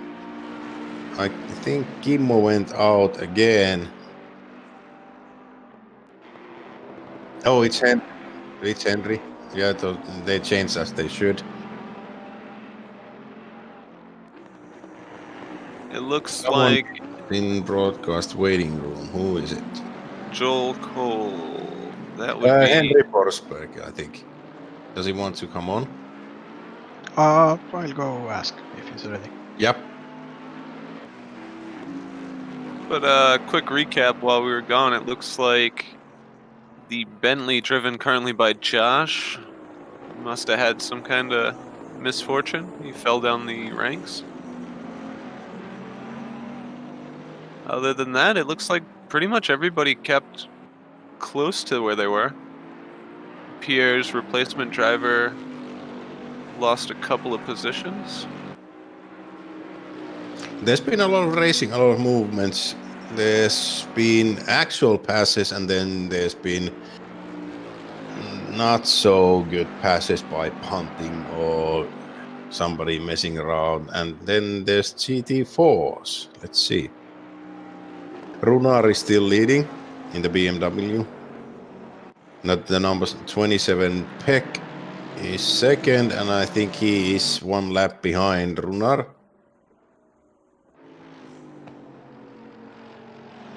Yes, he is. And then there's Hugh Messenger is driving now. The right hand of God, he has changed, and he is 1 lap behind the number 2 car. And then there's a significant gap of 4 laps to McNaughton in the 88. And then there's D. Christie driving the 768 numbered McLaren 8 laps behind the leader. So Okay. the GT4 is well spread out. We will be joined by Joel Cole now. I will be interested in learning what his driver name is. I know. Hello, Joel. Or Hello, Forsberg. Yeah, hello. So you kind of hit the wall, but previously you disconnected. Am I getting it right? Yeah, when we did the first driver swap at the outlap, Matthias, he disconnected his internet on the way, so we were 3 laps behind at that point. Yeah. Yeah, but you caught up with you were basically 18th at best and fighting for 17th until you had some sort of misfortune, hit the wall, apparently. Yeah, me and I don't remember the number, but me and Aston Martin, Gary's car, we hit each other, unfortunately. Yeah. Oh, that's too bad. You did a lot of work getting to that place because dropping down by a disconnect and then working up. I know you're fast. I know you both and Simonik did a lot of work in the servers, getting your setups done and getting familiar with the car. I think somebody said to me, maybe you did a combine of 300 laps in the pre-qualifying. Yeah, I think something like that. It sounds quite possible. We did Yeah. a lot of laps, and yeah, we are really happy with the preparations we did, both for if it was going to be wet and dry. Yeah. Yeah, it's always bad because I was expecting you to be top 4 easily. I know at least your pace is top 4 when you get down to it. Yeah, we were aiming for the podium, but shit happened, and there's not much you can do at that point. But it was fun fighting through the field while it lasted. Just a shame that it ended the way it did.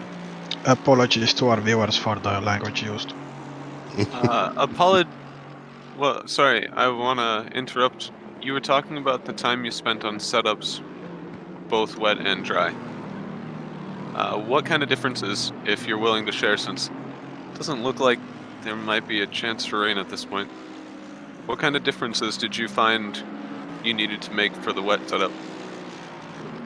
We kept our wet setup like pretty much the same as the dry. We softened it a little bit and worked a bit like with the brake balance and just like the TC to find what works. And we ran quite a high downforce setup just also to help in case it was going to be wet.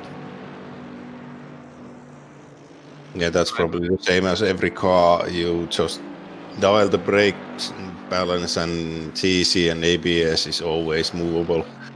But the aero balance is pretty much key in maintaining a good speed. At least we struggle with it, trying to do wet setups, and the aero balance on full fuel, it's just, at least in the Mercedes, it's really hard to get it right. Yeah, like we had really big issues when braking, just because the rear just wanted to go. Yeah. But we also had that in the dry, and we managed to fix it like a couple of days ago. But we still had some issues because we went a bit too much towards the wet setup now when it was just the dry race. So I think we could have been a bit faster, but hoping for rain. It didn't come. Weather, what can you do? Yeah, we were hoping for rain, but I didn't like the rain, so I'm actually happy that it didn't rain in my stints. Could you share the secrets of how you solved the rear getting loose issue? For us, one of the biggest thing that helped us was actually just like increasing the negative camber at the rear end. That helped a lot. Interesting. Or are fans taking notes? Mm. This is good insider info. It is good. It is hard to get a good range setup. Hughes has dropped to 20 seconds behind Tim May, so I think the pitch strategies are working and mixing up. This is a side on the race.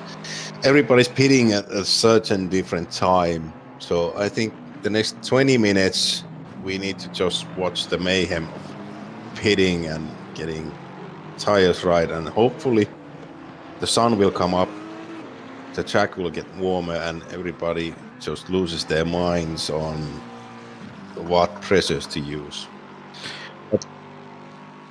Joel, I was wondering, how do you feel about other drivers? Like, has the GT4 traffic been, I don't know, sane?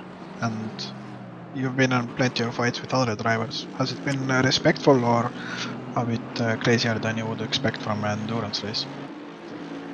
I think in general it has been very good, and like the GT4s have been good as well. There have been like some moments when driving when it's been a bit like messy, but it's always going to be messy at some point. Like, yeah, everyone has been really respectful and been driving really well. It was a pleasure when it was still in the race. Just a quick note, it's looking like Pagnucco, I'm going with Nuccio on that one. He's putting some good pressure on the back of Bien over here. Yeah, He he start is flashing those headlights. super fart needs to be flicked lights. Yeah, were- he's not being aggressive enough with the headlight flashing. No. But That's several tenths of lap time lost with not being aggressive enough on your headlights. yeah, Even see, the man in front is flashing his headlights to keep ahead of him. And he's going faster. Gets a better exit. It's real simple science, actually. I wasn't paying attention for a while there, but how did BNM Major end up so far back? when I came on, they were in the basically back of the grid. I think they've done If I could, I can tell you. I got an accident from him about at least an hour ago on my log. He doesn't tell me who he was involved with, but he was involved in an accident. Okay, because I recall them having a tough start, but being somewhere on the edge of top 10. Funnily enough, at about the time, yeah, I can do that.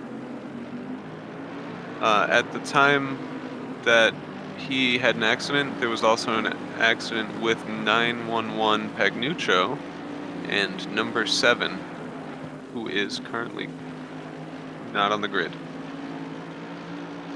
Oh wait, number 7 is teammate. So at some point there was something involving 2 of those 3.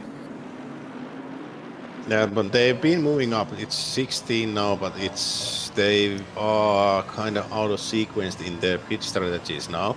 So there's no actual telling the possible end state position. Is it 16 or is it closer to 20? But they are fighting. I know BN is fast, but depends on how damaged the Mercedes is. Have they fixed it? Can they Looking fix? pretty good. I don't see any noticeable damage on it, and he's. They have damage. Oh, sorry, I'm looking at the wrong man right now.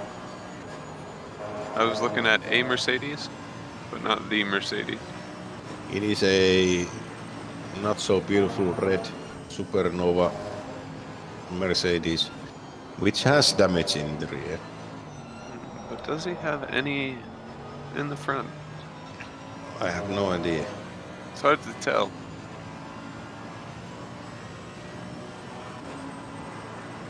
they are moving out, and BN will be fast. It's only going to take a little bit of traffic to really ruin it for him. Well, And that actually, way- there you go. It could just be a quick bump and go. And that is not going to fly. No. BN's That going to be is furious. a incident report. Ryan Black is in 5th place, 14 seconds behind. Lopard is behind Black, 0.8 seconds. So I think Lopard is gonna make a move. But does he have the speed for it to make a move? 0.8 seconds is an eternity still. Well, as Black comes through traffic up ahead. That's gonna work for Lopard's advantage. There's 4 slower. Oh, yeah. That slowed him down a lot. Yeah. He had to pick up hard. He's flashing them. But the difference in speed isn't that great. Yeah, but it's a clusterfuck, so there's Oh. 2, 3 Almost different got him turned lines going in. Lopard is, and he has. Yeah, Lopard's really taking advantage of that. Yeah, it's easy to get advantage of something like that. If you can get a clean pass, the other one, oh, and he's. But wait, now he goes into the pit. Doesn't want to fight, just wants to take the easy choice. Maybe at the max stint, actually. If they've been running 1 hour and 5 at its limit, it would be about right now. Maybe some people do run the run. It kind of puts you out of sync, and then use pit now, but you have to do a splash and dash at. Look at that exhaust burning red. Did you notice that? The exhaust on this Ferrari is red hot. It looks like the brake ducts. Oh, Look at the it. exhausts. I'm so curious. Is that intentional? Might be, but if they have a rain setup, the brake ducts are differently opened. I didn't even think about that. Is it possible to change the brake ducts during a pit stop? No. Ah. Once you set up the brake ducts and everything, only thing you can change is tire pressures and your brake discs. So, how many people do you think have taken some kind, compromise for preparing for wet? And now I they're just think sitting here everybody dealing with it. have done some kind of compromise. You need to have there's a more stable car on the wet, but you can't really sacrifice the speed on the dry driving line. Yeah, somebody's off. I didn't quite catch who it was.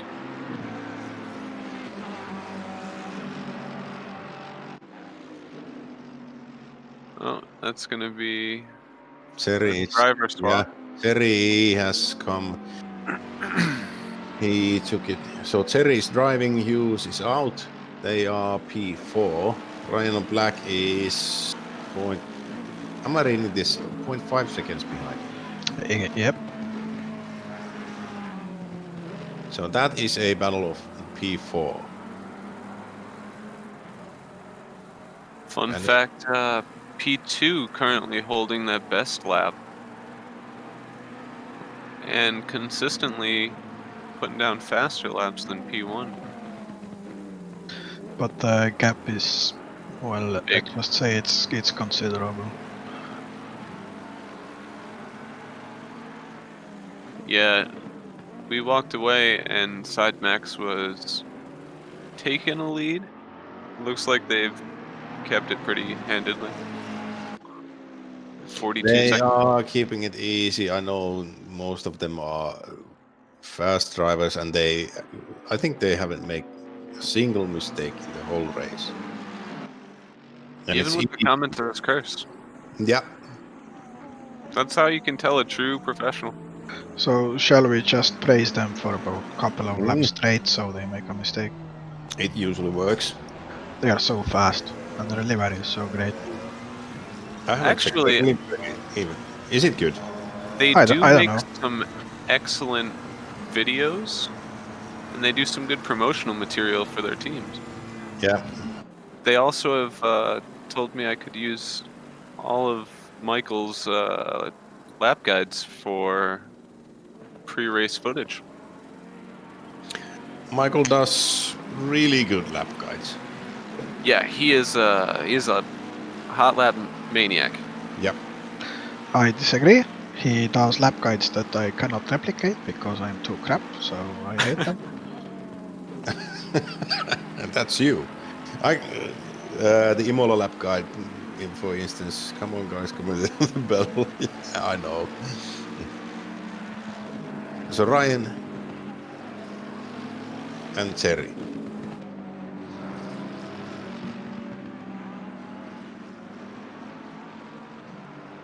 Yeah, they had a battle, but we were cracking. I know. It easily works this way. Now, We are somewhat upsetting our camera team because we are not paying attention. No. This is usually how it's done in ACR. It's a, Oh no, that's who's been been- that was Is it real Ryan? close. Who is it? That man has an angel watching out for him. yeah, that was could have ended that Who fight. is the Although it did build a gap, so He nearly got taken out. That's the worst kind too. When you weren't even involved in something and somebody just spins into you. Oh, he went for a long slide. how did that stop? Did he just lose it under braking, or Yeah, did he touch the look, Yeah, he ground? just the got a Merc is little loose. not too good on the braking if your setup is wrong. Oh, now you gotta wonder, Is it Bagnuccio? Yeah, it's Bagnuccio again. we're gonna So- see somebody run out of fuel today. I feel it. At least one of these drivers didn't know about the ACC fueling app. We did kind of use it in golf, so thanks, Sylvain. So Ryan's now 3 seconds ahead of Terry, and he is putting on a gap. So Yeah, he yeah, was just but he had to work on that because the whole time we were talking basic nonsense. Yeah, He was working on it. it was the only fight on the track, and we were talking about bullshit. Yep. Pardon my French. Oh well. I'm actually looking forward to maybe Henry catching Slager and Terry. You have another stint in the car, yeah? No, I've done mine. So who is left to drive for your team? Henry does his second now, and then Kimmo does his second of the last stint. So Kimmo has his workout cut out for him. We are finishing it this way because Kimmo kind of didn't succeed in another endurance race in another organization. Are you running 2 endurance races concurrently? No, concurrently, no. Not simultaneously. Okay. I was almost impressed for a moment there. No. Me and Kimmo are old farts, and Henry is young. 22 GTs left, 5 GT4s. How many GT4s did we start with? I think 6. So only one dropout. One of those GT4s currently has a stop and go 30 seconds. If they are 25, so only 3 GT3s dropouts. Not too bad. Usually a endurance race has less dropouts than a sprint race. Because sprint race, you mess up, drive into the wall, that's it. There's no possibility of succeeding. In an endurance race, you stick with it, you may have a opportunity to gain places, even in the last 10 minutes. Also, there's all the chance of rain looming. Is it? The chance is getting smaller and smaller, of course. Yeah. But there is still hope. I think a nice rain shower in the last 20 minutes would mix it up nicely. Yeah, everybody wants to not do pits and then go on slicks, but that's basically impossible. I've been keeping an eye on the weather report, and it was building cloud cover for a while there, but now it seems to be clearing up again. Yeah. Maybe next time we'll have 6 hours of rain. Oh no! Oh, that's painful. And why did he get this? That would Because just I be did track a limit. 2-cut warning stint. Apparently. Yeah, it was a track limits drive-through. Yes, that is a track limits drive-through. I did 2. When I gave the car away, I had 2. You set him up to fail, the poor guy. Yeah. Oh, I that's was gonna actually testing the limits of the track, and then I got, but I didn't know where I got the other one. I know I got one because I tested the limits, but the other one was a full question mark. That will kill basically possibilities of getting to Slega. But Well, who knows? We don't know how many warnings he already has.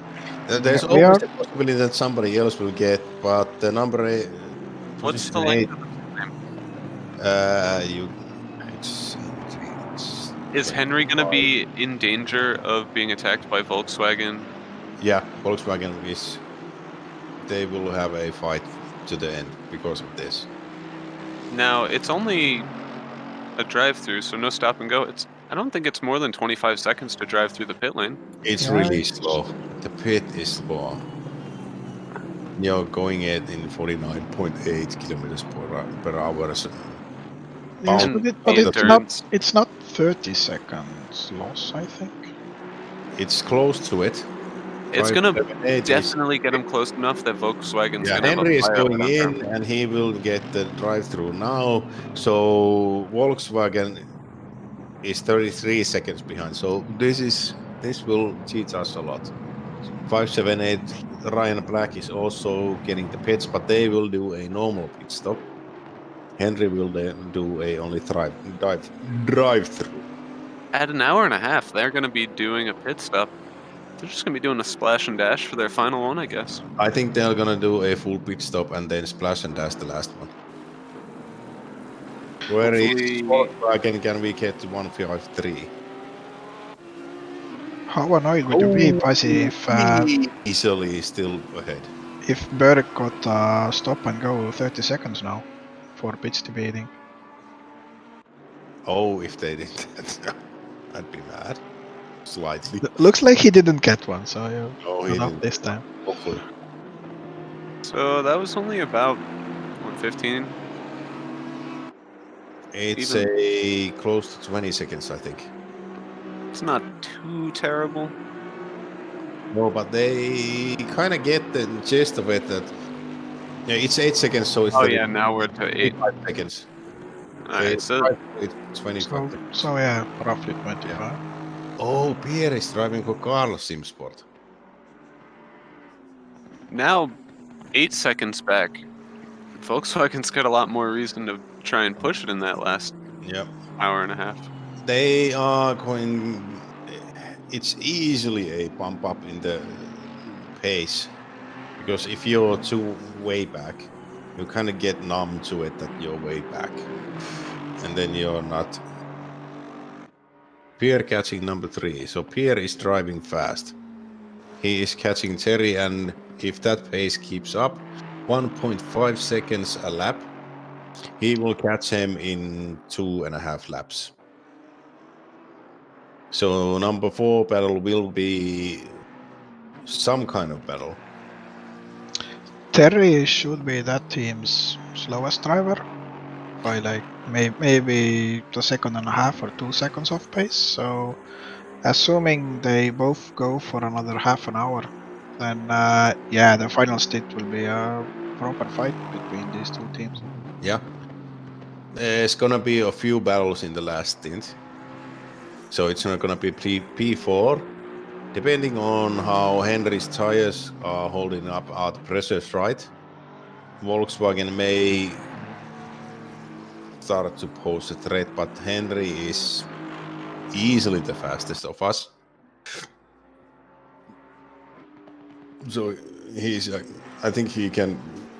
If we had several guys like Henry. So Pierre was 3 seconds faster. Sorry, that's not true. He was only 21 2 seconds seconds. faster than Terry in the Only last 2 lap. seconds. Yeah, only a mere 2 Barely seconds faster faster. at all. That is a significant speed advantage. Now, Pierre did put on that phenomenal first stint, gained 10 positions before he switched out.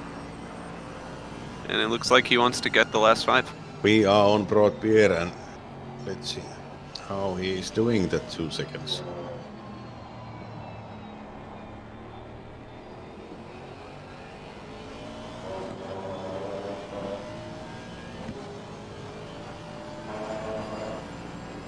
They are driving a Aston Martin, is it correct? Yes.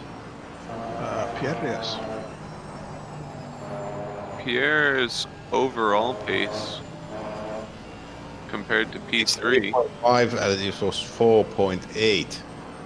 Yeah, so Pierre has not put down as fast as laps as the person in P3, but he's currently lapping much faster.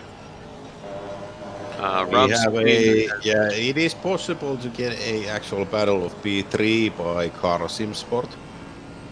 If he gets past Terry fairly easily, if he starts losing time in passing attempts, if he works on it for 10 laps, that's gonna slow him down a lot.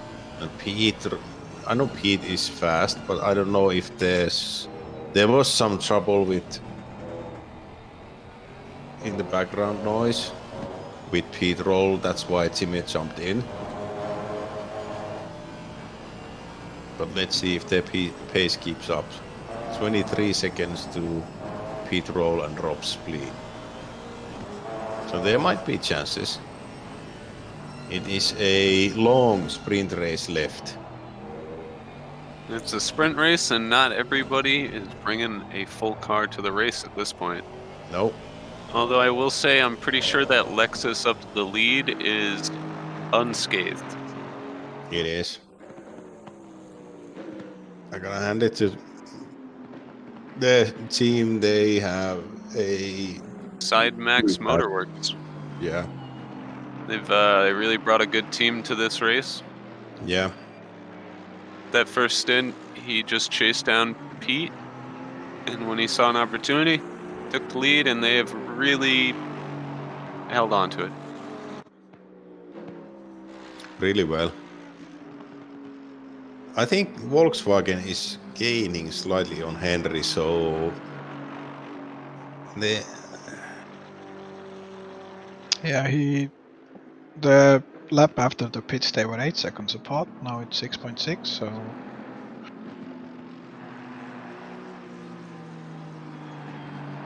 yeah, it was 8 seconds after the pits. So when Henry did his drive-through, it was 8 seconds after that. So Volkswagen has caught up by 2 seconds. I don't know the lap times comparison. The Maybe Volkswagen last lap was 1 whole second faster, and he laps on average nearly the same, within a couple hundredths of a second for their best. I'm going to dig up some inside information on this. I don't know who Volkswagen is. I think I've never seen them. No, I have before. never seen this name. Usually we use full names but Volkswagen is unfamiliar to me. Yeah, they've had really good pace pretty much throughout the whole race. Yeah. And that is the team of Regis, Picon, Bier, Corsi team. Yeah. Pierre is now 1.8 seconds behind Terry, so he can see him. Wow. Just took a look.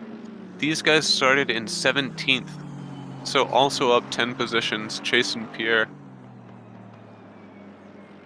That's good. Yeah, they've both moved up 10 over the time. I know Pierre's teammate fell back a little bit, but I think he managed to catch those back up.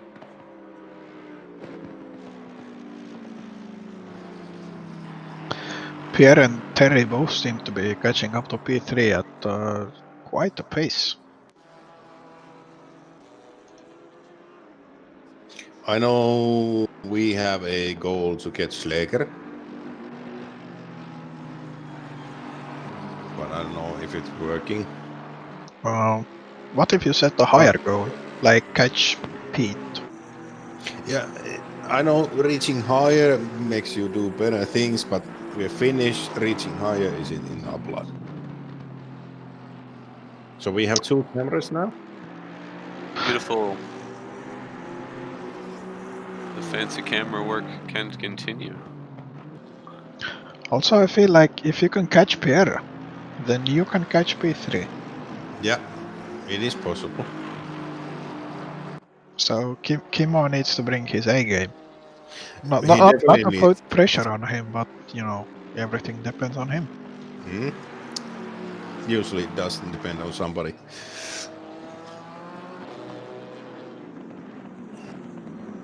Schlager's really taking that time down. He's about to make that DRS range.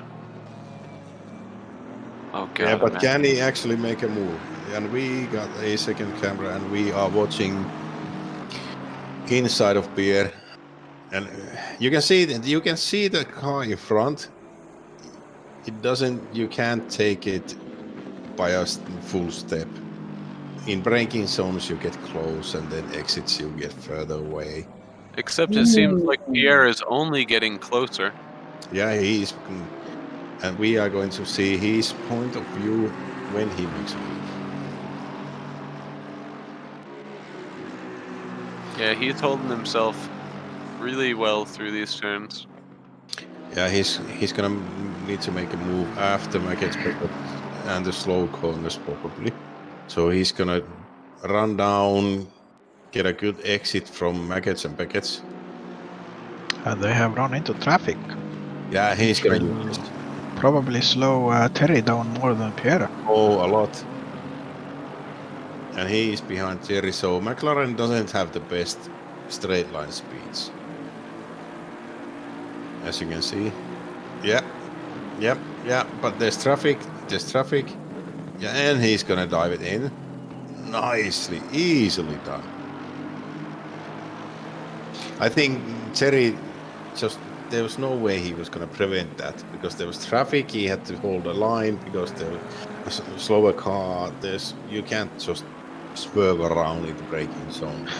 Pierre being extra paranoid there, worried about a dive from Terry, gave him all the space in the world on the apex. Yeah, you need to be really careful at this point of race when you pass somebody. Going mirror to mirror isn't the way. Okay, way. Some aggressive traffic management there. Just flash him and dive for the inside. Hope for the best. Flashing always is good. Ooh, new fastest lap after some time. Pete roll.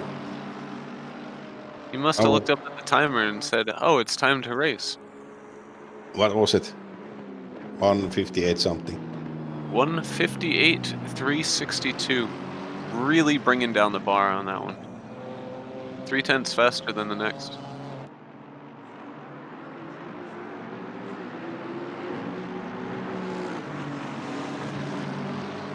Pierre's gonna happily keep that.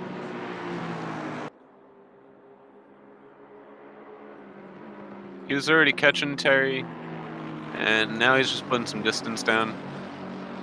Yeah, he's gonna run away, and now I'm pretty interested in Henry and Volkswagen's pace compared to Terry. Henry is gonna be attacking Terry soon, I feel.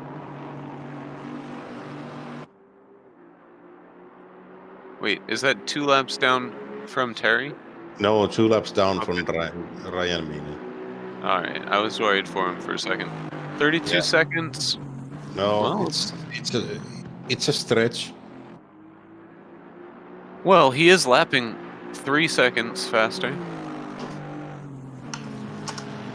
Overall, though, Dan Terry has had a bit more pace than Mr. Berg.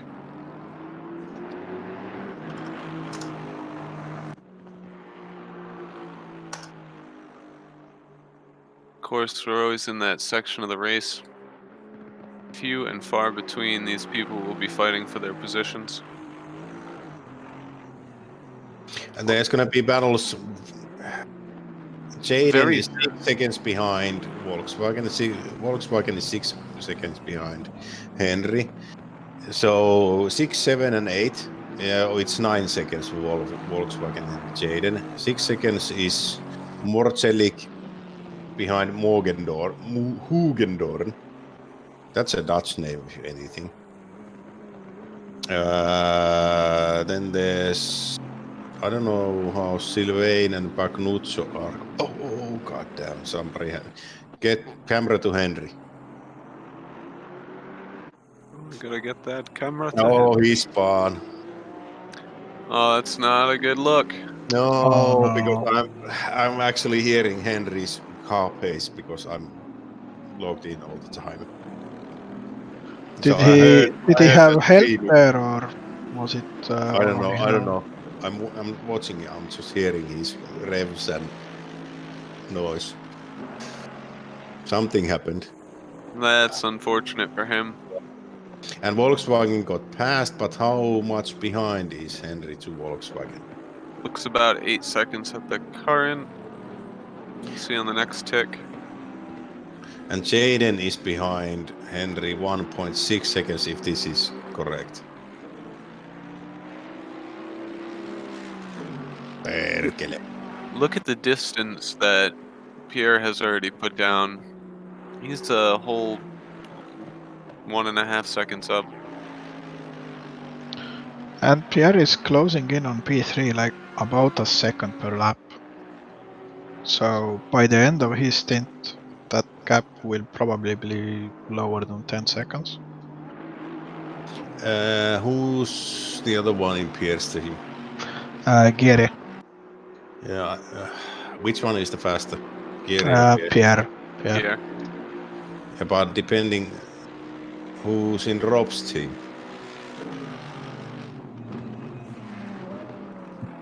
You're asking the difficult questions now. Yeah. That's what I'm here for. Drinking alcohol and asking difficult. Oh, that's Philip. Philip Philip. and Goldie. I don't know who Goldie is, but Philip and Goldie. It's the one whose name is IFILP. Philip? Oh, yeah. Philip is fast. Yeah, he had a lot of pace. Yep. He was running, well, about as high as Rob Spin is at the moment, but So he Henry had is the pace. 8 seconds behind Volkswagen, and he was 6 seconds in front, so he lost a near 14 seconds in the spin. Jadenberg is now behind Henry, so this is a battle of 7 and 8. Oh, we're gonna get a look back. Yep. What happened? Henry is coming into the slow corners. Oh, he cut too much. Oh, gee. We'll see him. Oh, it's the entry turn to this. Yeah. Oh, he just lost the rear. Yeah. It's a difficult corner with this setup.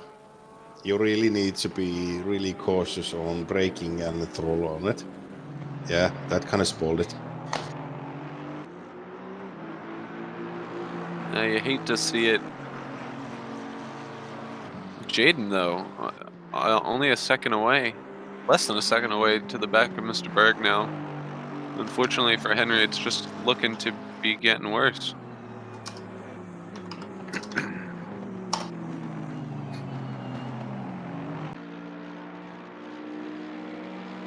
Yeah, when you like that, the tires will degrade, and there's several laps you need to nurse the tires to get in shape again, and they are bound to be flat spots. Yeah, and he's already close to the end of a stint, so Yeah, gonna drain whatever he was saving. Yeah, so I've been hearing from my teammates, it feels slippery. I imagine he's going to be coming in as soon as he's allowed to.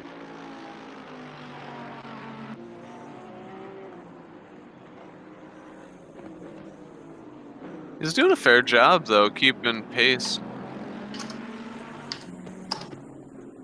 He keeps his head well. Yeah, A lot of people, especially after a completely unassisted mistake, you just beat yourself up yeah. about it, The and it's pace tough to get drops back up. and everything goes, and you make more mistakes easily. You Oh, yeah. start push stupid things. You misbreak but You try it's to make up for the time you lost. but I gotta say this from Henry. He's a 16-year-old kid, and he has a pretty decent karting background. So he can drive, and he can drive fast. It's a real shame he has fallen under the influence of. Yeah, degenerates like y- me. Exactly. Yes, I've been telling him this, that don't listen to me. Do as I say, don't do as I do. Beautiful camera work there. Yeah. Driving through that dirt right there. It's an effective tactic through the. Yeah, you circuit. cut maggots and beckets. You cut them pretty much, but I've noticed that I did get a lot of pressure loss because of it in the tires, especially front right or front left. No, rear right. You cut the first maggots, you cut it really badly. There's the small sausage curves.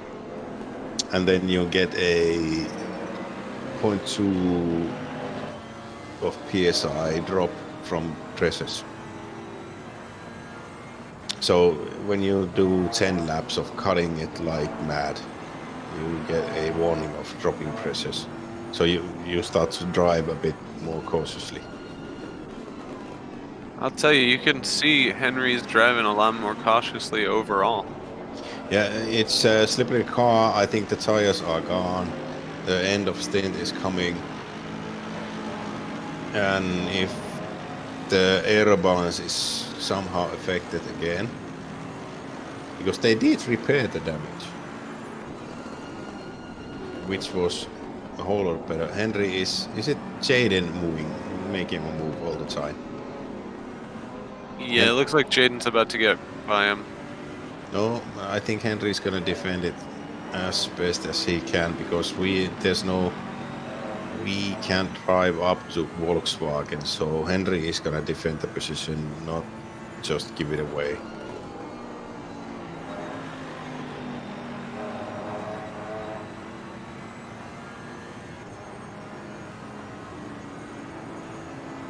This is getting to be too exciting. I'm gonna take another glass of rum.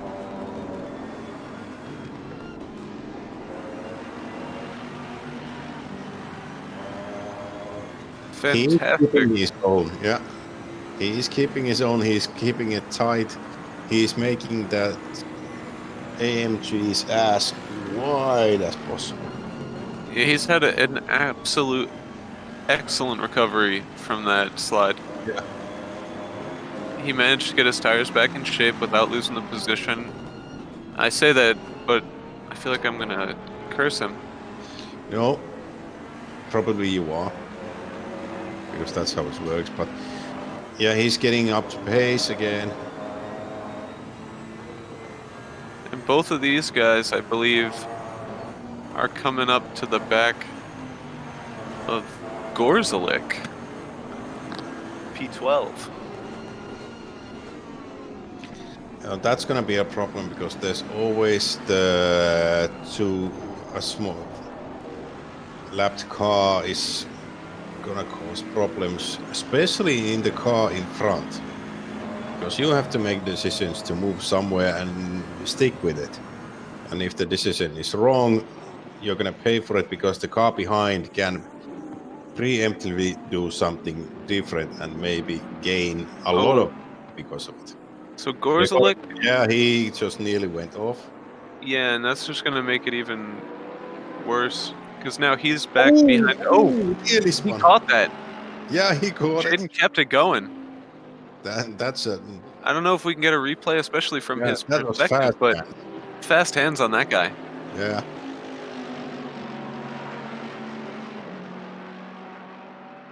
But Awesome. We are going to be able to take a look at that.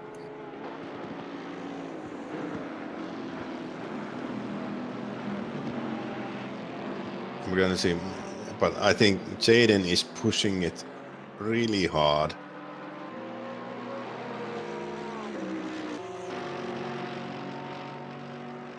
Pierre's Yeah, I at think 3.5 seconds. Yeah, he just failed something else also. Jaden just dropped back more and more and more, and Henry is. Let's see how he does it. He kept it in there. Up. Just a He quick went just a bit wheel off. too wide. Good on him for not overcorrecting, because that could have ended badly. Yeah. Nice camera work, by the way. And Jaden's he's got a mental battle to get over now. Yeah, when you spin like correct it, lose time. Now, if he starts losing more time, it's gonna be because you get a flat spot easily, but you need to recover from it half a lap, maybe a lap. I have a feeling we're going to see another spin soon. He's pushing extra hard to make up the time. Yeah, he needs to push, but he's lost 2 more seconds now. Now, here's a rookie question. That blinking light on the back of Jaden's car.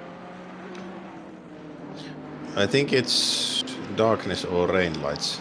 You have a blinking light always on GT3 cars. However, I don't recall seeing them on other GT3 cars. Yeah, They I'm have not rain seeing it. light switch on in the setup. Ooh, that's not going to be a good one. So that's probably because of cut penalties. Yeah, we don't have any live stewarding anymore, so. Yeah.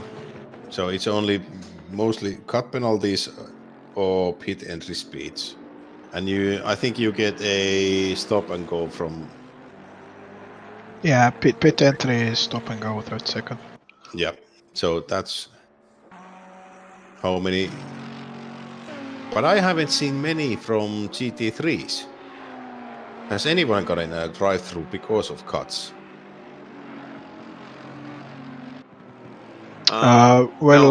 Team Kulf. Yeah, I heard they got one. Yeah, we got one.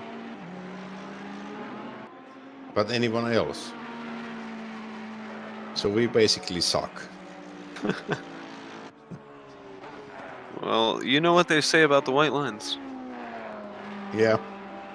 They're made It's to be. more of a suggestion. Yeah.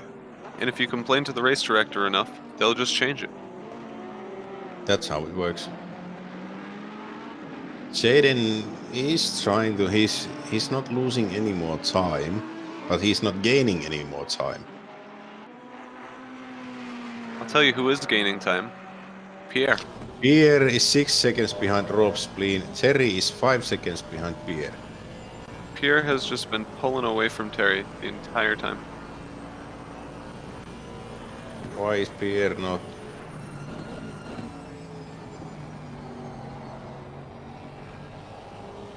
Yeah. He might actually catch Rob before the end of his stint. And there's 1 hour and 5 minutes left, so the last rounds of pits are coming. I believe Pierre's already done 3 hours of driving, so he's not going to be able to finish the race. Oh. Yes, I think Pierre even told us that Gary would be doing the last hour. So it will be interesting to see how that shakes out. Because I know who drives in number 3 and who drives in who drives the number 33 car in 5th position. So there is always a battle going on and who is where, but goddamn, Corp would have been fighting for 5 or 4 position if not for that spin. But that's that. Our GT4 battles, unfortunately, are far and few between. I think we only have 2 people on 1 lap. double check this. Yep. It's Jack and Hugh. In the midfield, Richard Fermion is 10 seconds behind Korcelik. But apparently the pace isn't insignificant difference. Then there's 10 seconds between Pagnuzio and Etairo Vino. No, goddamn. Pierre, happy. He just got that one for free. Rob is in pits for the last time, so they are going to pull a 62-minute stint. Unicorn and Griffin Racing. Now, can Pierre push hard enough to give Geary what he needs to stay out in So front? it's Goldie for the last stint. I wonder how deep into the stints they have run that car. If they run it like 65 minutes, the max stint length every time, then there won't be very long to go at the end. No, but there's no use in doing a half a pit stop because you have to drive in and drive out. So you have to count the pit strategy that you basically do the same thing every time if you change a drive. Because it takes 30 seconds. Whether if you put fuel or don't put fuel or change tires, driver change is 30 seconds. Yeah, but I'm thinking more along the lines of Pierre is very quick, Geary is just quick, but not as quick as Pierre. So if Pierre has another maybe 20 minutes in him, he can build a gap.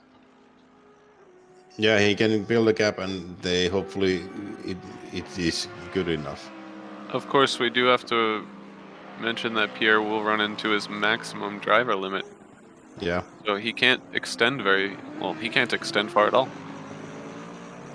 Killian Ryan Meenen is going.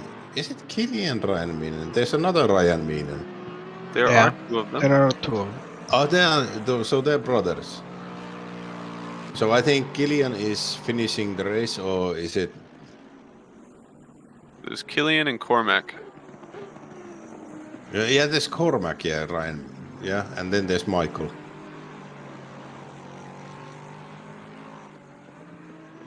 As far as Supernova, do we know who will be finishing theirs out? I think it's, I don't know, Jimmy hasn't shown his face anywhere. They're a two-man team, so it's going to be 3-hour splits, right? Yeah. Which one started? Was it Pete started? Yes. I suspect 3-hour maximum, there is some leeway in that, because you can't get it like perfect by the second with two drivers. No, the maximum, but the stint length is 65 minutes. The stint length is 65, of course. If you drive over it, you get a drive-through. Ooh, that Ooh, was lots of nice. sparks right there. Yeah. Yeah, the entry point, it's there's a really bad bump in the entry. We're And I getting hate that it. sunrise now too. Yeah. Coming up on 4:20 actually.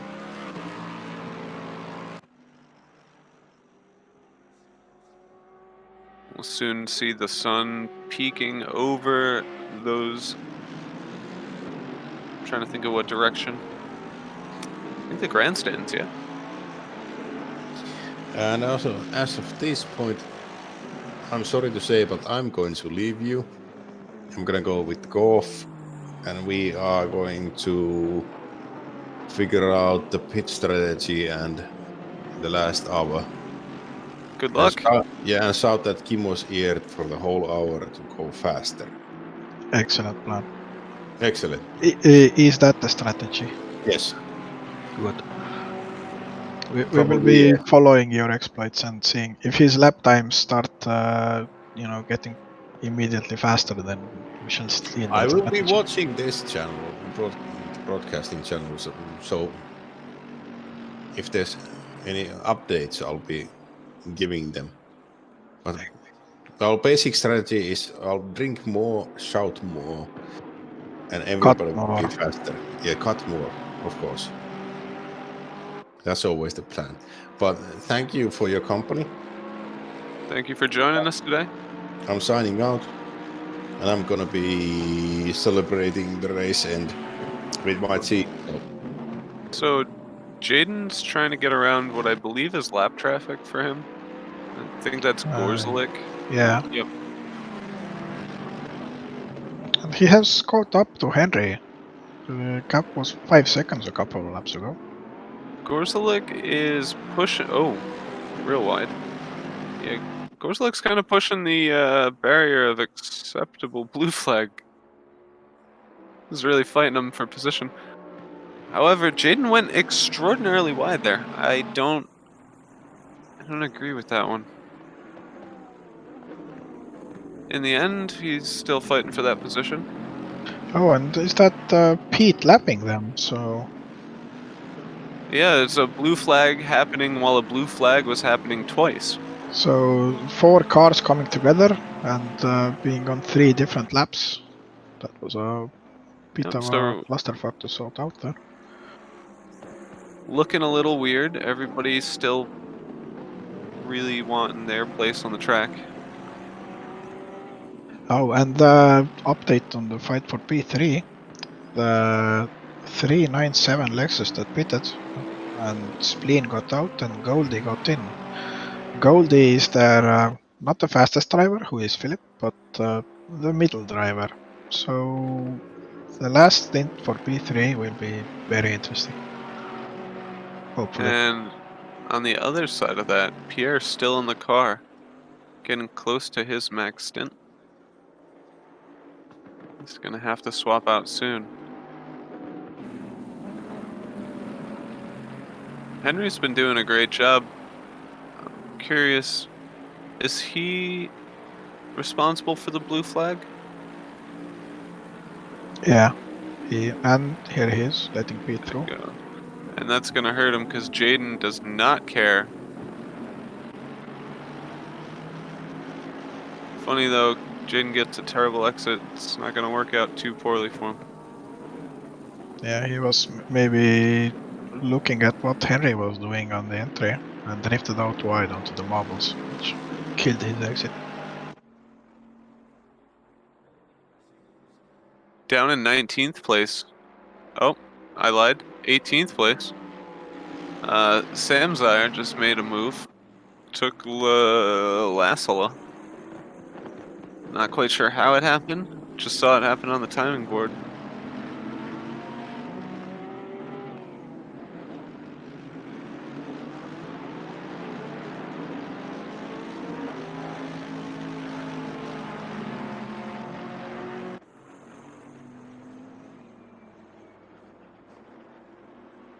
Let's see, Lassala is driving a Lexus.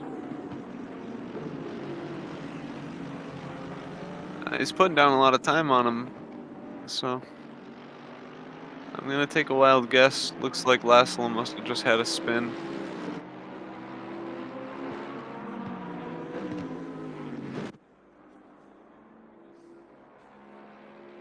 We still have Pete with the fastest lap of the race currently. Nobody lapping even close. In fact, currently nobody lapping under 2 minutes. Pete's best being a 1:58.3.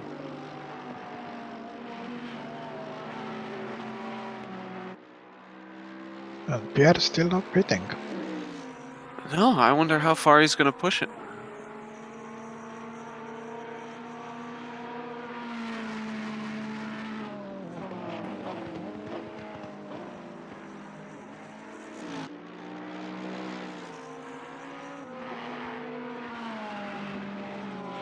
Jaden is hoping to get a piece of action with Volkswagen up ahead. He's got a big mountain ahead of him. And he also keeps running incredibly wide in that section. don't know if that's going to be helping his case.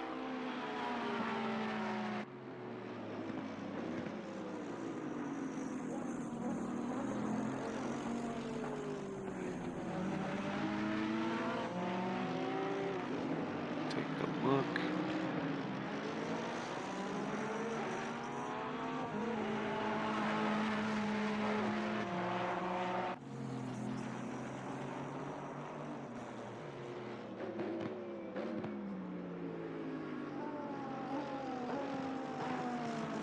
With only 50 minutes remaining, we are going to see our final pit stops all come through. You might see a couple of mad lads do pit stops around the 35-minute mark.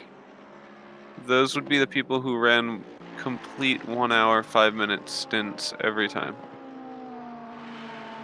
But for the most part, I imagine people probably played it safe. And we're going to see a sprint race emerge to the final. Ooh, Jaden eats way too much of the inside curve. Spins, gravel, and he's okay. I was hoping for some big drama, but unfortunately, it's not going to happen. It was small drama. You evil man. Unfortunately for him, and fortunately for Volkswagen, that's going to be P4. Yeah, he should probably pit and change his tires. Or did he pit like half an hour ago? I do wish I could see. I just don't have that information in front of me. But he's going to have mean flat spots. I'm sure his wheel is shaking right now.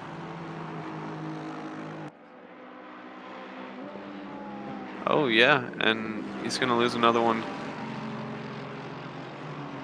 Goldie's chasing him down. Yeah, if Goldie and Jaden get into a fight until Jaden gets his tires cooled down, that will help Carl Simsport quite a bit. And Pierre has finally pitted.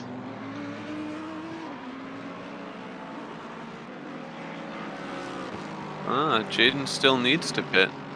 One of the few people trying to push it. And with flat spots on some really worn tires, I can't imagine he wants to stay out much longer. It's just not worth it.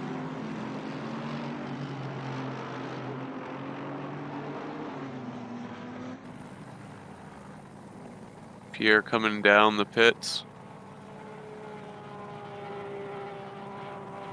They did push the limits.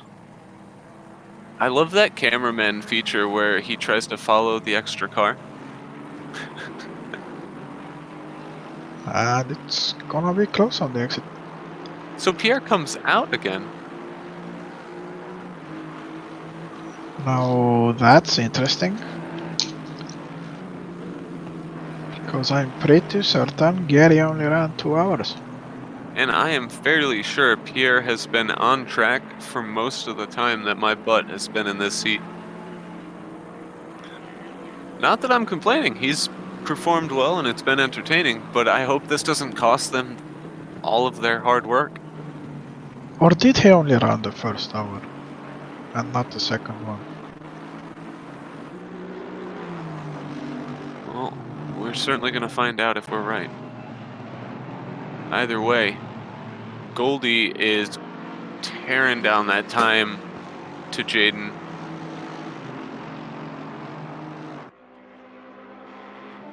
And yeah, Pierre's not too far back. He's got fresh tires too.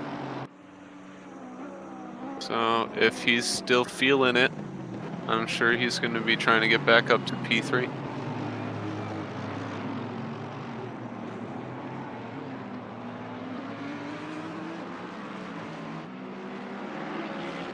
Goldie is just running a nice clean run right now. You get thrust right into the heart of this battle.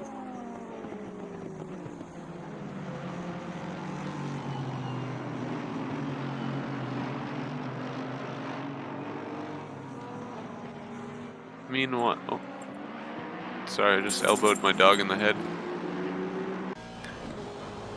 Like Pete? on purpose or? No, he just decided he needed to be part of the broadcast. Good dog. Pete does not have to worry. I know it's not nice to say, but Volkswagen's pace is not even remotely close. So, unless something terrible happens between Pete and traffic, unless something terrible happens when team gets in the car. And I think Volkswagen needs to pit once too. Yeah, Volkswagen needs to pit as well, so I'm wondering if he's looking for Pete to dive in, waiting for that moment.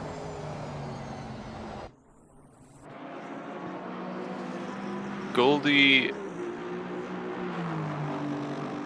it's unfortunate because he's going to be spending energy to try and get around Jaden. Oh, we have a drive-through down, Mr. Moorman, 420. Well, he's got plenty of time to blaze it as he drives down the pit lane. But Goldie, he's going to be spending time and effort getting around Jaden. And Jaden, I mean, he needs to pit anyway. You don't want to waste time behind him, though.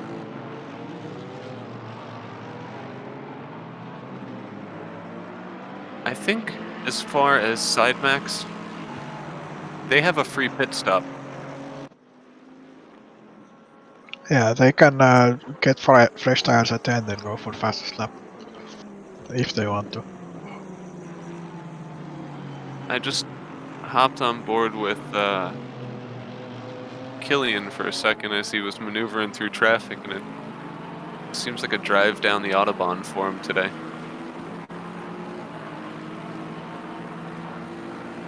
Their car still doesn't have a scratch, by the way. A little bit of rubber pickup, but nothing as far as damage. Now things are getting more and more urgent for Goldie because Pierre is right on his tail. Yeah, Pierre has really gotten impatient.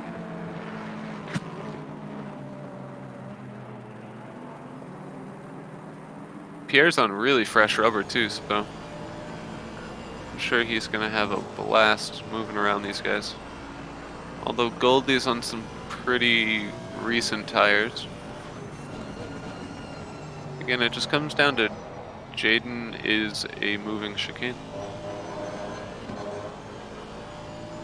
His tires are very much near the end of that life. Perhaps even beyond it. Because he has used them hard. It's a really good view right there. You can even see that Ferrari's just not keeping it as tight as the two behind him. The car is just rotating a little extra. Barely got grip left in those tires.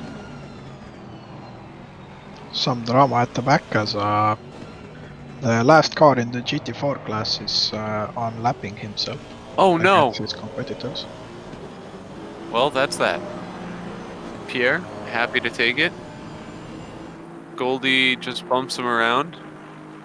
And that's going to be Jaden. Falls down to 6th. He's just going to be going into the pit, I'm sure. And at that point, when your tires are when they're that old and you get spun, is it worth trying to keep putting lap times on them?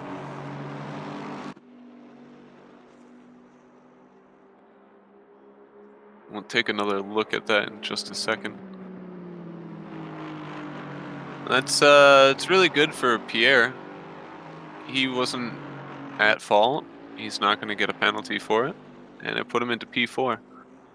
Jaden's going to be under attack soon from Bloomfield behind, though. Less than a second.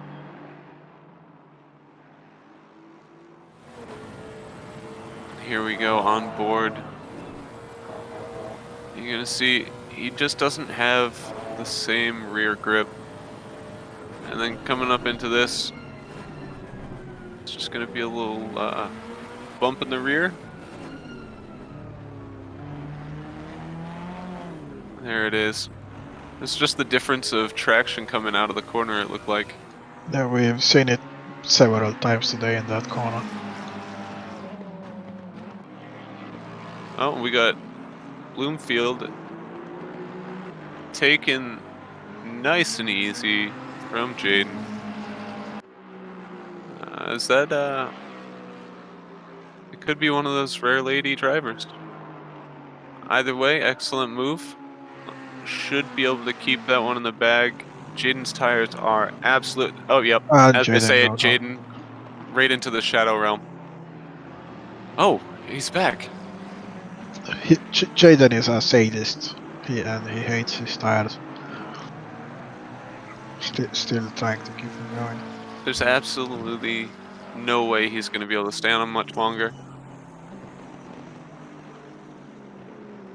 At absolute max, 40 minutes should be the last pit stop if you've stretched out all of your stints to the max.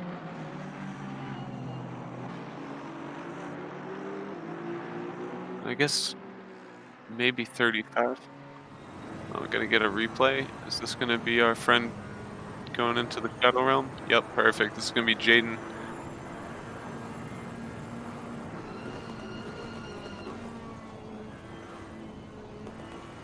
He's having a hard time. See him fighting with it.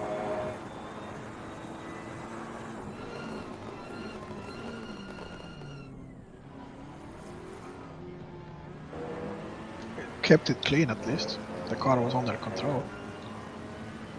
At that corner. Yeah. But you can see how much opposite lock he's putting in. Oh, there it goes, right out onto the grass. It's just barely one tire onto the grass. Came back pretty good though.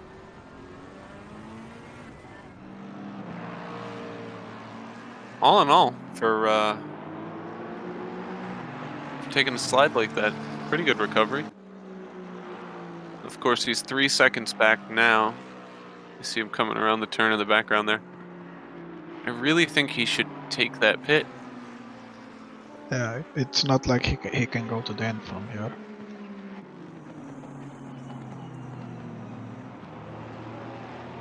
Now, Bloomfield. Do they need to make another pit stop? Or have they just quietly but surely worked their way up here and are actually in P6? They're good, they're excellent.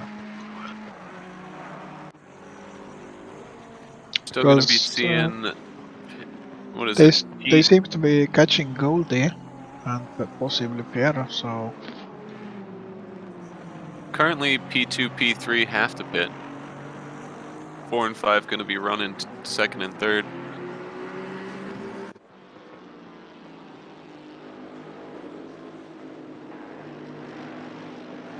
Looking down the list, it's really spread out as you get further and further down. And we won't know the actual positions until about 10 minutes from the end, when everybody has surely pitted.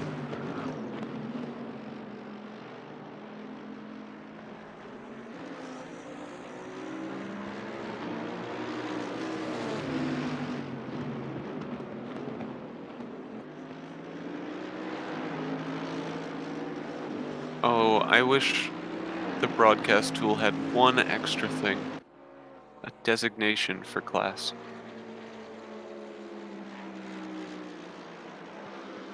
Looking back at the GT4 guys though, still have 2 of them on the same lap. It's going to be Nico Basson and Tim Peck. Unfortunately, not a lot of time left to gain that 25 seconds between them. Camaro putting in a good run today.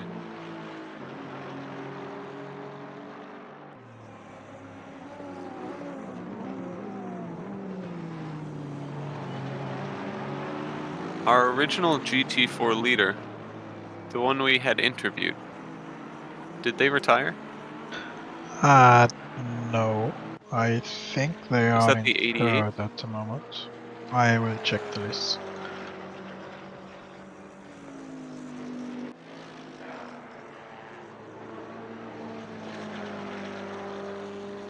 They are the number 27, so Ah, beautiful. Still right there on track. they're the fastest McLaren GT4, if that's any consolation for them. Probably not. Must have had some serious bad luck down quite a few laps.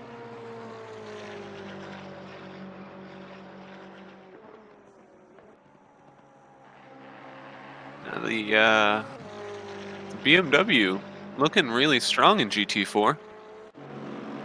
If only they could move that success into the GT3.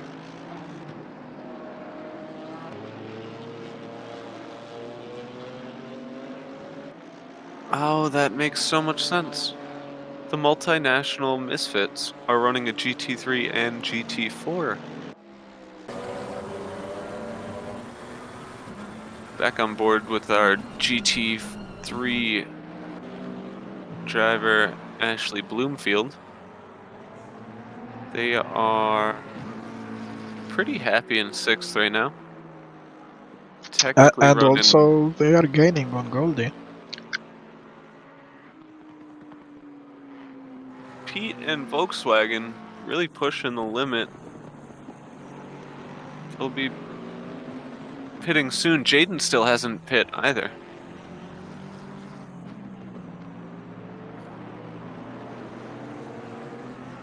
I did wonder not expect this. how much tires, if any, he still has left on his rims. Jaden? Like, yeah. It's more like a mush. Because, yeah, we haven't exactly counted his laps, but we've seen the car be very difficult to control several times.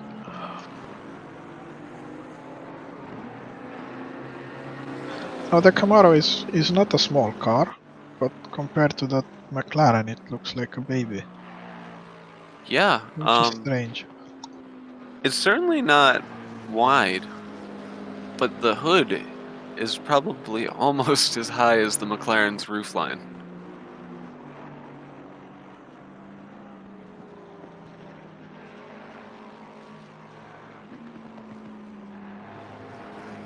Big fan of that McLaren.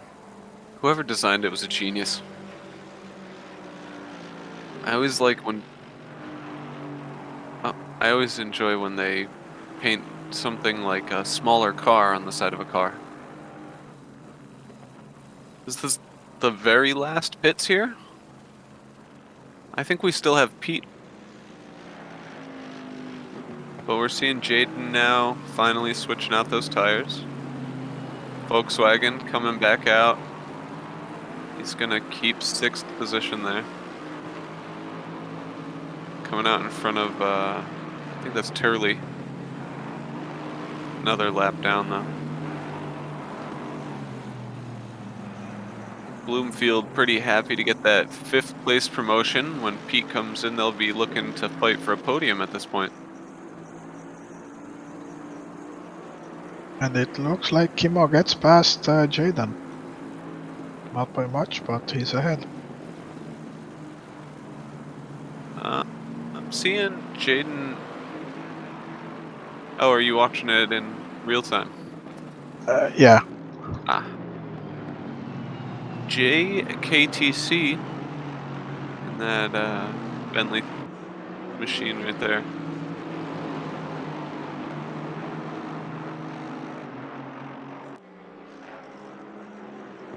And again, that's Turley right behind him.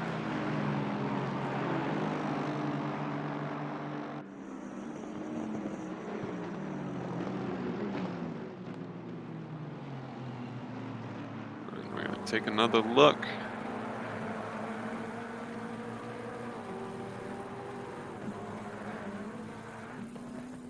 Look at that difference in speed. Whew. Oh, that was close. Really, really good reaction to get onto that access road instead of eating the grass. They saved themselves a whole lot of headache.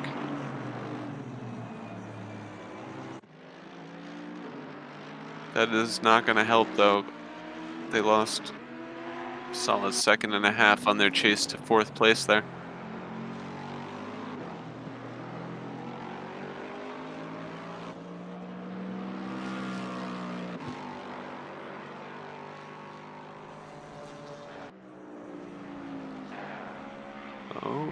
see Black making moves.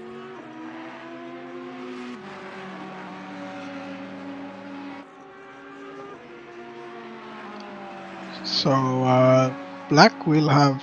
They just pitted. Finally, Jaden had mercy on the car and the tires. What was that? And Kimo has spun. Oh no. I can hear Buzzy screaming from here.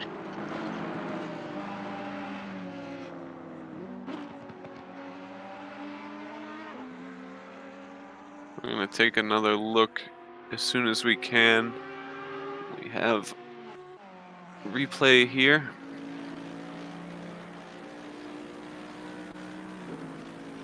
And this is that Koof car, currently driven by Kimo Lepinen. And the same corner where Henry spun. Yep, exactly what Posse was telling us. The setup is just tough to keep it through there. He's lucky one of the cars behind him didn't collect him because he was right in the firing line there.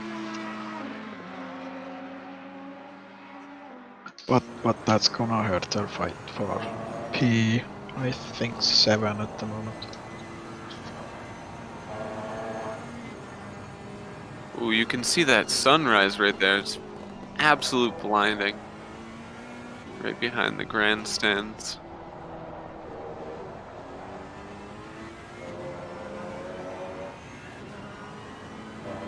Of course, this day looking a lot nicer than we were hoping. Not a lick of rain so far. And looking up, I don't see a chance of it.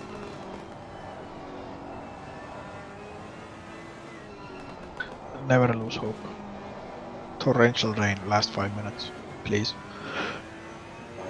I'm gonna have to write an angry letter to the weather gods after this one. Of course, quite a few of the people did prep for a rainy race, so these setups were not optimal.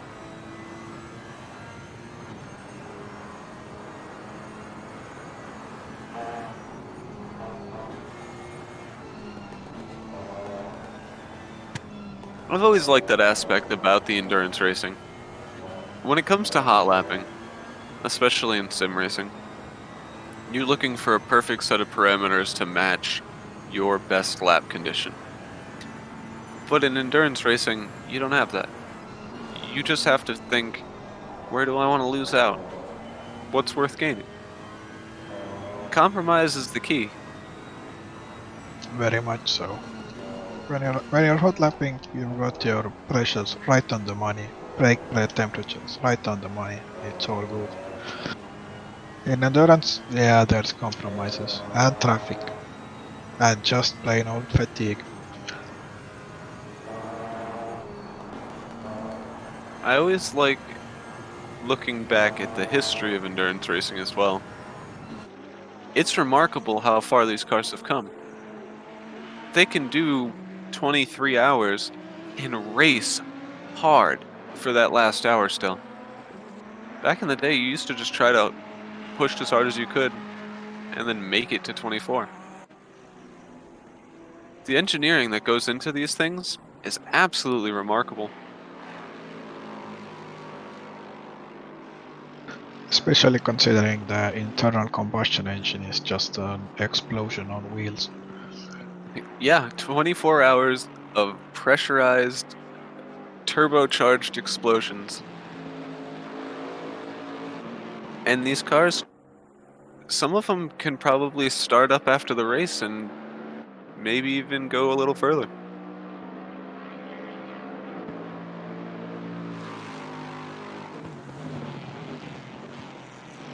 There's our race lead, handedly handling all of the traffic. That's pretty much the only interaction he's had in his stint, I think. As well as Yeah. the other driver for him. Michael made sure that there was no need to show them after the first 2 hours. Yeah, he wanted all of the glory for himself, so he made sure to make that battle with Pete as absolutely as tense as he could. And then he buggered off. Luckily for him, his teammates had some serious pace to keep it going. Pete, of course, I'm sure he'd love to get back what he lost in the very start. I don't think it's possible, though. 43 seconds is the difference between P1 and P2 currently.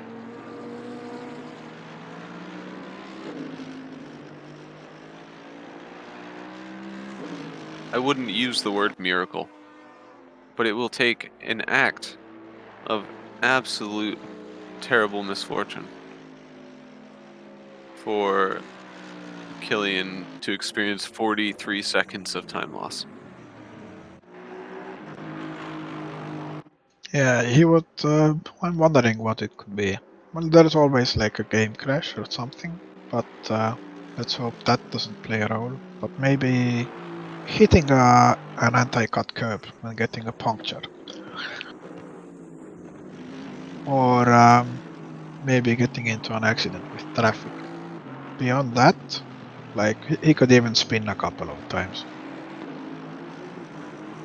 It's weird because at this point in the race, he doesn't have anybody giving him a lot of mental pressure, but he still has so much pressure to perform. There's so much riding on his last 27 minutes after such a race.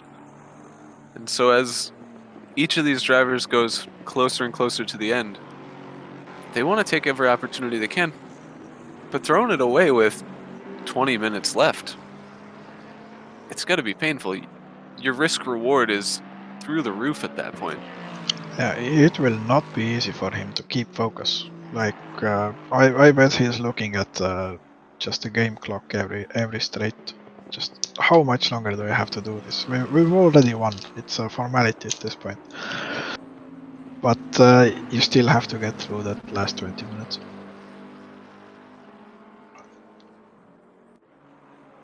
Ashley coming up on some lap traffic. Really, really strong performance from them in the closing portions of this race.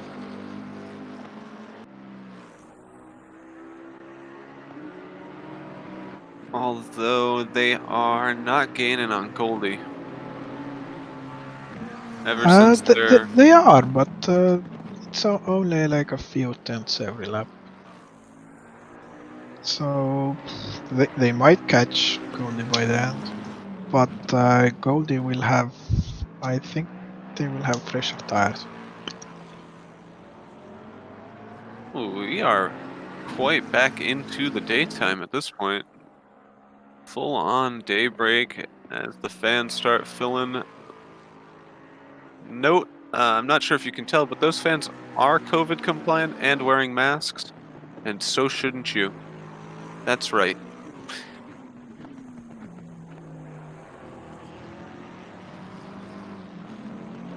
With 25 minutes remaining, this is a great time to remind you, you can join us too. Go to acrlonline.org, log in, sign up, join us in the next race. We're always interested in having new talent show up and show us what they can do. And if that's not your cup of tea, that's perfectly fine. Just make sure you like, follow, and subscribe all of our social media. Those are your two options. There's only those two.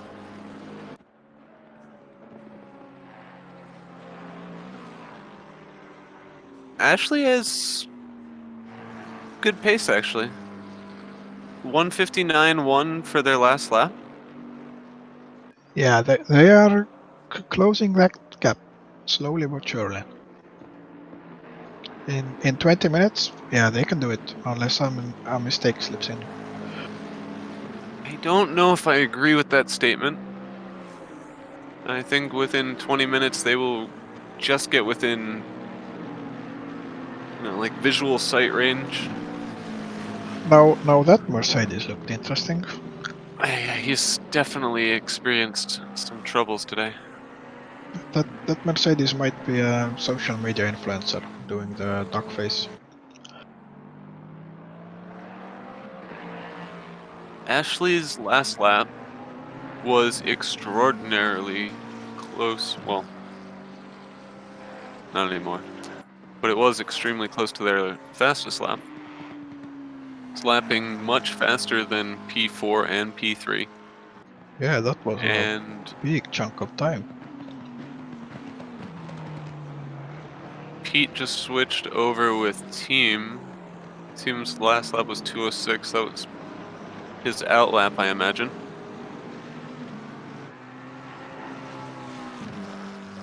Koof's aero balance is completely shot, apparently.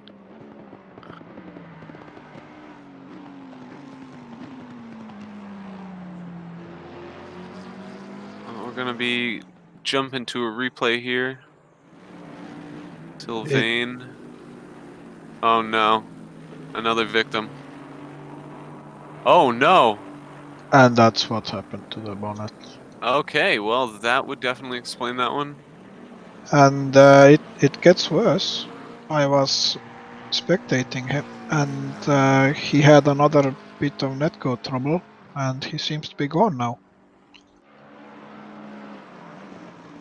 Oh, that's rough.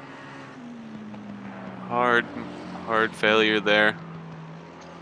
So yeah, Supernova teams. Team 1 started from the pole and is currently in second, and the second team is out of the race. It's not gonna be a happy sponsor today. Not gonna want to go back to that trailer. I bet their fan merch sales will drop dramatically.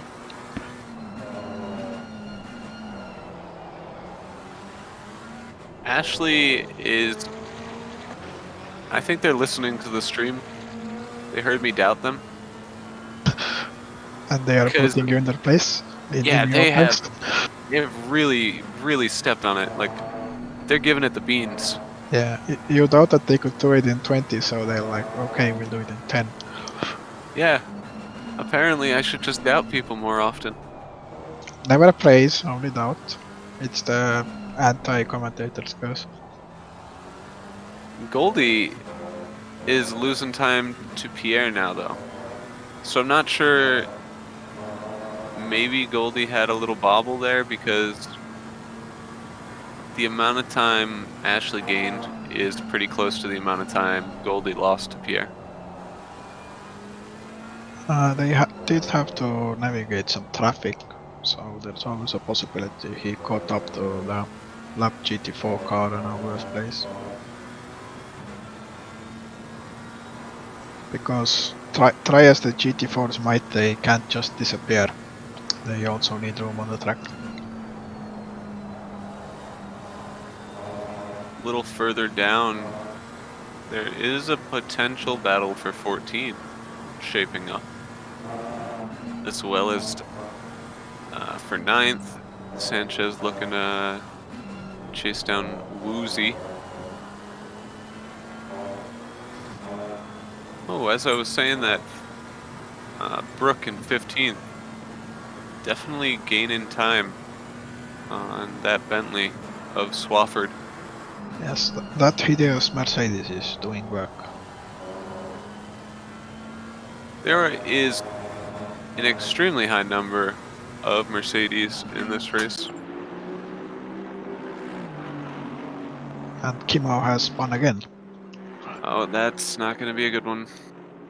Team morale has already dropped, and I'm not sure if it should go much lower. He might have had some help from a GT4 car, so...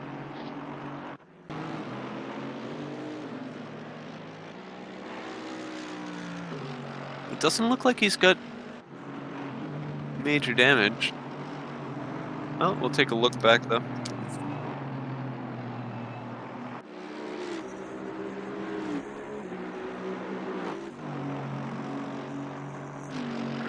We just dipped under that 20-minute mark.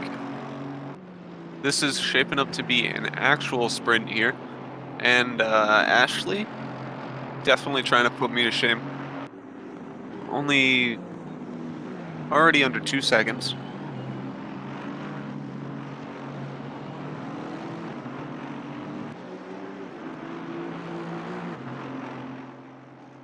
Here's that replay.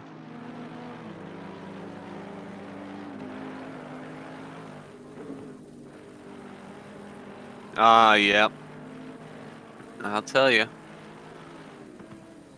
Oh, That looked and like just he the got a slightest touch. bit. Yeah. That netcode bump, maybe? They didn't look like they were that close. Either way, he gets going. He doesn't lose out on it. But it definitely isn't a... It's not what you want. Mentally, that's just painful. He was not really in a fight with anyone anyway, but still.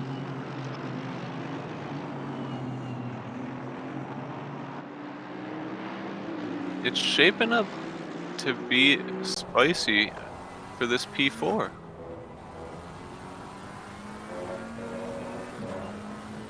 This is the distance I expected them to get by the end of the race. So at this point, oh, I'm imagining it's going to go real well. Also a fight shaping up for P14 and P9, so they have not been fighting for a good hour, and then towards the end everyone is starting to fight, so we can't keep track of it. That's Luckily, not we very can do a nice of little them. bit of picture-in-picture here. Although I believe currently what you're seeing is Bloomfield and Goldie both simultaneously.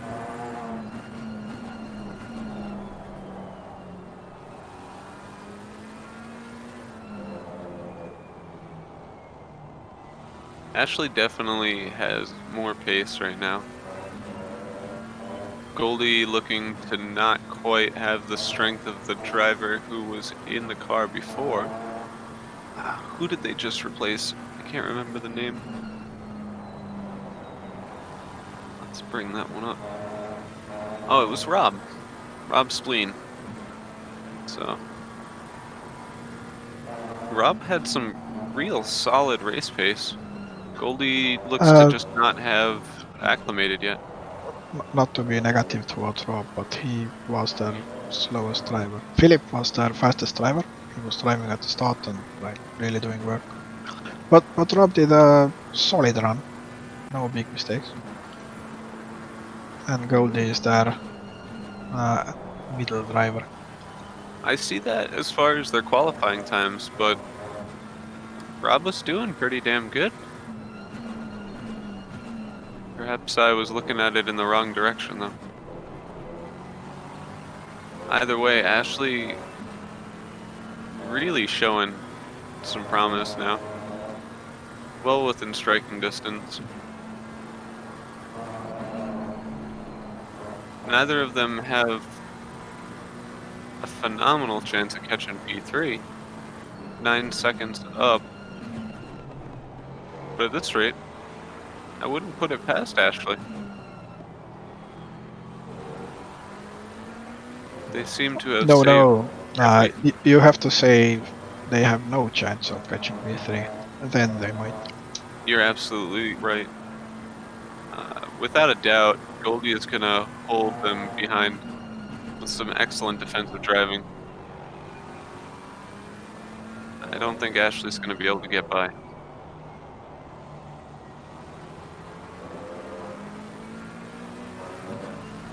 You can see it's really starting to cost both of them time, though.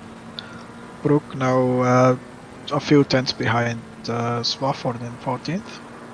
And Sanchez also a few tenths behind P9. They all waited for the same time. It's a conspiracy. I don't know if we can get a picture-in-picture of two different battles.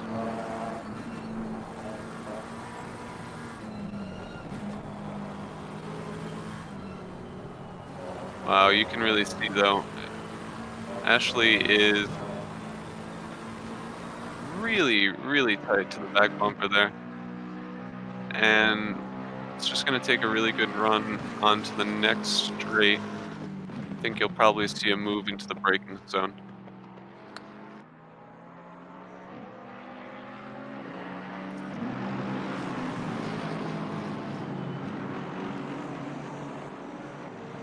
How beautiful We got that split screen watching both battles here. In the top left, we still have Bloomfield chasing down Goldie. The bottom right, that's gonna be Swafford. But No, it's Brook in the Mercedes and Swafford is 1 second ahead because Brook made a small mistake, I think, and fell back a little. Sanchez and Woozy still keeping it close. Of course, Bloomfield is not giving up anything.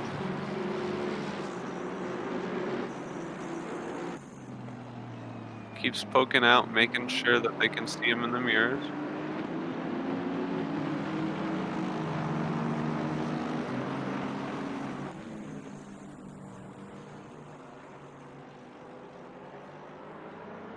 I don't think that Bloomfield's gonna have what it takes to get around.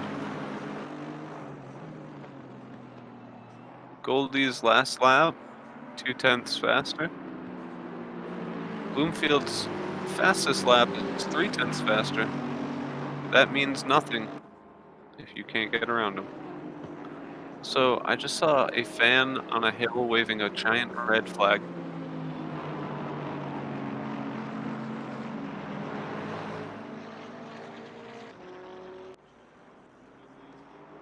Sanchez.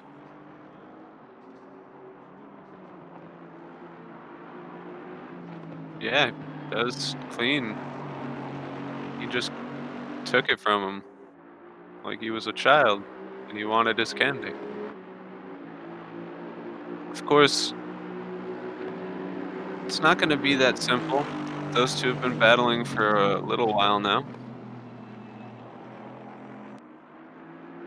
Oftentimes, it feels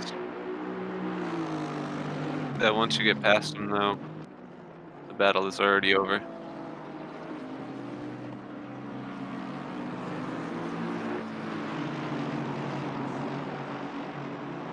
Bloomfield not really able to do much in terms of headway. Brook and Swafford still going at it again. These two are absolute firecrackers. Brook seems to be a bit more inconsistent. Yeah, But overall, a little Brook has faster. the pace, but he's kind of throwing it around instead of setting up a pass. But he has a chance now. Oh, and Bloomfield, as they split traffic, gets the inside and takes the position as they drag race down. Later on the brakes, takes the spot. Doesn't get as good of an exit though. Goldie is looking for an opportunity, but it's not there. And Swafford runs straight in a corner, gets a Gets a drive-through drive-through. for it. Well, that's the end But of is that still trying to keep Brook behind for some reason. And he cut that corner hard. Brook now having to avoid 3 cars coming together. Nothing serious, just a bit of rubbing.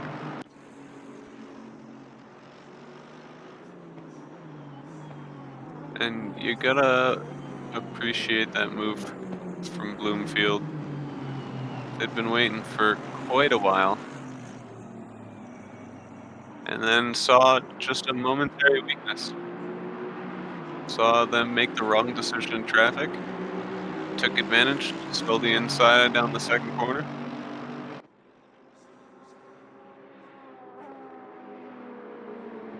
And there's Swafford in the pits, taking their drive-through right away. Oh, okay, they're gonna have a replay of the Swafford incident.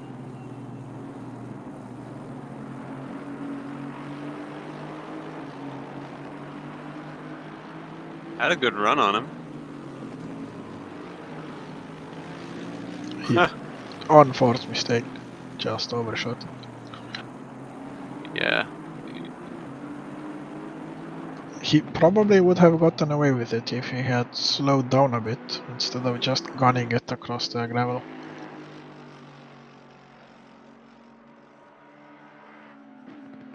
Goldie is hoping, but Bloomfield's almost to a second ahead now.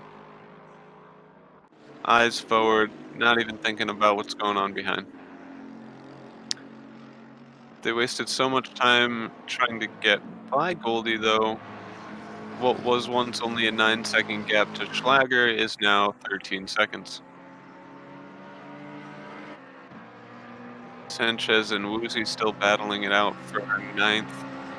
Sanchez, of course, in the position now. Woozy not letting him get away with it quite like that. Yeah, I kind of thought Sanchez would just run away with it after getting past Woozy, but he's sticking close.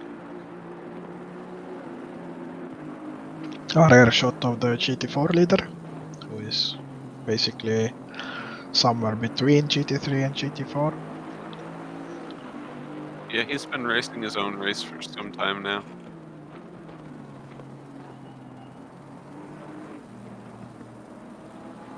So I often see in this higher mid deck point, you'll see somebody get behind somebody after being passed, and then they just study what they're doing. They gain some speed. It's almost like a learning exercise for him, and I think that's what's happening right here with Woozy. He got passed, and he was like, "Oh, I can't let you get away with it like that." And now he's doing everything in his power to stay at that pace. I personally find it a little easier to follow than to lead. There is that slightly lower amount of pressure when you're chasing someone. I always enjoy it.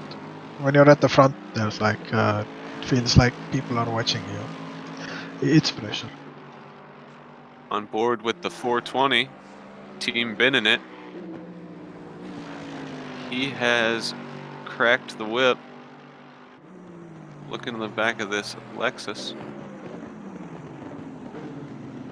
Not sure what just happened there. I saw the pass. I just don't know why it happened so well. It was like they were different classes of cars for a second.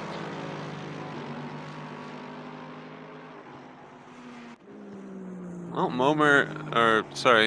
Michiel Moorman really set that one up well, made it look effortless.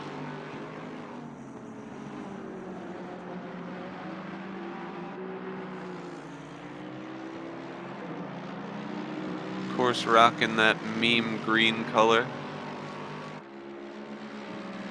Good news for the millions of Supernova fans. The Supernova 2 team is back. And they are not last.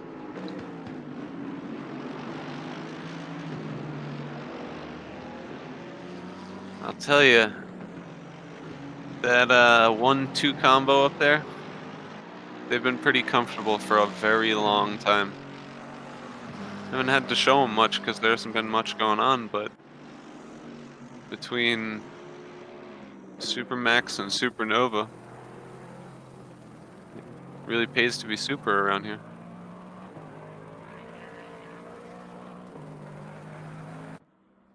On board with the leader right now.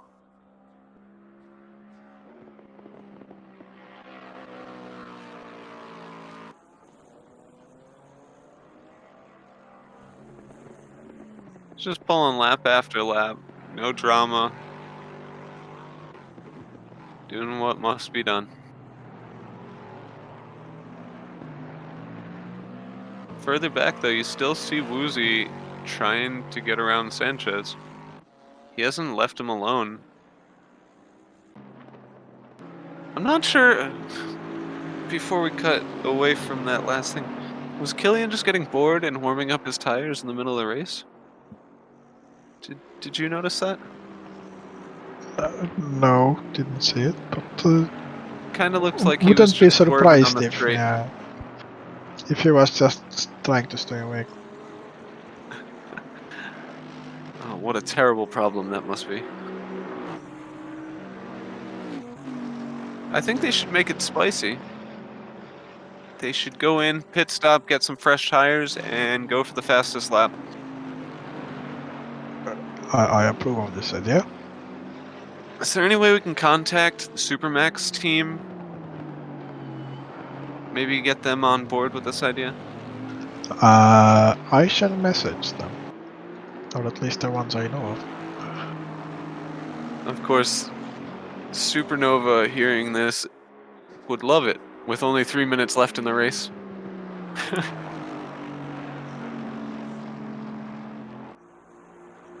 As we count down those last 3 minutes, the battles are nearly done. We have Sanchez still defending from Woozy. He doesn't have long to go. Our podium is pretty much decided. Barring complete unforeseen act of God or failure of hardware, I'm pretty sure we're going to see our podium stand as it is. A phenomenal drive from those guys today.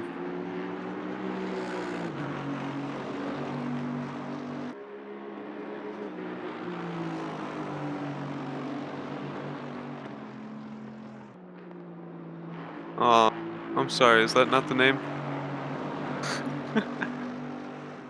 Oh, it's Side Max, isn't it? It is Side Max. Wait, what did you call them? I called them Super Max.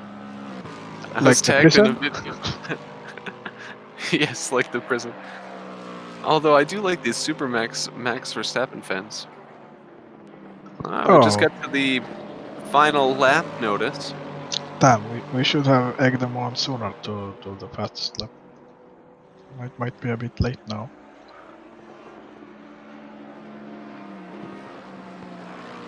GT4, that's going to be a decided podium as well. Really, really great work from the leaders, though. Both sets of our leaders.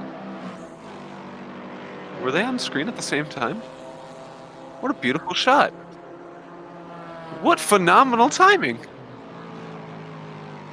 If I didn't know any better, I'd say they set this up. As I say this, Killian takes a little bit of a drift into one of the final turns. And Woozy goes for the move on P9. Side by side, avoid contact. But he wants that P9. And he knows he's out of time.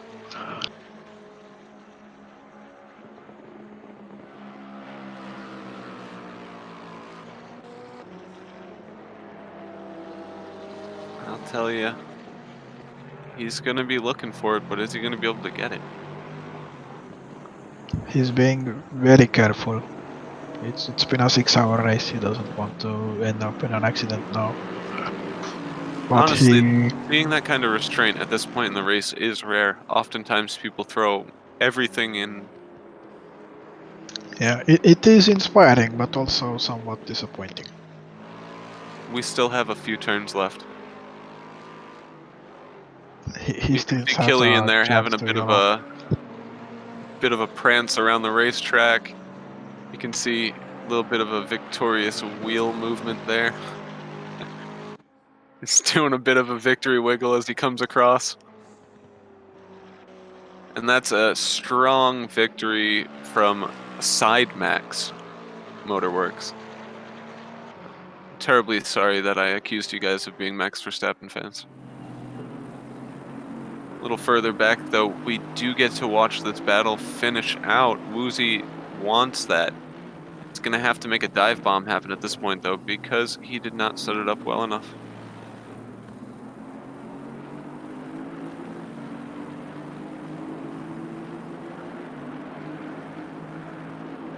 And that's going to be the way the cookie crumbles.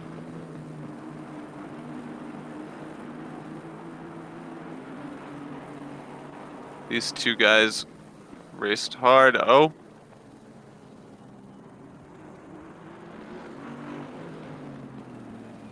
Is he gonna... he's no, he just Yeah, didn't take that that. that mistake killed it. But a valiant effort. He had an opportunity. Timmy behind them getting a front row seat to the fight. Yeah, right behind that battle, you see P2. Good run from them as well. P3, Pierre, excellent drive from him. Coming from, what was it, 15th? Yeah, they qualified P15, ended up in P3. That is a hell of a drive. Also, I believe P5 started 17th, ended 15th, or ended 5th, so real good run for them. Congratulations to Bloomfield on 4th as well. Down in the GT4, that one was decided a couple of laps ago, pretty much. We have Ben Walker with the Multinational Misfits, followed by, oh, the Chevy. You know, I'm really surprised that McLaren ended up so far down, but I guess it just didn't work out for him in the end, especially after such a strong start. Yeah, they seem likely to dominate the class, but perhaps it is more of a sprint race car and not an endurance car. Yeah. And there you go. Our results up on screen. Our winner, Side Max, in that Lexus. Supernova drove that Mercedes to their podium spot. And then I believe that's the Carl Sim Sports boys taking third in their AMG. Sorry, not AMG, in their Aston Martin Vantage. Good work from all of them. Nice I to see gotta that say. the top four are all different car makes. Yeah, I love the variety of the field here. It really says something about the balance of performance as well. So, a little further down, the GT4. Oh, that's just going to be a different tab. But GT4 winner. Oh, we've got a slight technical difficulty there. No worries, we already went over those. Got some victory donuts going on. Can't see them, but they're happening. Unfortunately, when you're in 10th, you don't get to do the victory donuts. Hey, Well- hey, hey. Welcome back. Good to be back. Now, So, how much did you shout at Kimmo? Oh, you know the thing? When we first set up the car, my first stint was basically pure shit because the air balance was wrong. Then we had contact by me and by Henry, and the air balance fixed itself. And then Kimmo and Henry were, when I was commentating, they fixed the car. They put on, and the air balance went wrong again because they fixed it. And Kimmo's last stint was basically just skating on ice.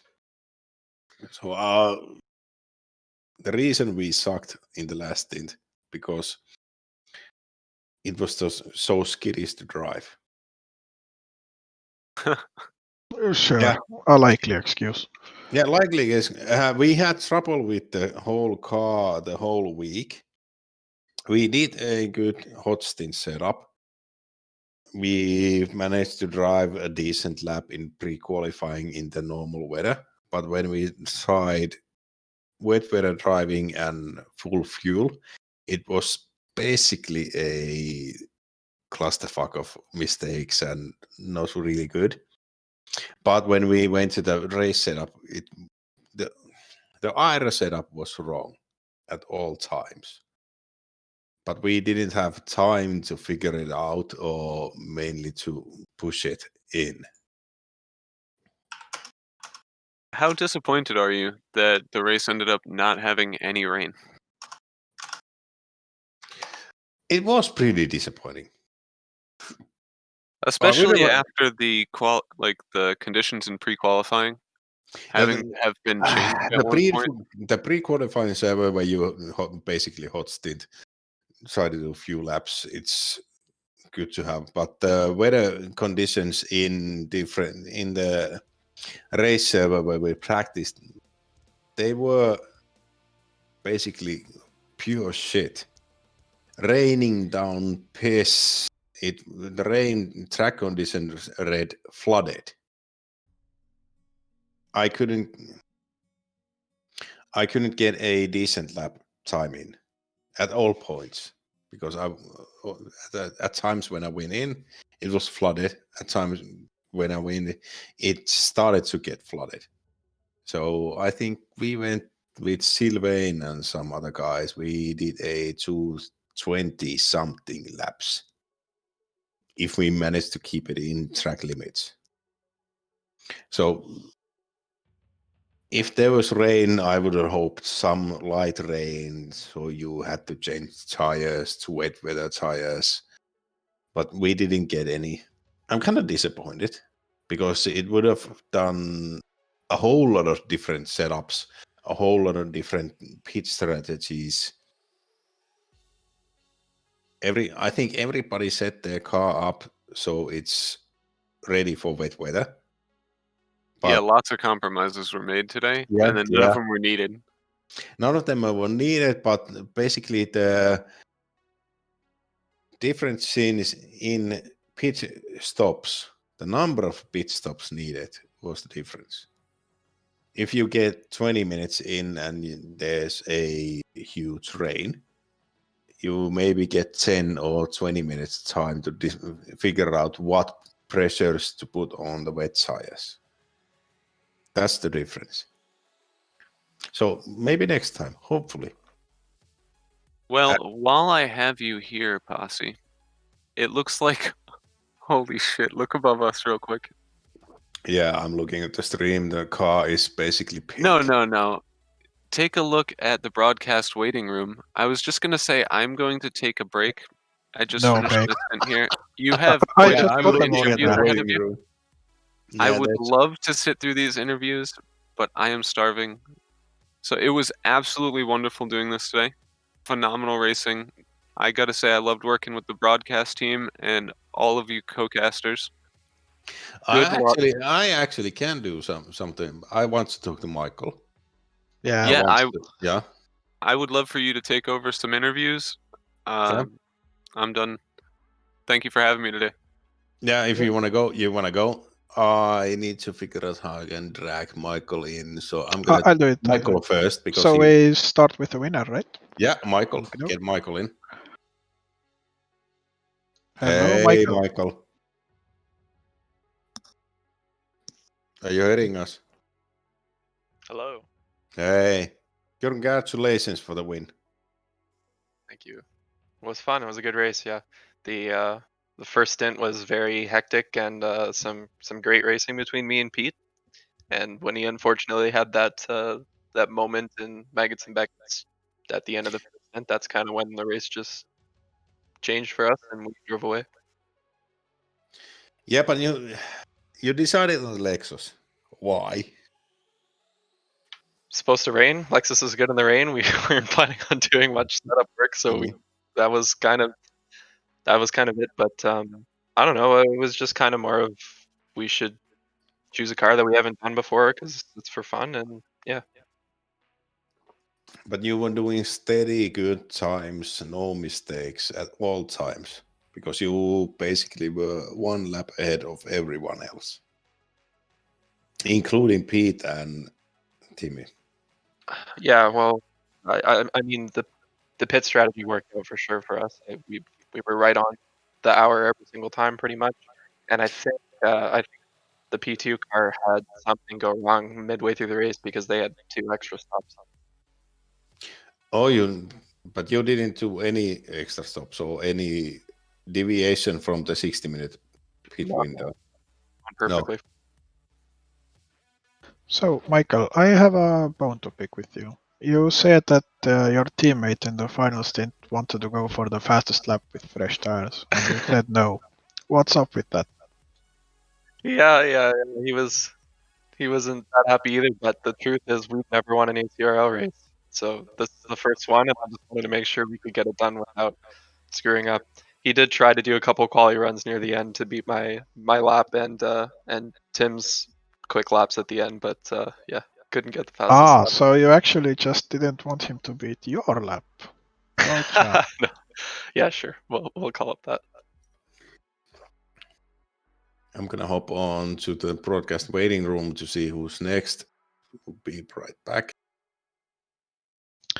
So the last couple of stints where you already had a healthy lead weren't as tension-free as it looked from the outside. You were actually, you wanted that win. Yeah, it was really for Killian at the end to hop in the car, and he hadn't driven it much. It was really just stay safe, don't push too hard, get it done. We can easily drive home with this if we just don't make any mistakes, don't have any contact with GT4s or lap cars. So that was really the focus there in the last couple stints. In the first stints with against Pete, did you have more pace in the bag and you were just biding your time, or were you pushing as hard as you could? I was pushing. I wanted to get by him as quick as possible, but it was interesting. I think I don't quote me on this, but it seems like they've added some more dirty air effect in the latest update than there has been in the past, and that was actually really affecting me. But another thing is the Lexus is just stronger in different places on the track than the Mercedes is, so it was really tough to find a move that would stick. I was kind of looking everywhere. Pete was doing a great job defending as well, so it was tough to get by. I wasn't holding him back at all. Yeah, the car looked kind of unstable when getting on the power out of Brooklands, I think. Like you always look to be sliding just a little bit as you got on the throttle. Yeah, for sure. That's just it seems to be the way the Lexus is. That's it likes when you're just playing with the rear end a little bit. It's not fantastic in the low grip in the slow sections. So the loop coming out of the two slow corners, it struggles there against cars like the Mercedes that have that low end torque and better traction control to kind of just power away. So yeah, it's tough to keep the rear end in check, but that's kind of where you need to be if you want to be fast on that car. How did it feel in the Maggots Beckett's Chapel section? Because from the broadcast, it looked absolutely planted.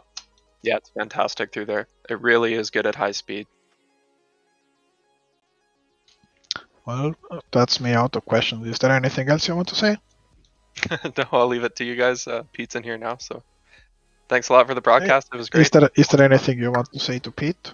Any compliments about his livery? Hi, Pete. Oh, we already talked. Sympathy about his bottle? Well, we had a lot of fun. Yeah, it was fun. And then we didn't see that car for the rest of the race. But that was fun. I'm glad we had that battle, because that's always good to have. Good to train your defensive skills.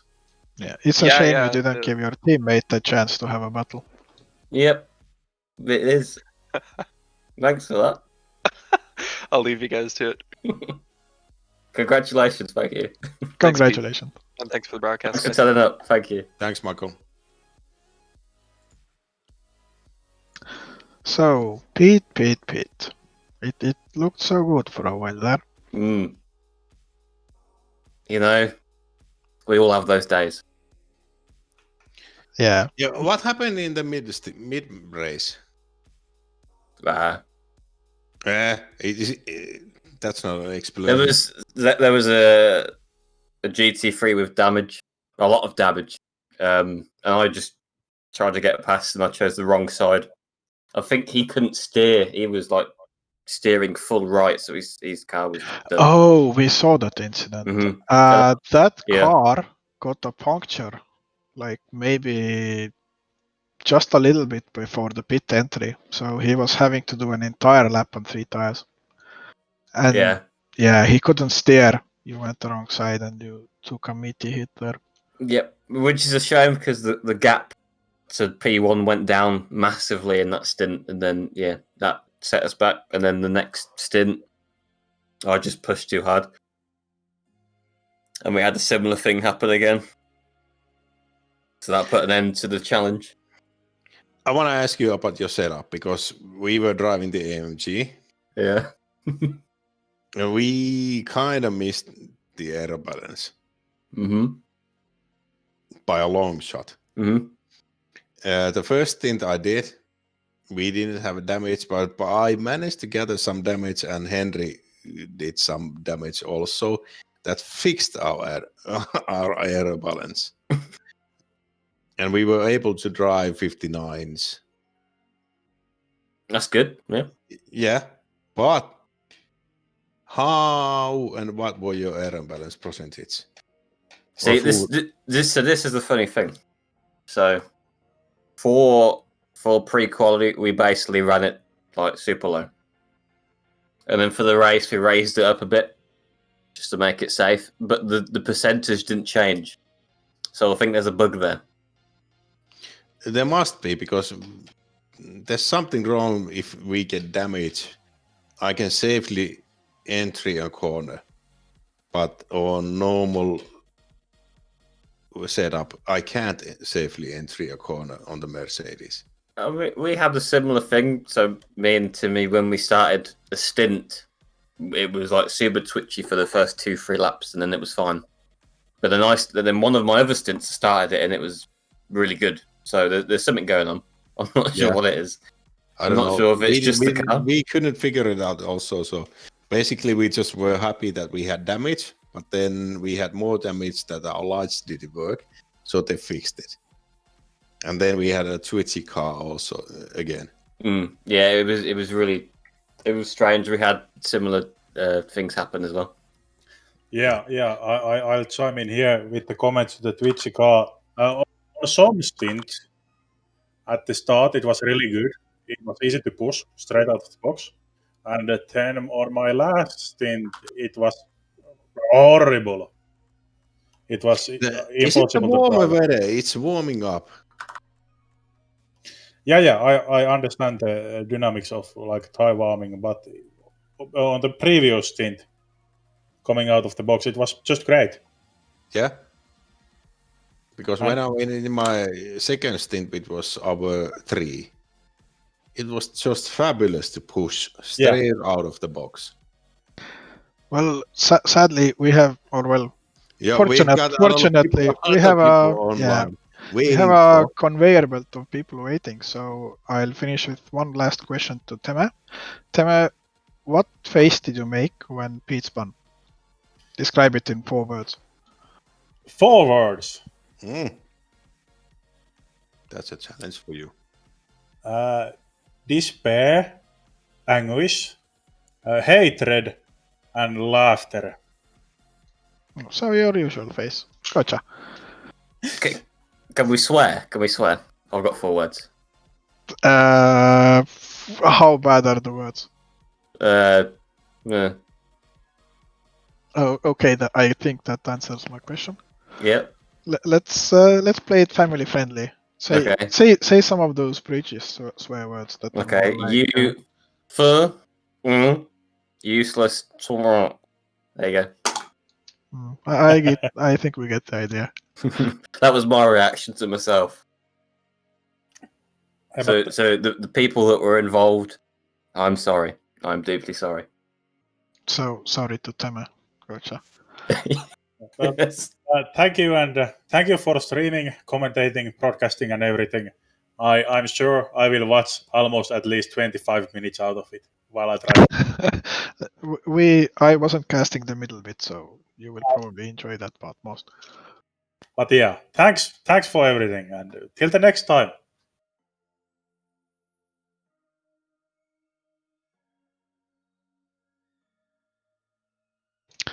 The list of people waiting to get interviewed is getting longer and longer.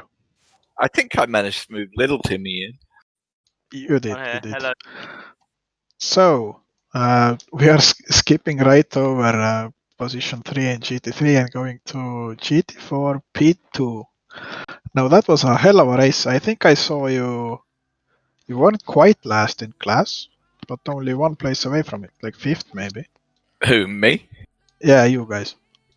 Yeah, we started dead last because we're slow, but with the tortoise and the hare, just slow and steady.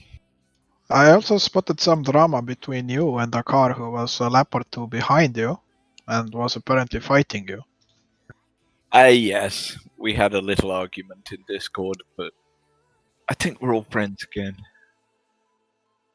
I don't Well, know. that's boring. I passed you a few times, but we didn't have trouble like we had in a previous session. Yes, I've been trying to be really good about being passed. All that iRacing experience kind of helps driving the slow class. Yeah, for all our viewers who are not familiar with Hugh Messenger, he is an endurance racing machine. Unless he puts the car in the wall in the middle of the night.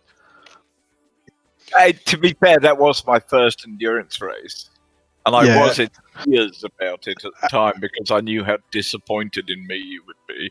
Also, I knew you would never let me that forget it. curb was bullshit. Total bullshit. That was a game error. So, But Timmy. Hello. Hello. So how was your race? You finished? We came third in the GT4s. So we were the McLaren that were just behind the Chevrolet. We fought with them for quite a lot of the race. It was actually really good. No, but we really loved the race. It was our first time doing an endurance race. And yeah, it was, I think we'd have preferred there to be more GT4 cars, obviously. But all in all, we thought the race was brilliant. You know, we just kept going. And the fight between the Chevrolet got quite tight in the final few stints, really. So yeah, it was a brilliant race overall. Yeah, we were watching that gap, just nursing if we'd have got one more cut, we'd have had another drive-through. So we were like on that knife edge between trying to push but trying to take it easy. So you did get a drive-through at some point. We got a drive-through right at the start within, I think, in our second stint. And then I managed to get 2 cuts in one when I had to avoid a GT3 and going into maggots. And it gave me a cut as I left the track at maggots, and then it gave me another one when I came back on at Beckett's. So that. Yeah, but I've been on my stints. The only place I got a track warning, an actual cut, was before maggots, the right-hand exit. So I don't know if the exit was, exit, but you could go pretty wide. It said no time gained. Yeah, and it's if you do run wide there, if you've had a good entry and you're running fast, you've just got to lift. I mean, you can avoid the actual cuts if you lift enough, so you don't gain any time. But that's difficult to do in a race. Yeah, but you just gotta take the few tenths off and then run again. Yeah, GT4s are much more 25 seconds running cuts and running curbs because they are less dependent of aero. So you can go pretty much wider and tighter and run curbs more. But I really enjoyed the GT4s and the running around, and they were messing up GT3 races a lot, which was fun. I really that's what we're there. We're there to mess with the GT3s. We're here to break up the pack. Yeah. A lot of times that I had my passing attempts or I was being threatened to pass, GT4s were always involved at some point. Because the exit speeds are much slower, and I did bump a few, maybe. We're a blessing and a curse, because, I mean, yeah, we get away, but we do also create passing opportunities when we slow up the guy that you're trying to pass. Yeah, easily. Because the exit speeds are much slower than GT3s. So you are basically a moving obstacle. I think it's good though because it really spices up the race. Just having like a couple of GT4s in there, because like you say, we hold up on some of the corners, and it just creates new opportunities, and it makes it a bit less predictable. So like that's one of the great things about driving a GT4 as well, is you make the race less predictable and give new opportunities to maybe the drivers that didn't have one at the first time round. Yeah, it's always to have 2 or 3, at least 2 different classes, and then that makes it much more fun. And it was quite clear. It was interesting how people learned through the race. It was obvious there were some of the GT3 drivers at the start that just did not realize how slow the GT4s are, especially out of corners. But yeah, the first time I exited Maggots and Beckett's, and there was a GT4 in front of me. It was a pretty big shock that the exit speed were so low. I had to lift off and brake because of it. And they look so much more, but they're basically just road cars with stiffer suspension and tuned engine. They have none of the aero. They've got wings, but they don't have aero like a GT3. The wings kind of basically just a tuned up wing in a teenager's car. Exactly, it doesn't really give you any. Yeah. So it's like you look at them and you think, well, they shouldn't be that much slower than the GT3, but boy, they are. Yeah. Okay, sadly, I have to cut this short. There is still a lot of people to go. I wanted to ask you both, like, why you chose the GT4, but I think you already answered it, and the answer was we like to mess with GT3s, and that is a satisfactory answer. And they are just huge fun to drive. They just, I don't know, they're closer to my skill level. I can push a GT4 car much closer to its limit than I can push a GT3 car. Well, good job. It was interesting, and next time I really hope you guys have more people in your class. So yeah. Well, thanks for all the broadcasting, guys, and I will talk to you guys soon. Same. Thank you, and congratulations on your good results. Brilliant race. Good afternoon from North America, boys. Hello. So, if I recall correctly, Richard started in P19, and you guys ended up in 13th. P13th. Which sounds good, but then in here we also have Pierre and Gary, who started 15th and ended 3rd, so... Well, they drove a great race. I got nothing to say there. So I guess we'll let Richard talk first. How give us a short overview of your race. Yeah, no, I thought we had a pretty strong showing. So my partner was Robert Brunner. We actually never spoke a day in our life, but I was looking for someone in North America. I just thought it'd be kind of a cool teammate to have, just because there's not too many of us. But he put together the setup for us, and I worked on pit strategy. Actually, we ended up coming up with a new setup quite literally about 5 or 6 hours before the race, because we were pretty sure it was going to be wet. And then at the last moment, I said, I don't really like the wet setup that you did. How about we come up with a decent dry setup, and then if we have to, we'll put the dry setup on wets and jack the TC and see how that goes. And it ended up working out for us. Yeah, that was a good intuition there. Did you get any differences in dry weather, wet weather, and stint starts? Because you did a decent, good performance at all times, and you were driving just outside the 10 and 10 place situations, as I got it. Yeah, I honestly I didn't feel too confident in my driving as things went forward. I think I think Robert did a great job, but I just kind of seemed to fall apart.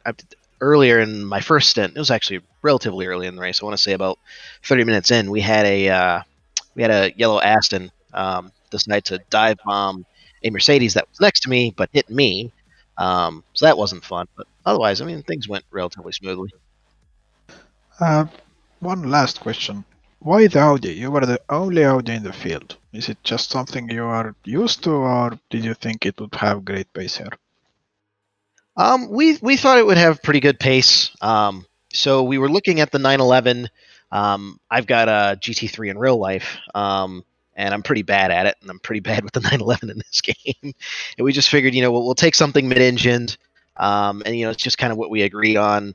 And the pace in it's okay. I think in hindsight, we probably should have taken the Merc like everybody else, though. Yeah, the Merc was pretty popular. It's easy to drive, but it's difficult to handle in different situations, fuel, low fuel setups. But I don't know if the Audi is mid-engine. I think it's fairly similar to full fuel than in low fuel. But Yeah, we were just kind of looking for that consistency across the board. So did you manage to avoid spins and stuff? I'm sorry, say again? Did you manage to avoid spinning out or hitting a curb wrong or something similar? Yeah, so my race, with the exception of that one incident with the Aston, was 100% clean. My teammate had the second place Mercedes. I think it was Pete, not 100% sure. Pete had a clean line on the inside of him. I think Robert just, wasn't paying attention for the moment, but had a small spin, but it was recoverable, and, we didn't end up losing a place there, so that was lucky. That is, all things considered, a very clean race and a decent result. Hell, just making it to the end is an achievement. Definitely, and just wanted to say, we really appreciate what you guys do and what you guys put together. But yeah, I can let you guys get to the next person, but I really appreciate it. Thank you. Thanks for It's joining the always good to race. have more people than usual. Pierre, Yes. you had a good last two stints, at least. Actually, pretty good last two stints. I say very good. Yeah. Yeah. Didn't you bump from near 10 to what you saw? P15. P15 to P3 it was. So Car Sim Sports did something unusual for Car Sim Sport. They finished top 10. Yeah, I had quite a lucky first stint. I got a bit not shocked, but definitely, yeah, were kind of shocked that we were starting in P15. I had a pretty good pre-qualifying lap and thought, okay, maybe start a bit more in the front, but yeah, we were P15, so I knew I had to make up some ground because in practice I was reaching the top 3 guys, so I thought, okay, let's go. Yeah. Had a bit of a scary time getting to P3, but first 2 stints really good. Then obviously Gary jumped in through the night. Also did an exceptional job. Had to manage some pressure losses in some tires, as I already said in the stream. But yeah, he also got through. Just had a minor spin the last few corners, but yeah, nothing big. And then basically the last stint and a half was the best for you. Wouldn't say the best. I think my best one were the first 2 ones because I had a lot more to do. The last stint I was just focused on getting the time, getting the consistency down, like just getting good time after good time, or at least decent time. And I was lucky that the cars in front spun out actually. So yeah, I had after the last stop, I had two cars for position in front of me who were already pitted. So I had to get past, and they both crashed themselves out. So could just go past into P4. P3 obviously had to pit, and yeah, and it was just driving home. That really looked like Christmas came early for your team. Yeah, and Gary did a good job also. You two maintained a good pace at all times. One question I have about your race. How many stints did you do, Pierre? I did 4. Ah. Yes, I knew this is coming. 2. I only did 2. We were planning on doing. This is unfortunate because I am looking at the driver briefing page at the moment. And I don't mean to be a snitch, but the max driving time for one driver is 195 minutes. Well, why wasn't it set in the game then? Because I didn't set it. If I had set it, it would have been perfect. I mean, and I'm getting messages that need to keep it short. Yeah. Anyway, we'll see. Otherwise, guess we'll get disqualified or something, Yeah. or we get a penalty. That would be an absolute Yeah, but shame. it was a race, but you did we a were good race. we were following your race all the way through, and it was inspiring stuff. Yeah. So I hate to torpedo it, but I'm an asshole. Yeah, no worries. We were in game, and we both have seen that we had more driving time, and I thought that some smart person actually put the max driving time per person in game to the same amount that we should have only driven. But I orientated on that, and we were like, yeah, should I do we were the last one? also supposed to have rain, so Exactly. But yeah, good race. although it was a great race, and thank you to everyone for organizing it. Yeah. Very much so. Gary, how was your race?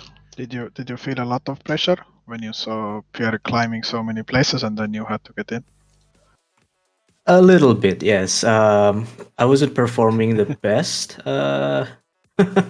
because I have a temporary change of rig. So the whole time, like after 15-20 minutes of driving, my butt was starting to hurt. I know, excuses, but it was taking away from my concentration. So I feel like I could have done better.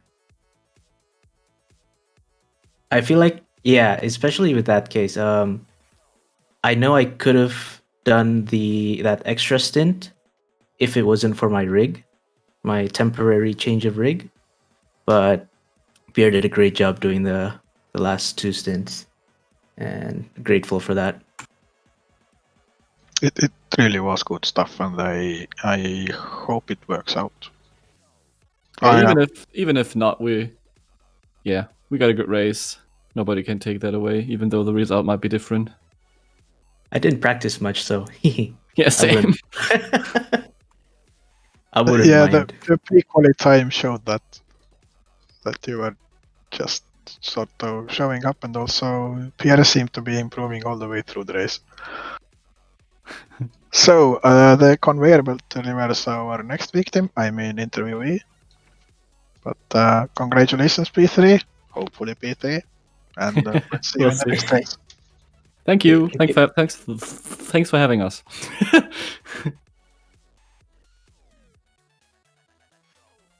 I think Jaden, Ryan, which one of you wants to speak first? Although, no, I will start with Jaden. Jaden, we were following you from like 2 hours before the end of the race till 30 minutes before the end of the race. And you seem to be struggling a lot on those tires at the end, and yet you stayed out. What was that? I suspected sadism towards the tires, or was there some strategy call behind it? Well, what we happened with is we actually started the race on a 30-minute stint. So the reason I actually stayed out on those tires was to make sure that Ryan didn't go over time. But what I did accidentally there was during the pit stop, I put the wrong pressures on the tires. So instead of running a typical 2-minute lap time, I was in the 2:02s, and I just had no rear end grip at all because the tires were ice cold. That explains a lot. But you started with a 30-minute stint. I think I was even surprised because I saw you dive into the pits. But what was the reasoning behind that? Were you just hoping to avoid traffic and get a clean air run, or what? Well, for what Ryan was fighting with a couple other cars at the time, and he was only able to do 202s and 203s. So we decided to box early and then try to run in clean air. As you said, we wanted to try to make up that time, which I was able to run in the 159s at that point. So we were making some of that time back up.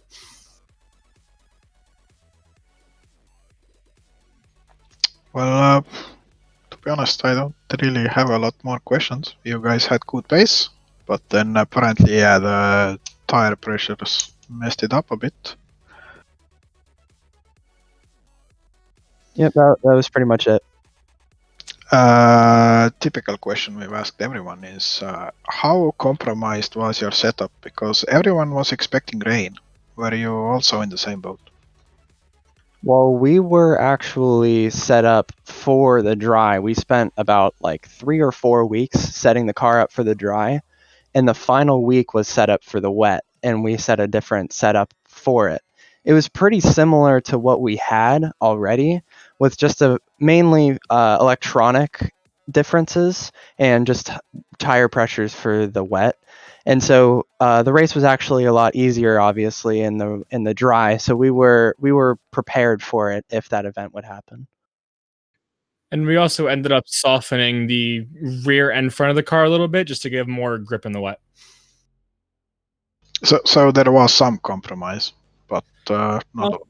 Not necessarily, because we were still running faster in the dry with the softer setup, but we had a difficult time on the stiffer setup in the wet. So it was kind of, we just improved the setup all around. But if it had started raining somewhere in the middle of the race, would you have been happy about it, or were you enjoying your car in the dry conditions?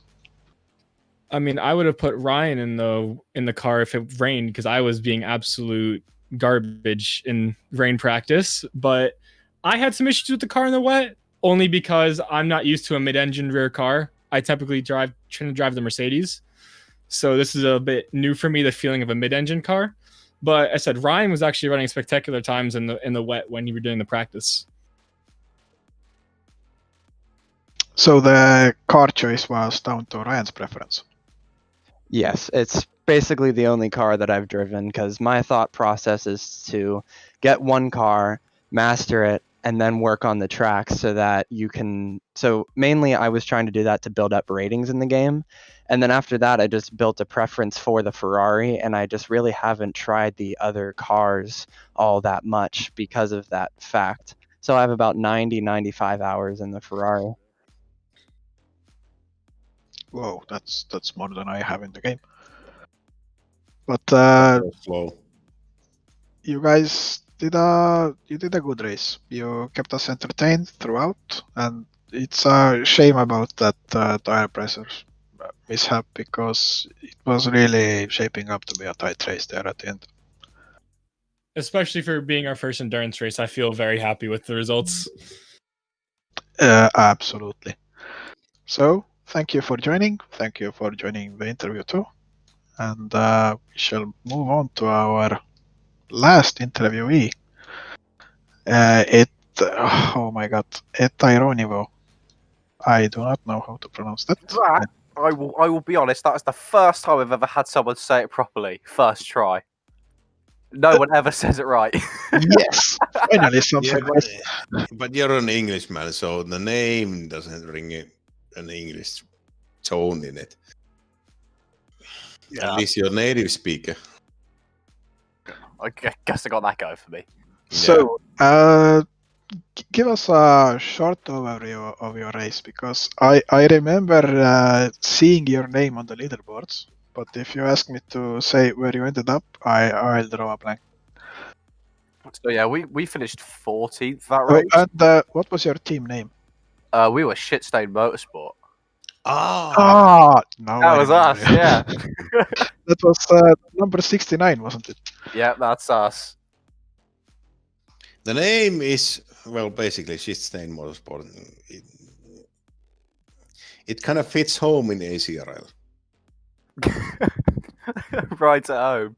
I mean, yeah, it is. It also fits your livery, because it really was a stain. Yes, yes, right. It's had the desired effect. Like basically, we went in like before we even began to practice with how can we make the worst looking car possible. We made it, and then we're like, oh, what do we call it? And we realised that the base colour looked a bit like a shit stain. So, well, yeah. And, There are still some differences in what is the worst livery in the world. I I think nominate there Corp. is a pause in the grid that is the worst livery. The pause has been in every ACRL race in the grid, but your livery is manageable to our eyes. Well, the pause isn't.